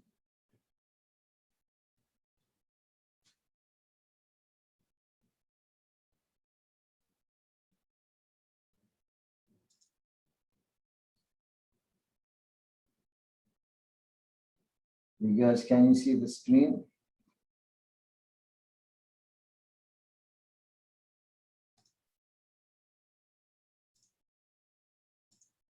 Can you see the screen, please? Yes, no, yes, good.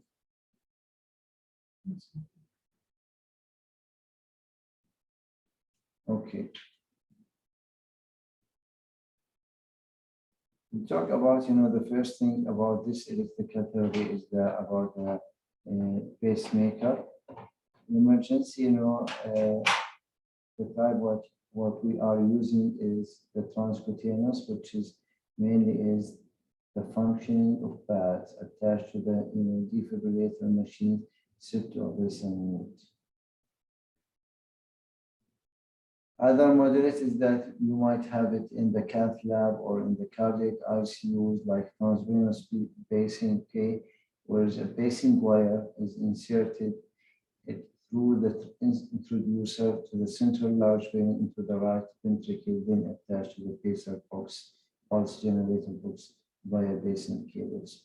Or sometimes the epicardial pacing, which is post-cardiac surgery. In any case, we're not going to go deep with this epicardial and transvenous. Our aim is to show how to use the transcutaneous pacing and for patient and which type of patients.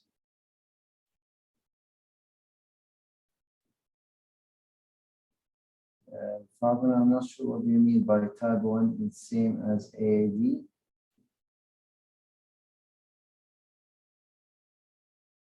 Type 1 is the one we talked about, TCB. TCB is transcutaneous pacer. Technically, you are pacing the heart from the outside. So you're getting the pad on the chest of the patient, and you deliver energy or electrical current, trying and aiming to initiate, what we call it, myocyte activity in the heart. As we said, electrical pacing of the heart through the skin, beneficial in symptomatic bradycardia. And we talk about bradycardia and symptoms. I said, the last thing that you look for is your blood pressure. What type of bradycardia? Well, I name it, whether sinus bradycardia, high degree, third degree heart block, second degree, atrial fibrillation with slow ventricular conduction, or any other type, even sinus bradycardia. As long as it's causing symptomatic bradycardia, it has to be treated, and transcutaneous is one of the modalities as per, the ACLS guidelines, 2020 is, if the pacer is available, it takes over, other modalities.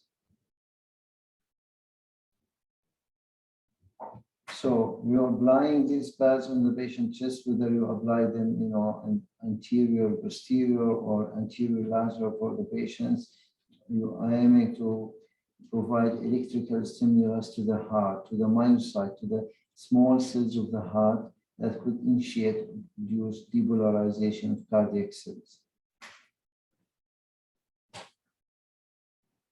Now, usually a patient will have some intrinsic to them. So heart rate might be 30, it might be 40, 35.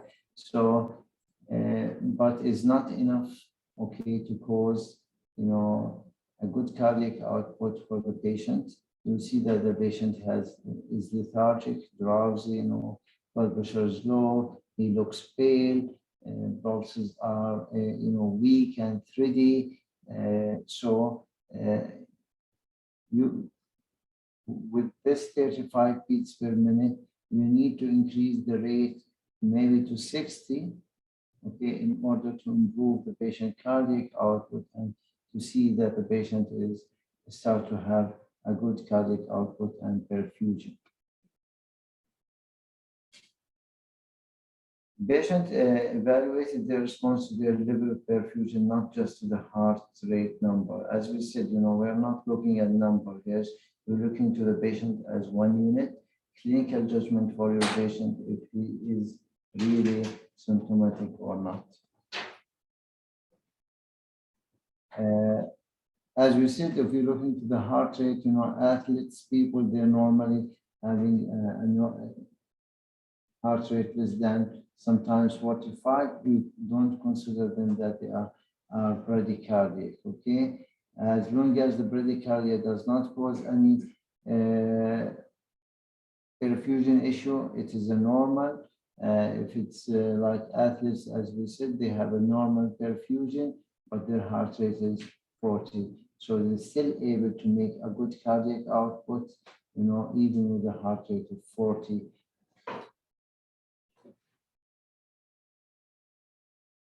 When you connect your patient, as we said, they might be connected anterior or posterior, or can be, anterior lateral. Make sure that you avoid the bone. The bony areas are not conductive areas, so it will not conduct or transmit this electrical current that you try to aim to stimulate the myocyte of the heart.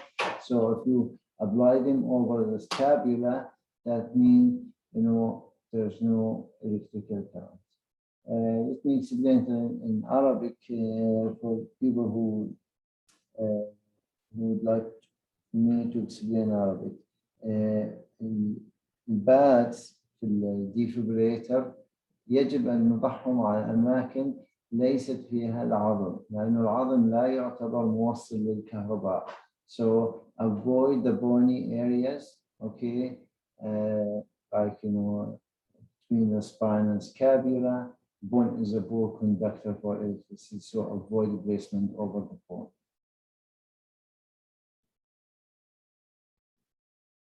Again, also do not place the spacing electrodes pads over wires, drains, dressing, ECG electrodes, or medication patches. Ideally, place the patches a minimum 10 centimeters, 4 inches away from the from either end. Now, in this, pacer, there's two modes, that you found it, the demand mode and the fixed mode. As we said, your patient has his own intrinsic rhythm. What you need is just to support him with extra, beats that help him to improve the cardiac output. So usually it's set to, guys, you hear me? Anna, she said, there's no voice. You hear me? Good. Please, Anna, check your connection. Make sure it's working. Check your internet. Thank you, guys. Thank you. So let's carry on. So with the demand mode, that means the patient, okay, has his own intrinsic rhythm, and the pacemaker will deliver a pacing stimulus only when the patient intrinsic rhythm falls below the preset rate. So if your preset rate is 60, if the heart rate is, below 60, and the machine will detect that, will sense that, and will deliver, a stimulus just, to push patient, to reach to 60. And this is what we call demand mode. Asynchronous mode, which is a very dangerous one, okay, or what we call it fixed mode, only in emergency situation when ECG electrodes are not available. Just put in your mind, guys, pacemaker to work in our TCP, you should have with the defibrillator the ECG leads. With the ECG leads, you can able to detect and sense the QRS on the system. If the ECG is not available, the only option is use the fixed mode. And when you use the fixed mode, here the machine is taking over totally, and it will not, sense, okay, anything from patients. So this machine might be, causing, disregard the patient intrinsic rhythm and delivers pacing stimulus at the preset rate from the machine. This is a greater risk for something called RNT phenomena. RNT phenomena can lead to, VFib and obstetric tach.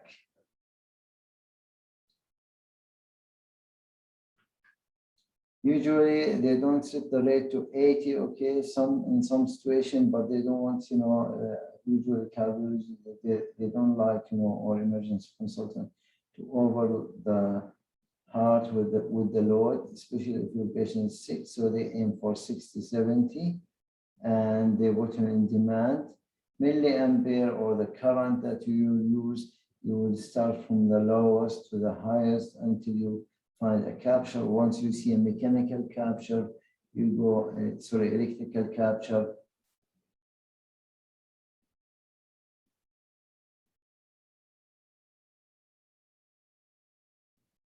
Kinder ask, I'm not sure what's the point of doing it in the first place. Are you talking about the type of modalities in pacemaker? Yes. If you go back here, you see this is an emergency situation. ECG electrodes are not available, or the pacemaker sometimes having oversensing. So the pacemaker, when it's oversensing, even the artifact, the movement of patients, okay, is detected as a QRS, and it will fire, stimulus from the pacemaker. So to override, this oversensing, or if you don't have electrode in ECG, you might use the fixed mode because you are not able to pace your patient with this. Although it carries a huge risk of RNT phenomena, but this is a situation where the cardiologist, okay, or emergency consultant will weigh the risk and the benefits for the sake of the patient. Thank you for your question, Kindan.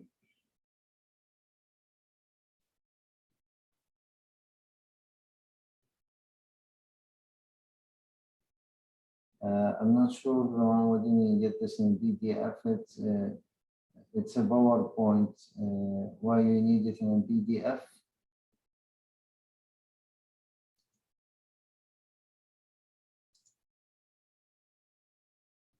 So once we answer the question, Nawal, I'll carry on, okay? Once we start with milliampere and we move from 0 to we have an electrical capture, and you can see the spike in the spike, and you see the spike is producing abnormal shape of 2RS. We will go to check something called mechanical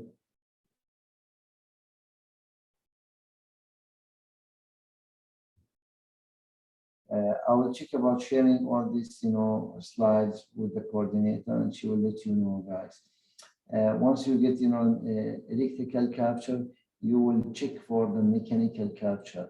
Mechanical capture is going to be in the patient.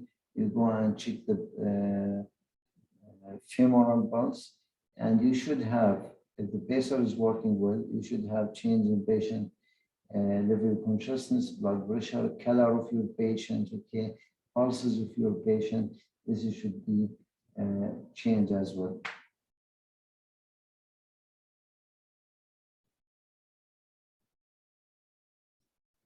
Now, when you're using also we have to use the ECG leads in order to sense. So the machine has to sense, the electrical activity generated by the patient and prevent any competition between heart intrinsic activity. This is what we call it. If you have over sensing that the machine is not, is taking any movement of patient or artifact as QRS, then it will deliver, the spike. But when you have a good sensitivity, that means the machine is able to sense, okay? When there's insufficient energy to cause depolarization and contractions occurred as a capture. Patient threshold amount of energy required to initiate depolarization for the cell capture.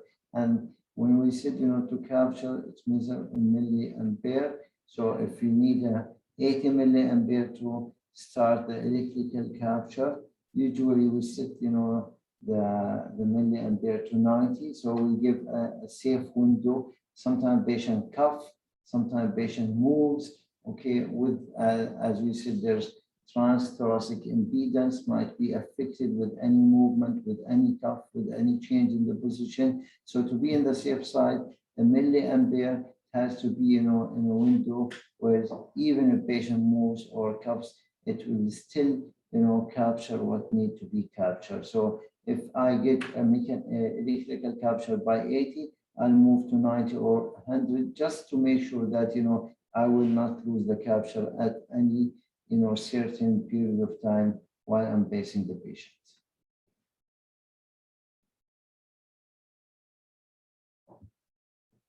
For the time's sake, I will not go deep with the sensitivity and, the capture failure to capture for the sensitivity, but these are from the troubleshooting that you need to do. Sometimes the spacer will fail to sense, and sometimes it will fail to capture. For pain management, make sure that your patient is sedated well. It is very painful for your patient. It's very painful for the patient family, because the patient, if you have seen somebody get paced, it's like a seizure. The patient starts shaking and twitching every, few seconds, and this is very painful for the family. So you need to educate them, explain everything for them, and it's very painful also for the patient. So they need to be well sedated. you might use, fentanyl, opioids to make sure that the patient is fully, pain-free, and sometimes you need sedative as well, but watch the patient to swallow the depression would give this medication. Other, type of electrical therapy we can use with the defibrillator is the synchronized cardioversion. Controlled form defibrillation is like a defibrillation with delivery of lower energy settings. So we are aiming to 50, 100, 150. These are the levels that we are talking about. Used when a patient still. Okay, Muhammad, thank you. We will leave this, coordinator, she will take all these comments. Okay, I think, she's hearing us, and she should be able to share all the schedules with you for the coming days. There's one lecture left for you guys. After that, you can go home. So synchronized version used when a patient still has organized rhythm. So it's a must that your patient have a rhythm and pulse, okay? And electrical charge delivered in a specific time of the cardiac cycle. So we're aiming, at the time where there's, P wave, R wave, and this is a specific time for depolarization of the ventricle. So you're aiming to deliver that energy at certain point of the cardiac cycle. Current delivered in downslope of T wave relative refractory period could cause arrhythmia. That's another thing. So if you don't, there's a safety button in the defibrillator for the sync mode. You need to hit the sync mode, okay, in order not to cause RMT phenomena or to deliver the energy over the T wave and causing ventricular fibrillation for your patient.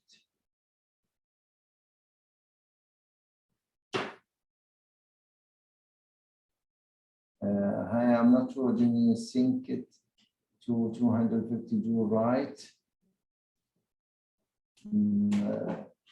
Atrial in general, atrial tachycardias in general. Okay, atrial tachycardia in general,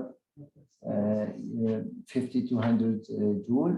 Okay, when it comes to the ventricular tachycardia, okay, usually they start with 120 to 200 joule. Again, this is going to be debatable, from physician to physician, but this is the ACLS guidelines, and ACLS guidelines also refer up to the defibrillator company or manufacturer recommendation when it comes to using synchronized cardioversion. So check what machine you are using and see the manufacturer recommendation for that. But this is talking generally speaking. In tachycardia, the ventricles contract so fast, so there's unable to refill the capacity. Okay, contract out smaller stroke volume than the normal, leads to overall decrease in the cardiac output. The same thing we said about bradycardia. We have symptomatic bradycardia. The indication to do a synchronized cardioversion is unstable tachycardia, which is patient symptomatic. And symptomatic that cause low cardiac output in bradycardia will be the same symptoms that cause, low cardiac output in tachycardia. And the golden rule remains: blood pressure will be the last indicator to be checked. So as we said, all type of unstable tachycardia, whether atrial or ventricular, they can be synchronized. If a patient have a stable tachycardia, you follow the stable tachycardia algorithm and you treat them based on if it's wide or narrow. You give adenosine, give calcium, give beta blocker. It depends on what type of tachycardia.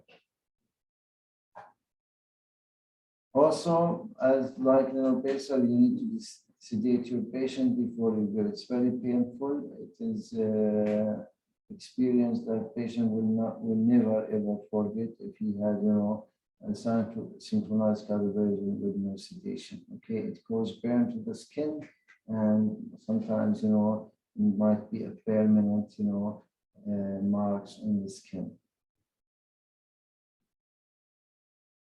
Make sure that you hit the sync mode in the defibrillator. Watch for the flagging R waves. Okay, make sure you clear everybody and you hold the oxygen. Make sure the patient is sedated and give this. You see the triangle over the R wave, and this is the flagging R wave. This is where you're going to deliver the energy exactly. If no flagging R wave, that means you are not syncing your mode. Okay. The last one is defibrillation. When we talk about defibrillation, this is not synchronized. So it's not synchronized. We can deliver energy at any certain point of the cardiac cycle, okay? And you're aiming just to resume cells depolarize, allowing them to repolarize and formally. Electrical therapy causes the heart to contract simultaneously. The goal to allow SA node, initiate SONA node, which is the dominant pacemaker, to take over the control. Now, which rhythm we defibrillate? Mainly we defibrillate only two rhythms, defib and pulseless BTAC. Most defibrillator units are biphasic. Check your defibrillator. Okay, what is the recommendation to shock your patient? As we said, there are manufacturer recommendation even by ACLS guidelines. Check these manufacturer recommendation. Example for persistent BTAC or persistent defib. They say 200, 300, 360. It depends on your defibrillation machine. The earliest you do defibrillation for this rhythm, the best outcome or the better outcome you can achieve. Perform CPR, okay, right away after the shock, okay. Bad replacement could be, as we said, anterior lateral or anterior posterior.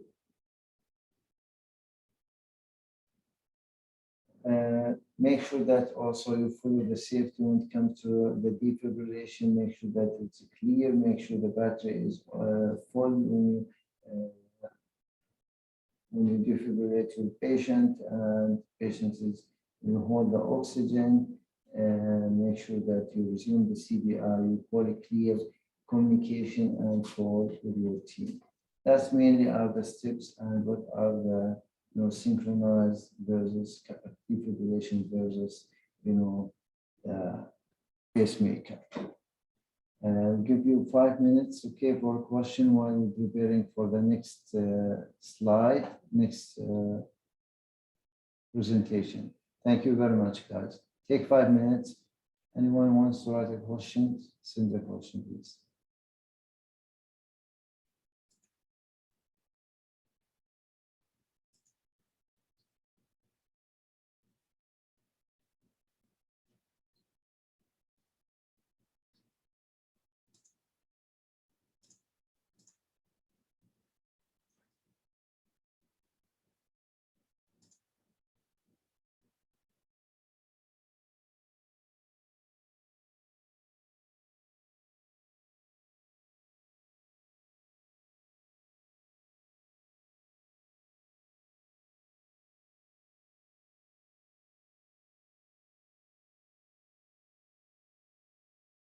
سمحتم بنبتدي بالسيشن. Can you hear me? Okay, good afternoon. Assalamu alaikum. And I know it was a very long day full of information. كان نهار طويل كثير من المعلومات. والحين حنبتدي with the last session for today, which is the red flag in triage. أول شيء إذا بتلفت انتظاركم بهذه red flag. We have a red flag in emergency. What does this mean by the color of red first?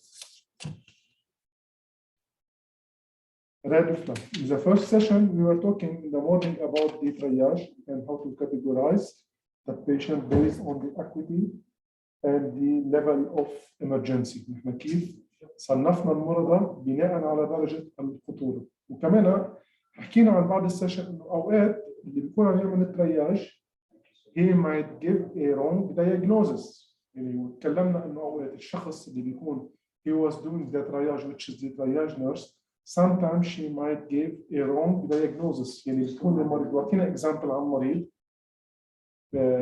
جاي was MI وحطته وهو المريض عم يقول لها I have a gastric pain but he has AMI حطته as gastric patient or GI patient and he passed away in the ER.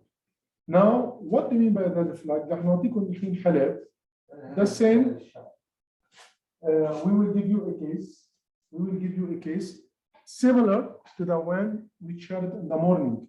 Similar على الحالات اللي اعطيناها في الصباح وهي الحالات المريض بيكون جاي complain of something بس الدايجنوزس هو شيء ثاني. يكون المريض جاي عم يشتكي بموضوع معين بس بيكون الكومبلين او chief complaint او diagnosis. This is another cases, and this is important to have a good triage system, to have a good triage nurse who is doing the triage properly. مشان هيك نحن هذا شغله انه الشخص اللي يكون يعمل triage مثل ما حكينا باول سيشن he must have a good experience, he must have a good knowledge in order to diagnose to well diagnose the case of the patient. إذا هذه الاشياء مفروض كثير to take it in consideration. فإذا انتبهوا كثير منيح. هعطيكم هين حالات انتم بدكم تعرفوها بس المبدأ انه الشيف الكومبلين تبع المريض it was wrongly diagnosed. Okay, let's now first of all, what do you mean by red flag? Red flag is a cases where there is a high index of suspicion. هي حالات بتجي بس نحن ما فينا نعطيها good diagnosis. ما عم نقدر نعمل لها good diagnosis لانه ممكن المريض يعطينا علامات حيويه. it might call our attention على diagnosis. ممكن يعطينا المريض علامات حيويه سواء مثل ما تكلمنا بالصباح على subjective or objective data بس نحن نهملها هذه الحالات. بتشوف شغله عند المريض بس بتقول اوكي you will simplify it. بتقول it's normal, it's something normal. But هيدي النورمال عم تقول عنها it might expose the patient to a highly critical condition. هيدي الاشياء اللي عم تستهون فيها عند المريض او عم تقول it's a normal case. هيدي الاشياء بحد ذاتها ممكن تعرض حياه المريض للخطر. ورح تشوفوا الحين مثل ما تكون كثير من الحالات اللي a great example about this. طيب. First of all, the flag one, we have a 40 years old female present to triage complaining of إذا إجت عندكم female triage عمرها 40 سنة والcomplaint تبعها هي severe headache. عم تشتكي من ألم بالرأس severe headache and she says that the worst headache of my life. تشتكي بالترياج وتقول إنه أنا عندي ألم بالرأس شديد وهذا الألم من أسوأ ألم إجاني بحياتي. It was suddenly happened while moving boxes. هذا الألم إجاني بشكل فجائي. أنا كنت عم بحرك I was moving the boxes in my office. I took Tylenol 30 minutes ago with no effect. بتقول له إنه أنا أخذت التايلينول. أوكي. أخذت التايلينول 30 دقيقة قبل وبعده ما في no effect. And I start to have nausea and photophobia. أنا بلشت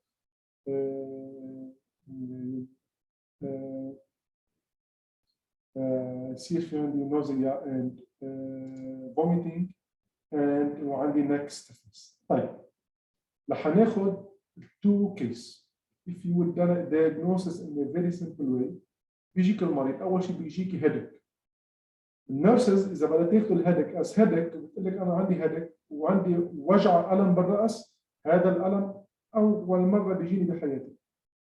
As a nurse I might say everybody will complain the same and I will simplify the case بقول إنه كل مريض بده يقول أنا بيصير عندي وجع رأس وهذا أكثر وجع بيصير عندي بحياتي.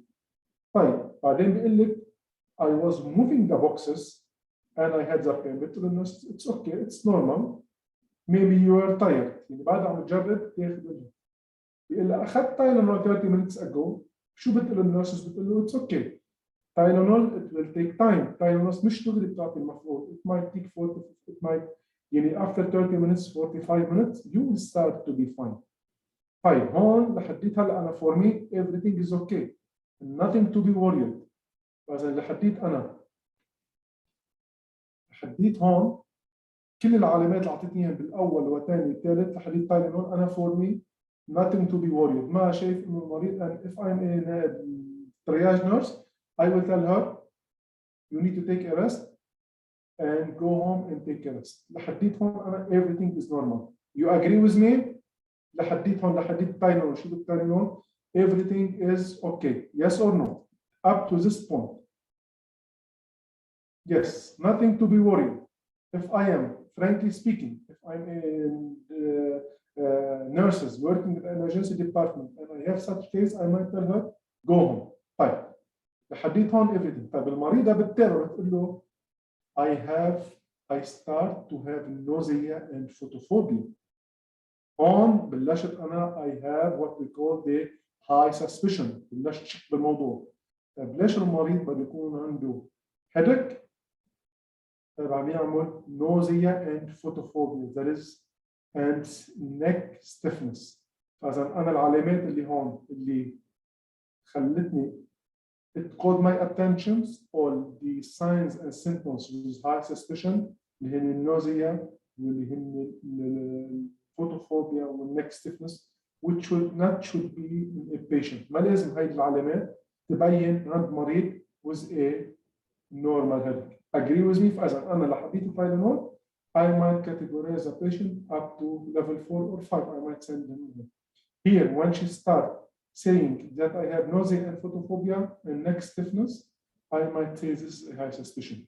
The wrong triage system بيقولوا للمريض ارجع على البيت و take a rest because nothing to be worried. The good triage system بياخذ بعين الاعتبار النوزيا والفوتوفوبيا and stuff nectus وبيشوف الحالة عم what will be. Do you think what are the case here? شو بتحسي شو الحالة؟ It's a normal headache. This is someone's kinda المنة. This is a subarachnoidal hemorrhage. Thank you. Excellent. فإذا this is a subarachnoidal hemorrhage. ليش؟ برجع this is great example. مثل ما نحن بعدنا عم نكمل قصة الترياج قلت لكم أول شيء بيجي المريض we should not simplify the case. أعطيتكم كيس أول سيشن الصباح بس الحين حنعطي كثير كيس إنه إذا ما عرفنا كود ترياج سيستم وهون المريض تخيلوا نبعته على البيت because of the headache and the worst headache and she terminal هو المريض he has a subarachnoidal hemorrhage which is a top emergency. Subarachnoidal hemorrhhage, as you see here, this is a collection of blood between the arachnoid and the mater. It's the result of the thinning of the arterial wall. And it's really, it might cause a intracranial pressure interval. This is we need to treat the patient as soon as possible, and the treatment and outcome فيها نتيجة التريتمنت it will depend on the vessel involved. قديش صار درجة الضرر وقديش صار في bleeding والcollection of blood and whatever. And this is يعني مثل ما شفتوا هون this is a great example of the intracranial subdural hematoma or وقت بتصير. اوكي فاذا مثل ما شفتوا this is the first example اعطيكم على الحاله الهيدك it was wrongly diagnosed as headache بس المريض by the way how the حالات it's real cases. This is a real cases brought from the hospitals. In هيدي cases already it was reported صار في بعض المستشفيات مشان تشوفوا قديش wrong triage system how much it might lead to harm and the patient he might pass. Clear the first case? It's clear?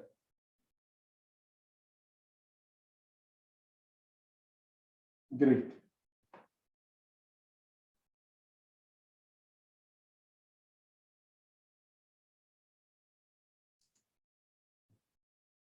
Moving to the next one, which is we have a 4-year-old. You have a 4-year-old child who arrived to the triage brought for sure by the mother. What was the chief complaint?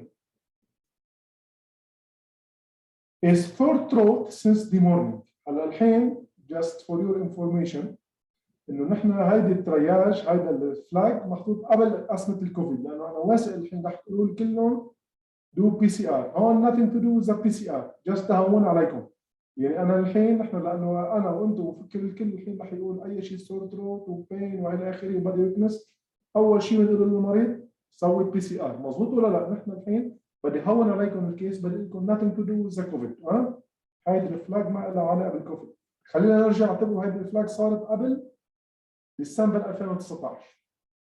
اوكي؟ طيب اذا يو هاف ا بيبي ولد صار عنده الولد صار في عنده he's 4 years old اجى على الترياج وصار في عنده sore throat.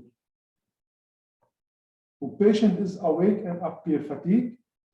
He is not crying but is drooling. He's in the triplet position and his skin is hard to touch.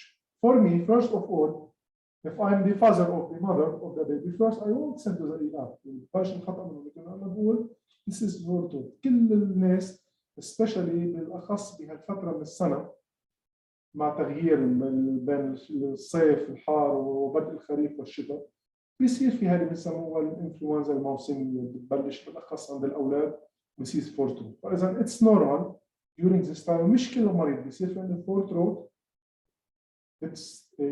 فاذا بس الماذر بما انه عم تسمع قصه الكورونا بتقرر انه تاخذ الولد على قسم الطوارئ. القسم البيدياتريك EMS بالترياج بيفحصوا هالمريض بتروح الترياج نيرسز وبيجي الطبيب ايش المشكله؟ بتقول له والله انا ولدي عنده سور ثروت since the morning. طيب بيقول لها no problem it's okay there is any other symptoms؟ بتقول له so far it's okay nothing to be worried. بس عنده sore لا if the only sore throat no problem he can go home and please record the temperature. If you feel that he has a high temperature you need to bring him back to the ER just to take samples to see if he has any kind of bacterial or infection. If it's viral we won't give anything but mainly it's a viral. يعني الطبيب عم بيقول لهم انه ما تعتليها بما انه sore throat بس خلينا نراقب it might be a viral infection. Viral infection there is no need to give antibiotics. خلينا نشوف المريض واذا كانت بكتيريا وعليه الحراره ناخذ السوابين ونشوف اذا بكتيريا نعطي مضاد حيوي نتنتبه لهون الطبيب. طيب وقتها بيكمل الطبيب مع هيك بحس he's drooling وبحس that the skin is hot to touch. sore throat العاديه it will not be like this. فاذا انا هون بهالحاله إذا بدي آخذ رأي الطبيب he simplified the case وقال له ارجعي وراقبي لي حرارة المريض. من هون الحالة أخطر من هيك بكثير بتصوروها الطبيب. Do you think what is this؟ وليش حالة؟ وليش حسب رأيكم شو المشكلة بالموضوع دي؟ شو الأشياء اللي تستدعي انتباهي أنا؟ وشو خطورة الموضوع السور ثروت عند المريض اللي عمره سنتين and triple position ورولينج and he's the hot is. طيب حدا بتقول لي هون الأخت كندا بتقول لي epiglottitis. طيب epiglottitis everybody can have epiglottitis. قلت لك it's normal but what is the problem here? What might happen in case of epiglottitis? الأخت سندس بتقول لنا not crying just running airway it might be compromised. خلينا نشوف. As in the case it's the sore throat, awake, appear fatigue, drooling, triplet position, and the skin is hard to touch.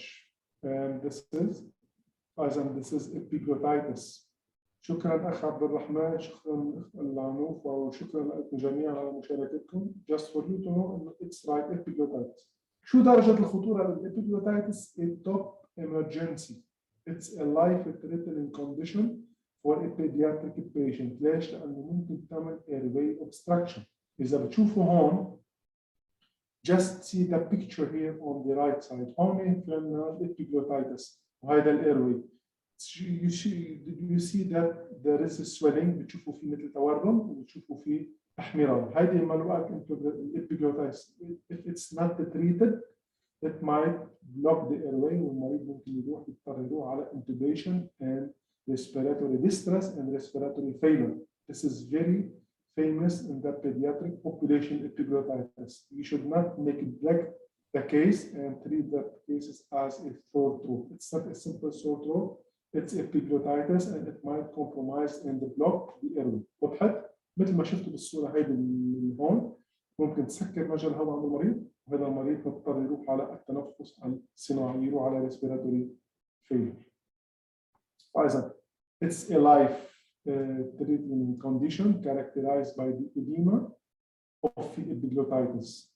And in addition المريض رح يكون عنده غير علامات رح نبين عنده high fever, dyspnea, inspiratory stridor and expiratory snore, and he is always on. بهالحال نحن if you حسب رأيكم إذا إجاكم مريض على قسم الطوارئ وهذا المريض عنده epiglottitis, شو الأكشن that it needs to be taken؟ شو هي الأكشن المفروض نتخذ؟ What shall we do؟ شو لازم نتصرف؟ حسب رأيكم إذا صرفتم هذه الكيس بحالة الطوارئ. Keep the child calm. What else؟ طيب يا أخت كندا إذا we keep him calm بس هو is not calm ما يعني it's not up to you to keep him calm. Don't agitate the patient. What else؟ شغلة جدا مهمة المفروض تنعمل. Suction. Do you think the suction will help? Cortisone directly?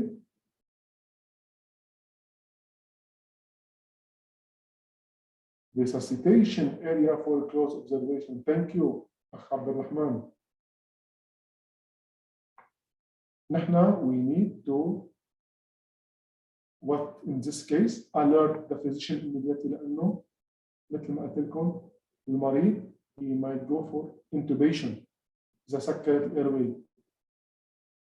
ما بنروح دغري على intubation but we need to make sure إنه الأيروي equipment at the bedside. يعني المريض إذا المريض اضطر يروح على intubation ما اضطر يروح على غير غرفة وغير مكان عشان نجيب الماتيريال ونجيب الانبوبات ونجيب الديفبريليتر ونجيب السكشن ونجيب والى اخره. بده يكون كل شيء جاهز at the bedside لانه المريض at any time he might go for intubation and we need to be ready for. فإذا close observation and keep the airway at the bedside or the intubation kit at the bedside because the patient he might go for intubation at any time. والمريض ممكن يروح على الانتubation بأي وقت.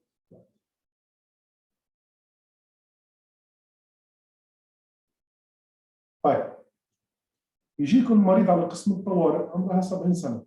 يجيكم مريض عمرها 70 سنة which is it's not young, 70 years old. and بيجيك المريض بتقول لكم أنا عندي left wrist pain after I fall down at home. ما بتقول لك انت بتقول لكم والله انا اليوم تحت بالمنزل وانا عم حس بوجع بيدي اليسرى. شو متصرف مع المريض؟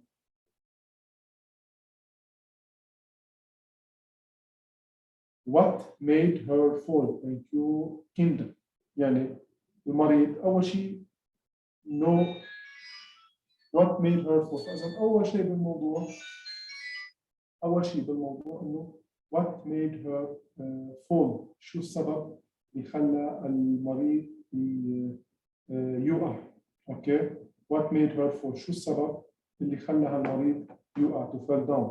اول شغله شو هو السبب؟ هل يا ترى هايبوغلاسيميا؟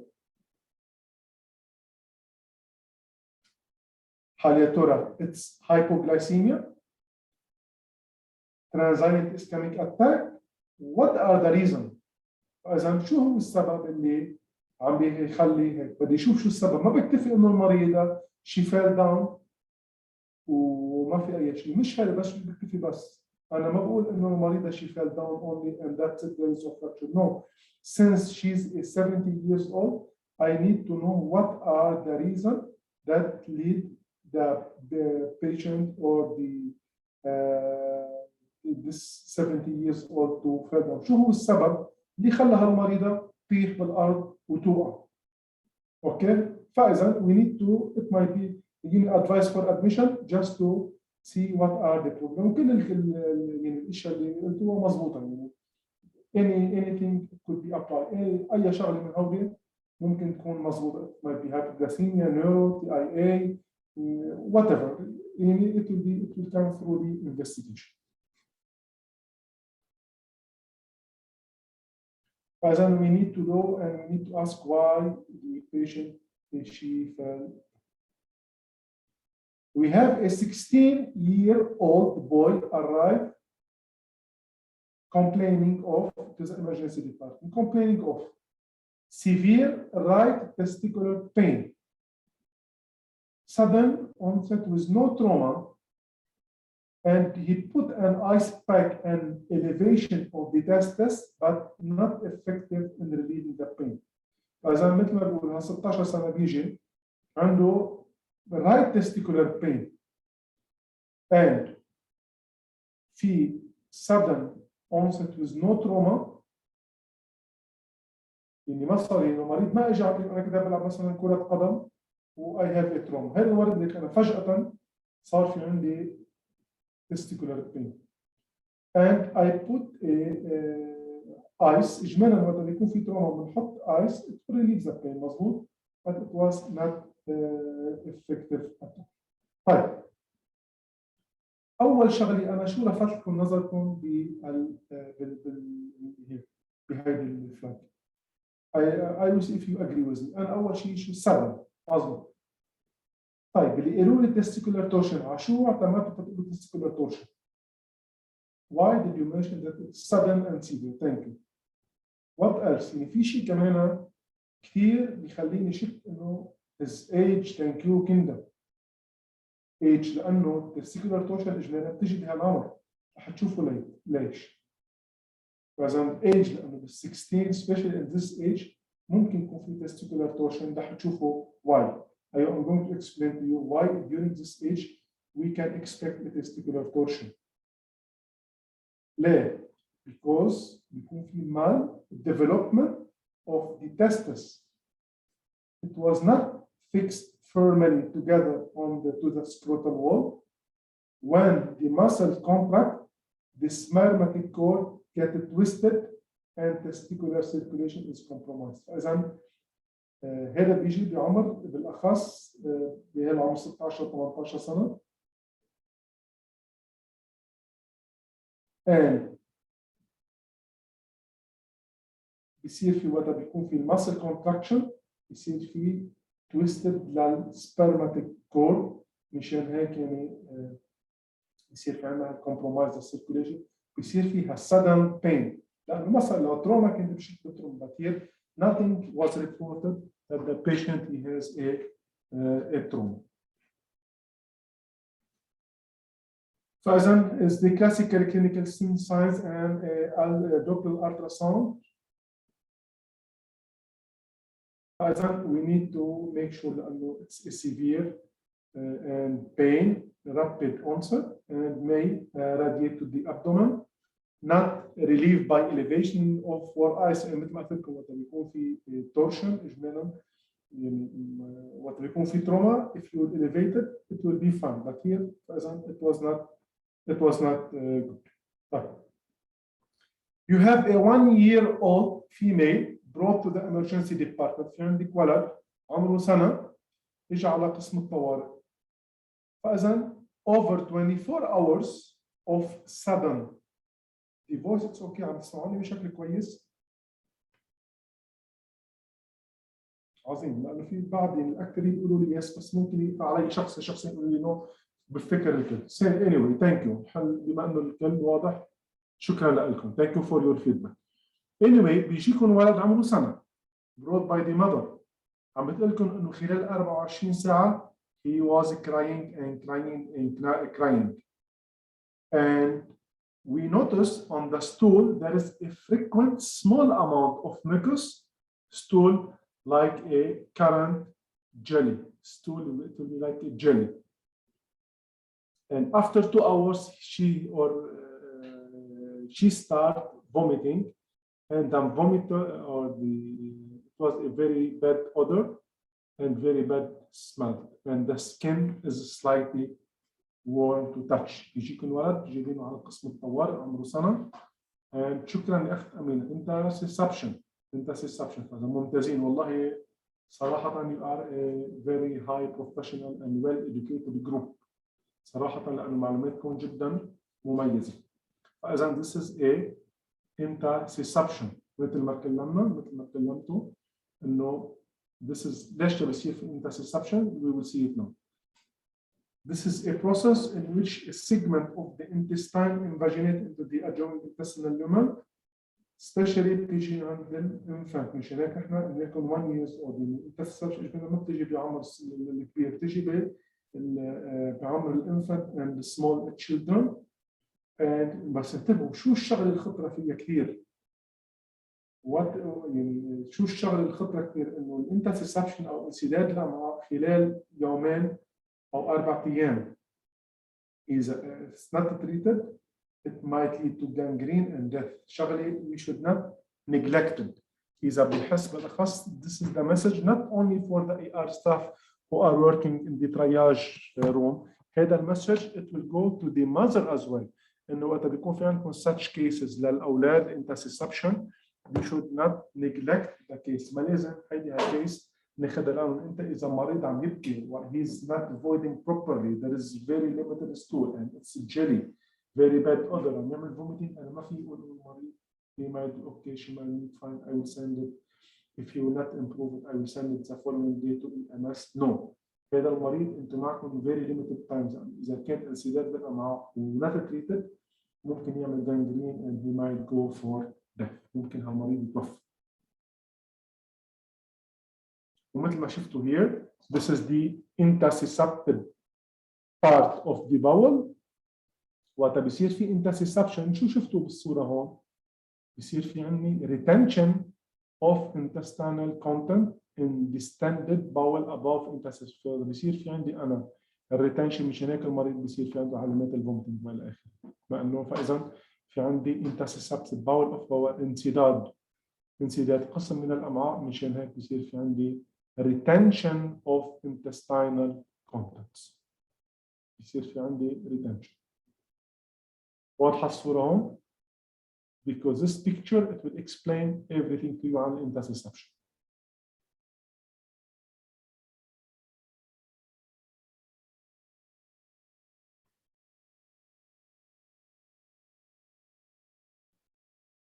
The classic signs of interception: loud crying caused by abdominal pain, stool mixed with blood and mucus, vomiting, diarrhea, and fever.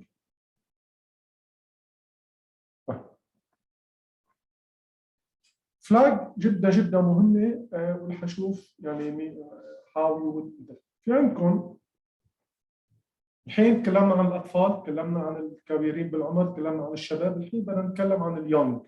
فلاج في عندنا 24 years old male came walked into the ER after RTA. أول شغلة لفتت لي نظري هنا هي قصة الووكينج into ER after RTA. ليش لفتتكم نظركم؟ إنه هذا المريض إجا عم يمشي، صار معه حادث سير وإجا عم يمشي على قسم الطوارئ. لما وصل على قسم الطوارئ سأله الطبيب، قال له what happened to you؟ قال له صار معي حادث سير.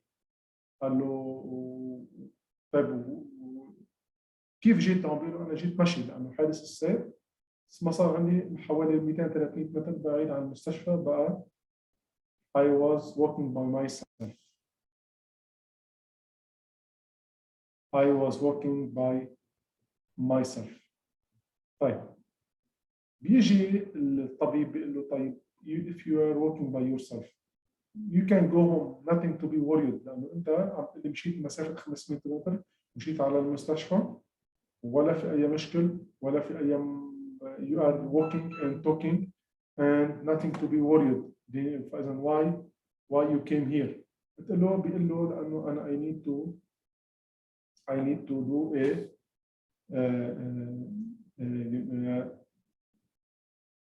تشيك، انا بدي اطمن على صحتي، صار معنا انجورنس، بيقول له طيب بيعملوا له شو ببلش الفيزيكال اسسمنت، بيقول له patient was restrained، اهم شيء انه he was putting السيت بيلت، وصار معه حادث نتيجه الالتطام باحد الاشجار، وصار في moderate damage بالسياره اوف ذا كار، السياره شكلها من الموديل القديم ما فيها ايرباج،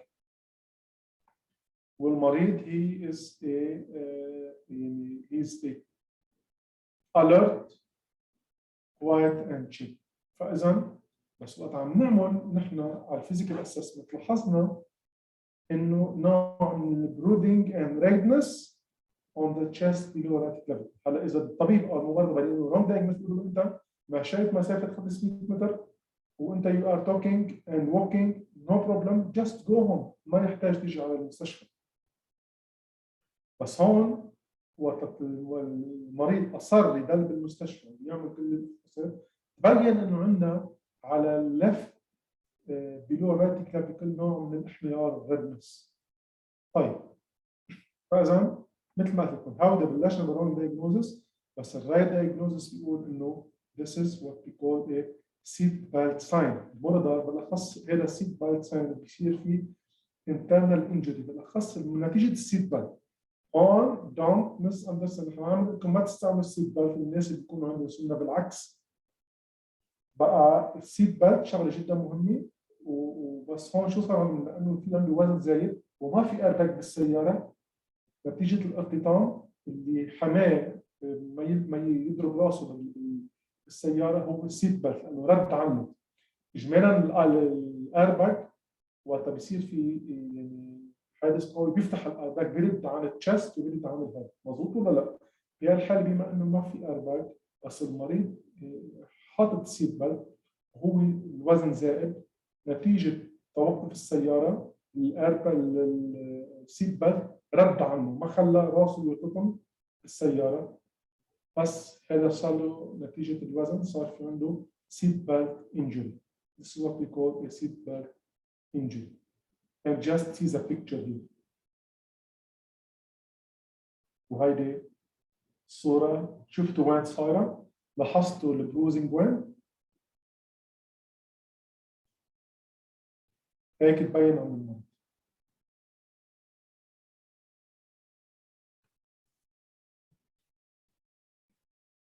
This is what we call the seat belt injury.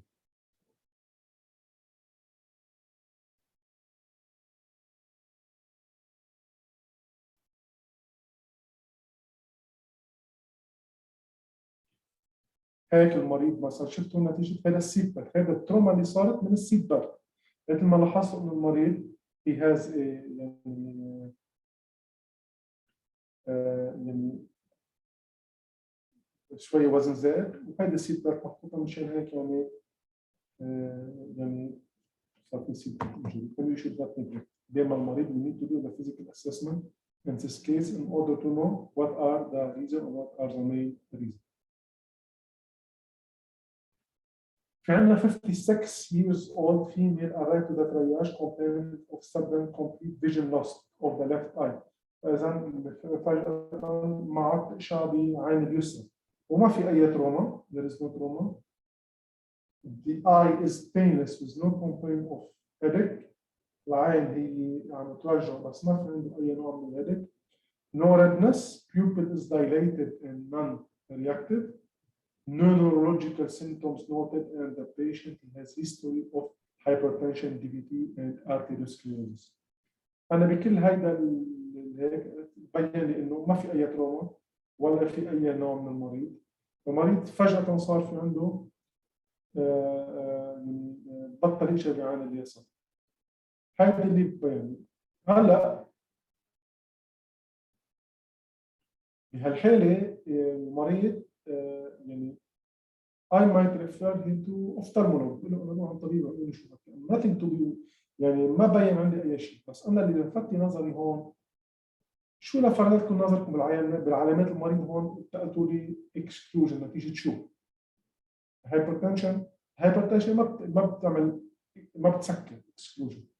غير sudden. What else؟ في شيء هون باين معي بالفلاج باين لي انه ممكن يكون exclusion نتيجة شو؟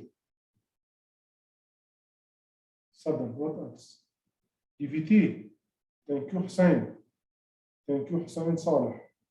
فإذا نتيجة ال DVT deep vein thrombosis هذا اللي صار عند المريض. صار في sudden pain and suddenly he lose the vision on the left eye.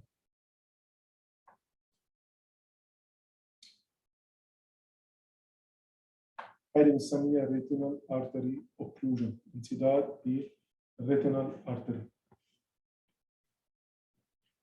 فإذا this is what we call the retinal artery occlusion.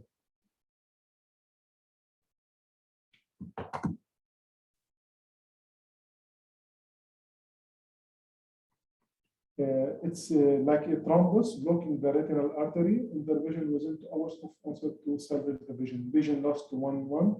And eye emergency. دائما eye emergencies ممكن يكون في كثير emergency نتيجة eye emergency مثلا if you حتى eye emergency it's always treated on the same way. حتى إذا ما قدرنا سميناها بالاسم شو هي الامرجنسي but still we will follow the same line of treatment which is like what؟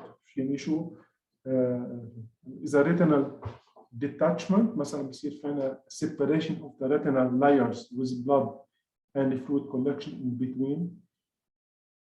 هيدي مثلا عشان الامرجنسي.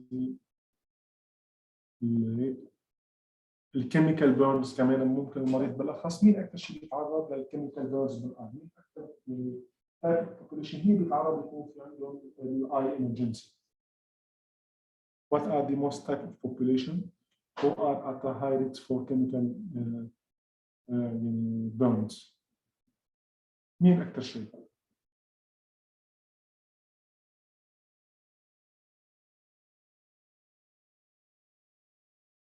الوركرز. الهاوس كيبر مين؟ ليه؟ بالاخص الهاوس كيبر بيكونوا بيشتغلوا بالمستشفيات لانه كثير بيكون في عندهم شغل بالمصانع وبيشتغلوا بالمستشفيات لانه كثير بيكون عندهم يعني مع الاشياء البيرز والاشياء المواد الحارقه اللي ممكن تيجي على العين ممكن تاذي العين الى اخره. هؤلاء كلياتهم فاذا مساوية الكيميكال بيرنز يعني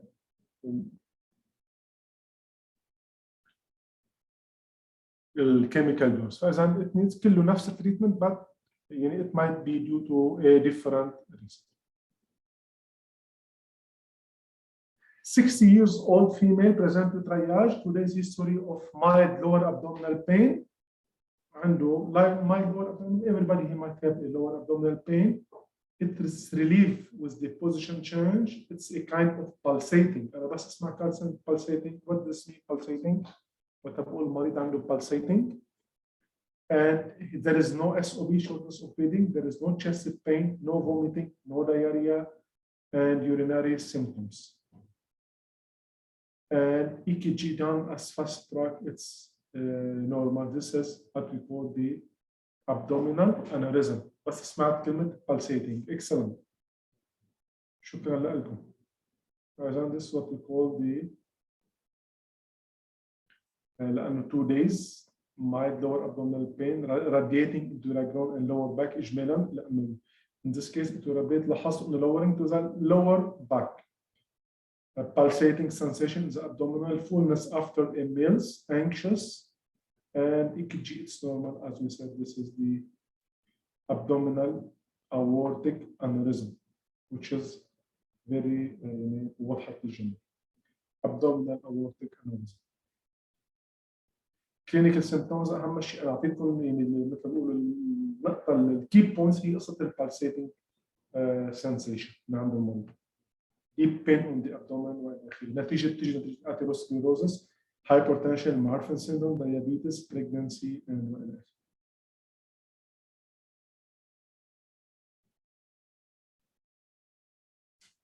On 24 years old woman presented to the triage after a 5 months of pregnancy with hypopigmentation. I'm sure you know about it, which is the pregnancy or pre-eclampsia.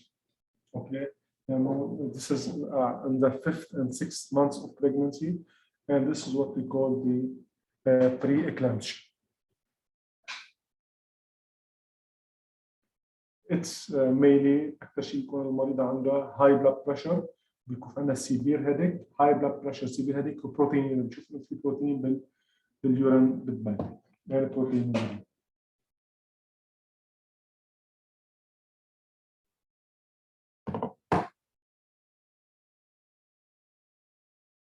We have 9-year-old boy arrived at the triage with poor appetite of 2 days. صار يومين ما بياكل. He is lethargic, mild breathing difficulty. He looks pale, and he has a rash all over the body and complaining of stiffness on the neck. إذا he is ما بياكل بشكل كويس. He is lethargic, عنده difficulty with breathing. He looks pale, has rash all over the body and complaining of stiffness on the neck. What we call this? Meningitis. Meningitis. What else?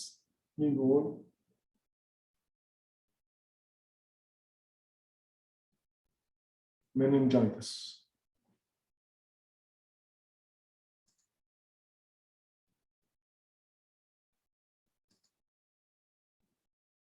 Encephalitis, meningitis. كله قريب على بعضه.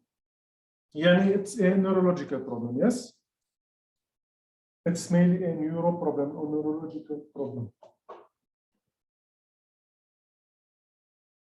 Let's see. As you see, it's meningitis. Meningococcal rash. It's a meningococcal. And then this is a meningococcal.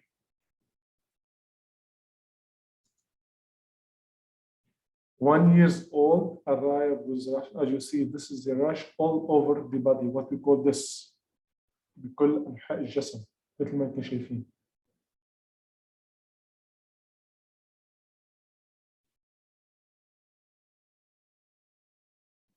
This is what we call the measles. On the conjunctivitis, fever, and erythematous rashes. 60 years old arrived with triage with rash. شفتوا شو بيختلف الراشز هون وبين هون. هون بتشوفوا أكبر ومحمر أكثر. What we call this? شو بنسميها هيدي؟ حسب رأيكم. What we call this?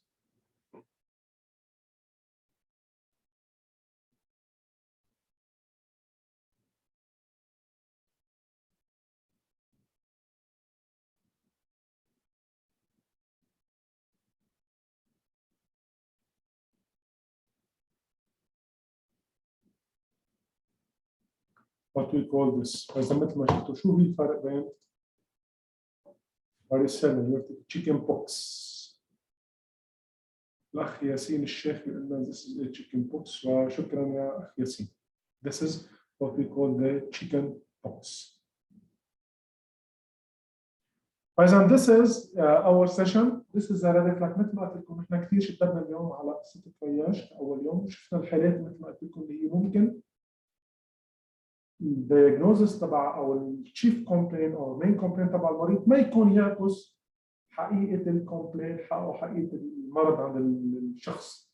واعطيتكم around 11 flag showing that دائما الكومبلين تبع المريض هو ممكن يكون غير الشيء اللي بيبين عند المريض، غير الشيء اللي بيعاني منه المريض. We need to be careful ونركز على كل معلومة يعطينا إياها المريض and we need to depend on the subjective and objective data بالأخص الأسسمنت that you will notice from the patient لأنه مش كل المرضى ممكن هي يقدروا يتكلموا ويعطوا. نحن لازم نلاحظ من العينات وما لازم أهم شيء the last message do not neglect any signs. أي signs يعطيكم إياه المريض أو تلاحظوا you will take it into consideration.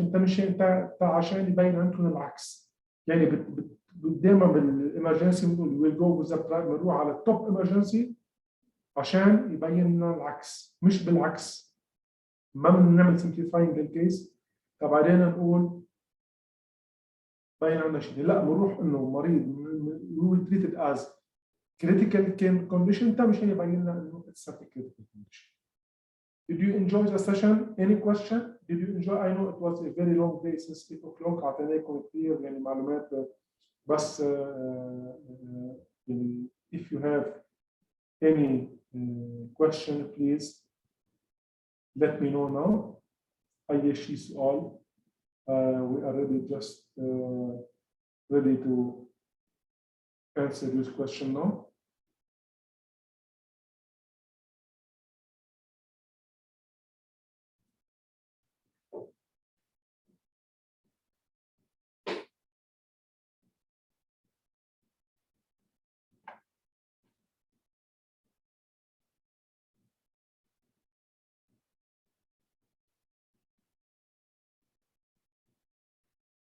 Okay.